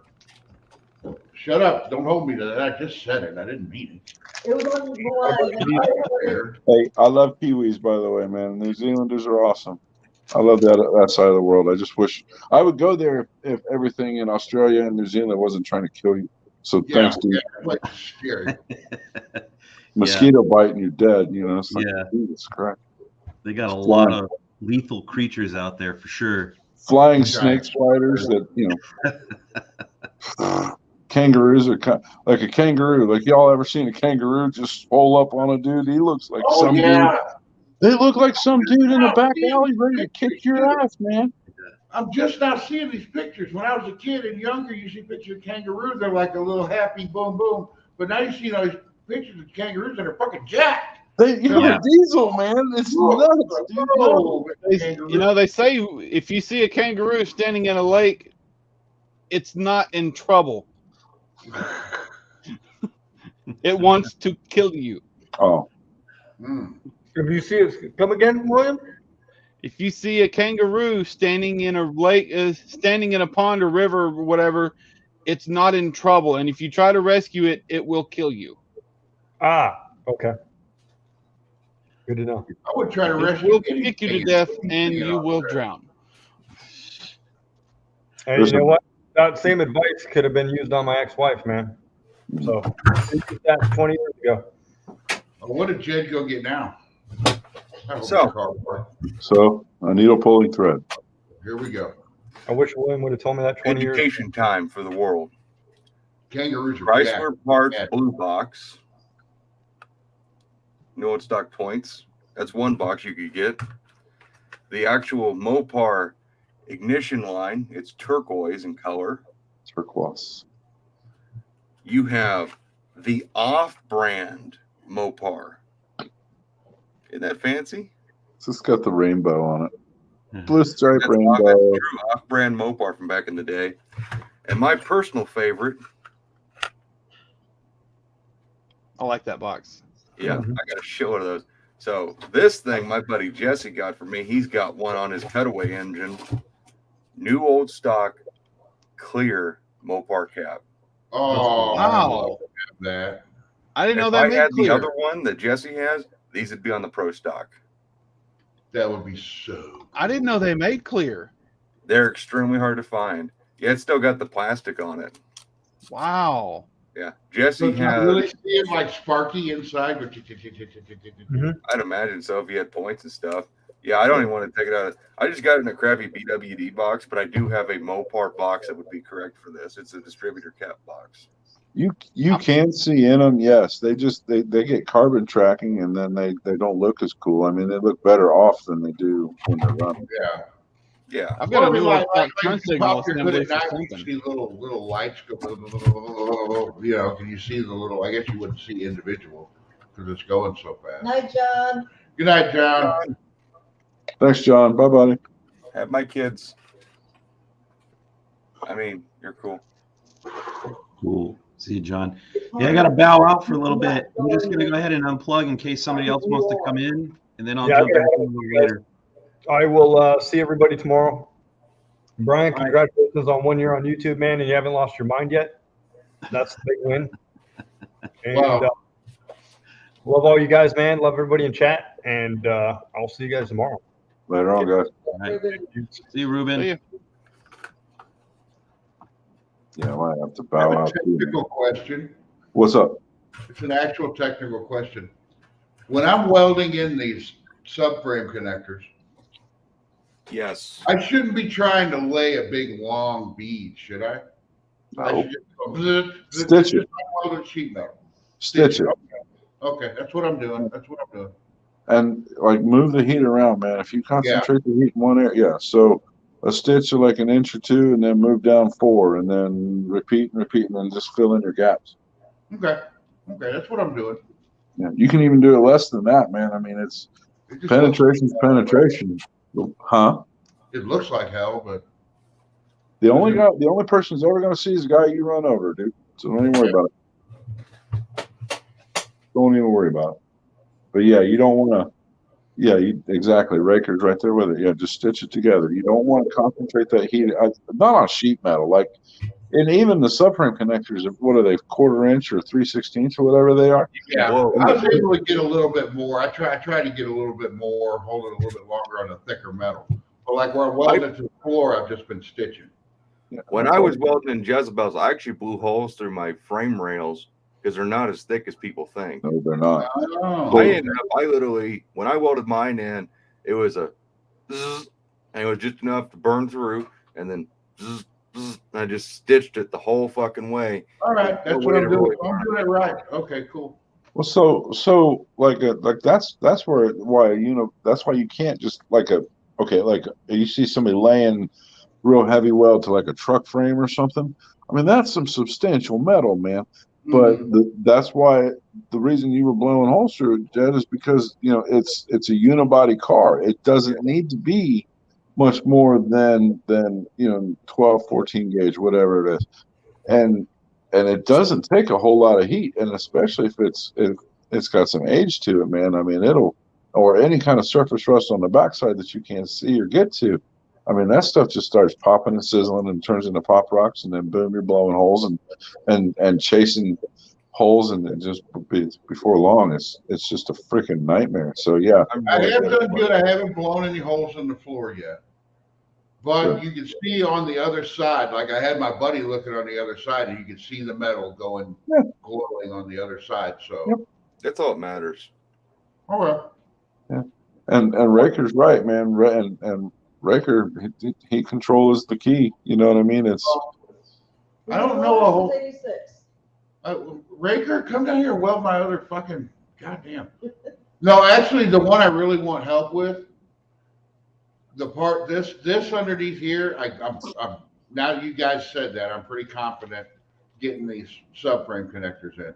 What I'd really like to have somebody help me with. And I've got a couple people I know that can weld, is welding in the roll bar, because I know that gets looked at, scrutinized, you know what I mean? And I can't just grind the welds off because they don't want you to do that. That's a big no-no roll bar. Help me with that. But that's your substantial stuff. And even then, most of that, especially if you're making it in, it's getting stitched together. But you really, honestly want to have it tigged in or TIG it in. And because that's your ultimate heat control, that's your ultimate puddle control, that's your ultimate penetration control, that's your strongest weld. Yeah. And you can't beat a TIG. Huh? You can't compare anything to a TIG. Oh yeah, it's like apples and nuclear fission, dude. There is no comparison, man. They're two great things, but they don't go together. So in my opinion, especially like think about this, Brian, and where you're sitting is a great example. Think about this. How in the hell are you ever going to get a MIG gun at the top of the hoop, at the top on that in that roof line that you're sitting right next to. How are you going to get the welder to the top of that to where you can weld the top bar to the top of He's going to have to cut holes in the floor and drop the cage drop down. it all down. Yeah. I've seen people lean it forward to weld the tops, like weld the bottoms and then lean everything forward, but before you weld it to the floor. Yeah, holes in the floor to drop it down is clean as there, and then because you've already got to do that spreader plate, that 4x4, 6x6, however big that shear plate is basically all it is to spread that load out and to tie it all together, pardon me, and make it stronger. So the only, even with a MIG gun, you're only talking something that's 83 thousandths wall, right? So it's a substantial thickness of metal, and it can take a fair amount of heat. But you're concentrating that in a circle, especially. You start on one side of the circle, you're going to end up right back where you were, and that heat transfers in 360 degrees around it. So it's going to be easy just to really F yourself in the A fighting with it. If you do it with a MIG gun, and you can't just tack it together, man. There's no way. You don't get that kind of penetration. You've got to have it done with a TIG, and it all comes with, like I say, heat or heat control, amperage in the case of the TIG, and speed and puddle control and filler rod. So I mean, have it done. I'm still kind of going back and forth on if I'm even going to put it in right now, because I don't think I'm going to be, because you got to run 1150s at the track for that to go in, and I really don't think this car is going to be that fast. So here's what you do. You want my advice? I'm just like, I'll put the stuff to the side and wait and do it later. So my advice is build the car and then take it to no name. And then if an 1150 happens and they say, oh, you got to slow down or you're out, then make one more run and get kicked out. And then you're the guy who got kicked out. That's probably going to keep it a no name anyway. But a lot of the track, like the one I go to, Gateway, they're going to be sticklers on the tech. And I don't know. I think I'm going to wait. I think I'm going to set all the roll bar stuff to the side. I'll have it because the car, I want to make the car faster later. But for this race, I don't think I'm going to bother with putting it in. Plus, it'll help me get other shit done faster. No, chromoly Blake is like. Chromoly is supposedly lighter because it's thinner, isn't it? You're allowed with chromoly. You're not allowed to have you don't have the big. It might be smaller too. I don't know. It weighs less. They're both 83. Expensive. The problem with chromoly is it's brittle. I hate to say it, but I mean over time it will crack, and the weight savings of chromoly over mild steel. I mean, if you're going to be a weight Nazi and go take on the guys in Oklahoma City or go take on my bosses, cool, do it. But be prepared for a whole lot of maintenance. It is stronger, it is lighter, but there are so many chromoly cars that are out there that have to get resorted and resorted and resorted because they do stress crack. Mild steel, as heavy as it is, you can clean that weight up other places in a car and overcome all of the excess weight that mild steel has over a chromoly setup. And it is it's not as, like I say, it's not as brittle, and it's not going to be as susceptible to cracking as a chromoly cage. Chromoly is the cat's ass. Don't get me wrong, but it's just for the budget builder and for the guy that wants to do it once and isn't going to go chase the drag racing dragon. Mild steel makes perfect sense. I sound like I'm selling parts again, Jed. You are selling parts. I'm selling ideas. But that's the thing too, though.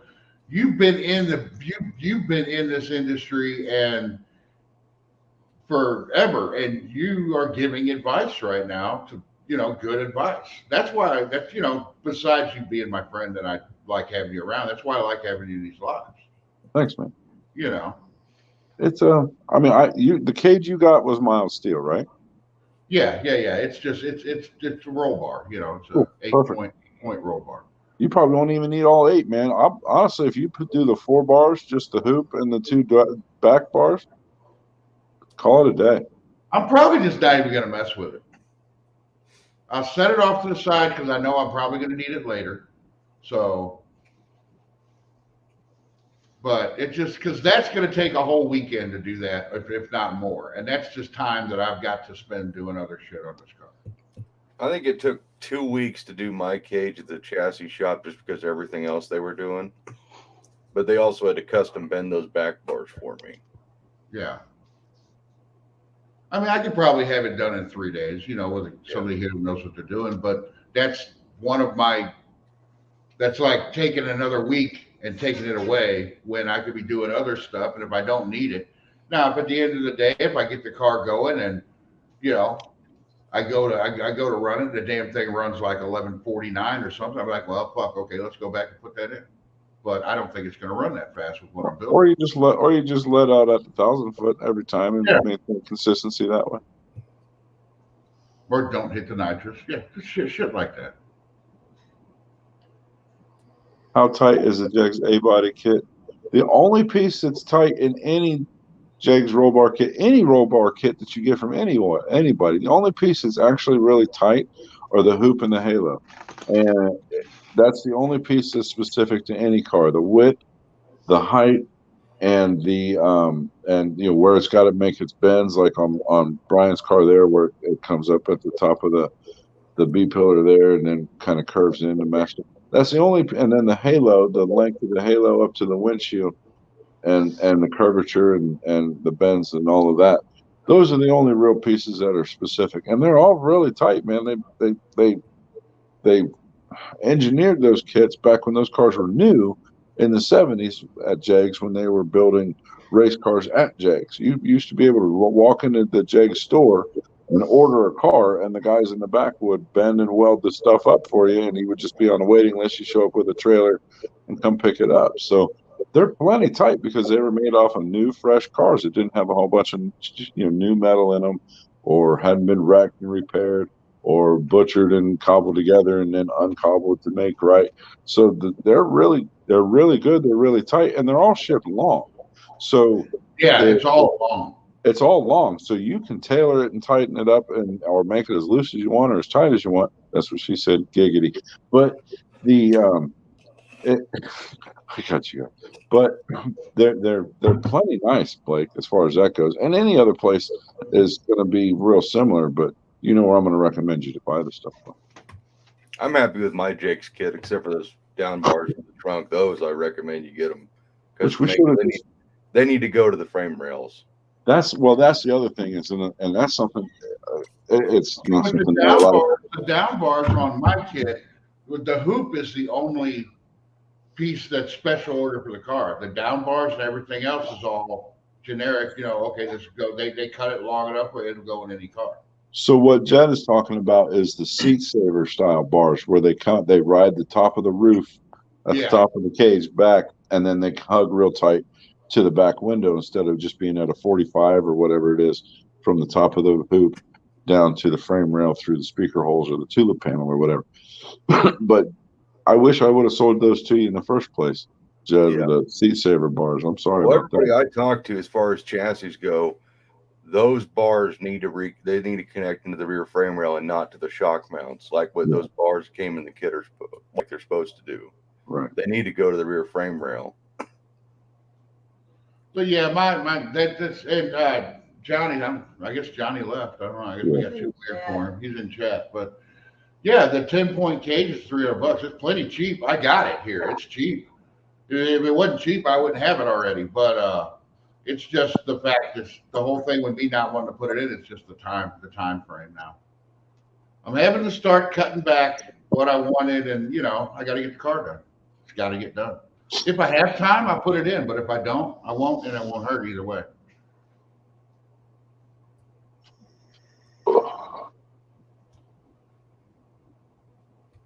Oh man! So everybody got quiet. Everybody's whining. Dead air. Oh my God! I was debating on whether or not I go to Jed, bed. say something funny. Jesus Christ, we're counting on you. Penis. Okay. Rob soft hands. Night, Blake. Good night, Blake. Again. Night, Blake. Rob, what'd you name the giraffe? Haven't actually. I think Hank. I vote Hank. I was thinking something regal like Gideon. It's too much effort. I had a name for him, but I forgot what it was. Well, then you don't have a name, do you?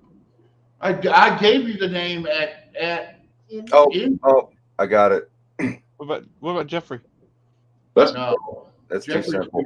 there. But it does need to start with a G. So I'm thinking Grigoli, like Grigoli Rasputin. Jerome. His name should be Jerome. Actually, that is pretty. Yeah, I like that. Okay, Jerome the giraffe. It's Jerome. Jerome, but he needs a middle name. Jerome Marcus. Jamal. Good night, Wendy. I knew I should have made a dong for that giraffe. When Rob came and picked it up, it just had this fucking mushroom poking out between its front legs. Why would it be on its front legs, dude? It's that big. He's proud. Oh. Hey, Jed, how are you on stickers? Are you gonna have to order more for No Name? How are you on shirts? I want a shirt. All right, I'll go to No Name if I can have a Scott Speed Shop shirt. How about those are mine? And no. Looks like I'm gonna have to catch you on the YouTube, man. That's a touchy subject with Jed right now, right, cousin? Yeah. I'm probably down to a quarter of what I had. I was thinking I might get a special sticker made. If somebody comes up and shows me one of those Twinkie the Kids, I have a special edition sticker made that I give to them. I showed Brian my Twinkie. No, I'm saying, or I do want to have some Weird Hour stickers made. Oh, I still have a couple of these from Indy, my buddy Jesse. Yeah. I gotta slap one of these on my transmission. I want to have special stickers made. If somebody comes up to me and says, I'm here for the Weird Hour, I'm going to give them a sticker that says, I'm just here for the Weird Hour. Weird Hour veteran. Yeah. And then you whisper in their ear that they've got to come back after dark to your particular pit and don't tell anybody about it. Yeah. No. We want to make it weird. I'm not going to do that unless. Never mind. Come back to my booth. Come back to my pit at 12:31, and the passcode is cheddar cheese. I still loved Blue Max's whole thing. No. Come have fun in my pit. You know the Blue Max? Party in Ruben's camper. The race car, the Blue Max from back in the day. Yeah. They had those little tank tops made. Yeah. And the only way to get one of those tank tops was if a girl went into the trailer and tried it on in front of that's her. And yeah, there was a lot of those fucking trailers. There's a lot of those fucking Blue Max things given away. You know, shit you couldn't do today.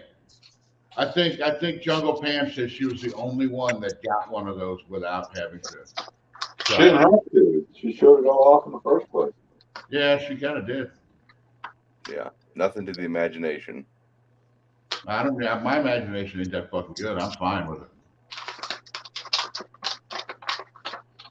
It just means I use less brain power.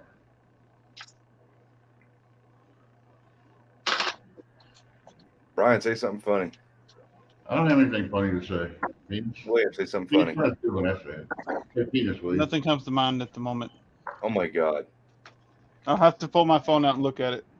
You can't do that. No, you can't do that. It's got to be unscripted. Oh my God. You can't get help. I don't have funny stuff rattling around my head. Jesus titty fuck. Wow. Wow. Who said that? Did you just come up with that?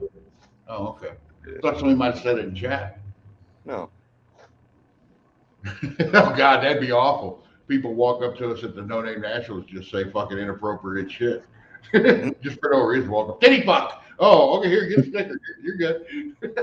Rob, nice ship. That pirate ship is making my panties drop. That's paper, man. It's making my panties drop. You want to see? Well, no. I'll send you a picture. Please don't. I'm going to.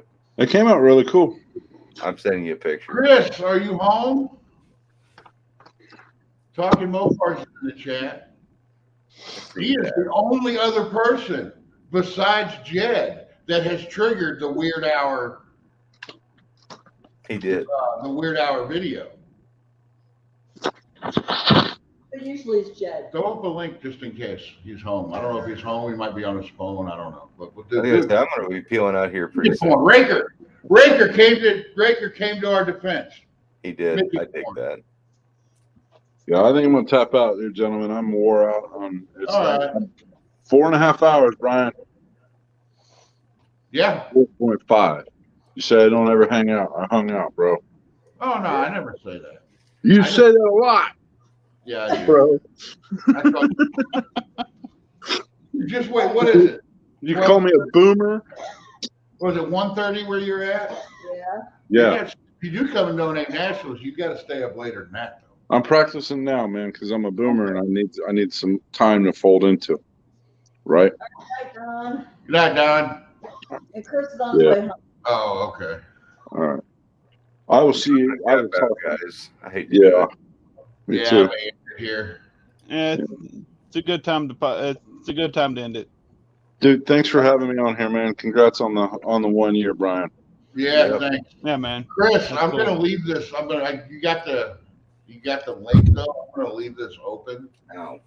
If somebody wants to, because I'm probably gonna mess around with the car a little bit. If anybody wants to just come in and bullshit, I'll probably just leave this up. Word.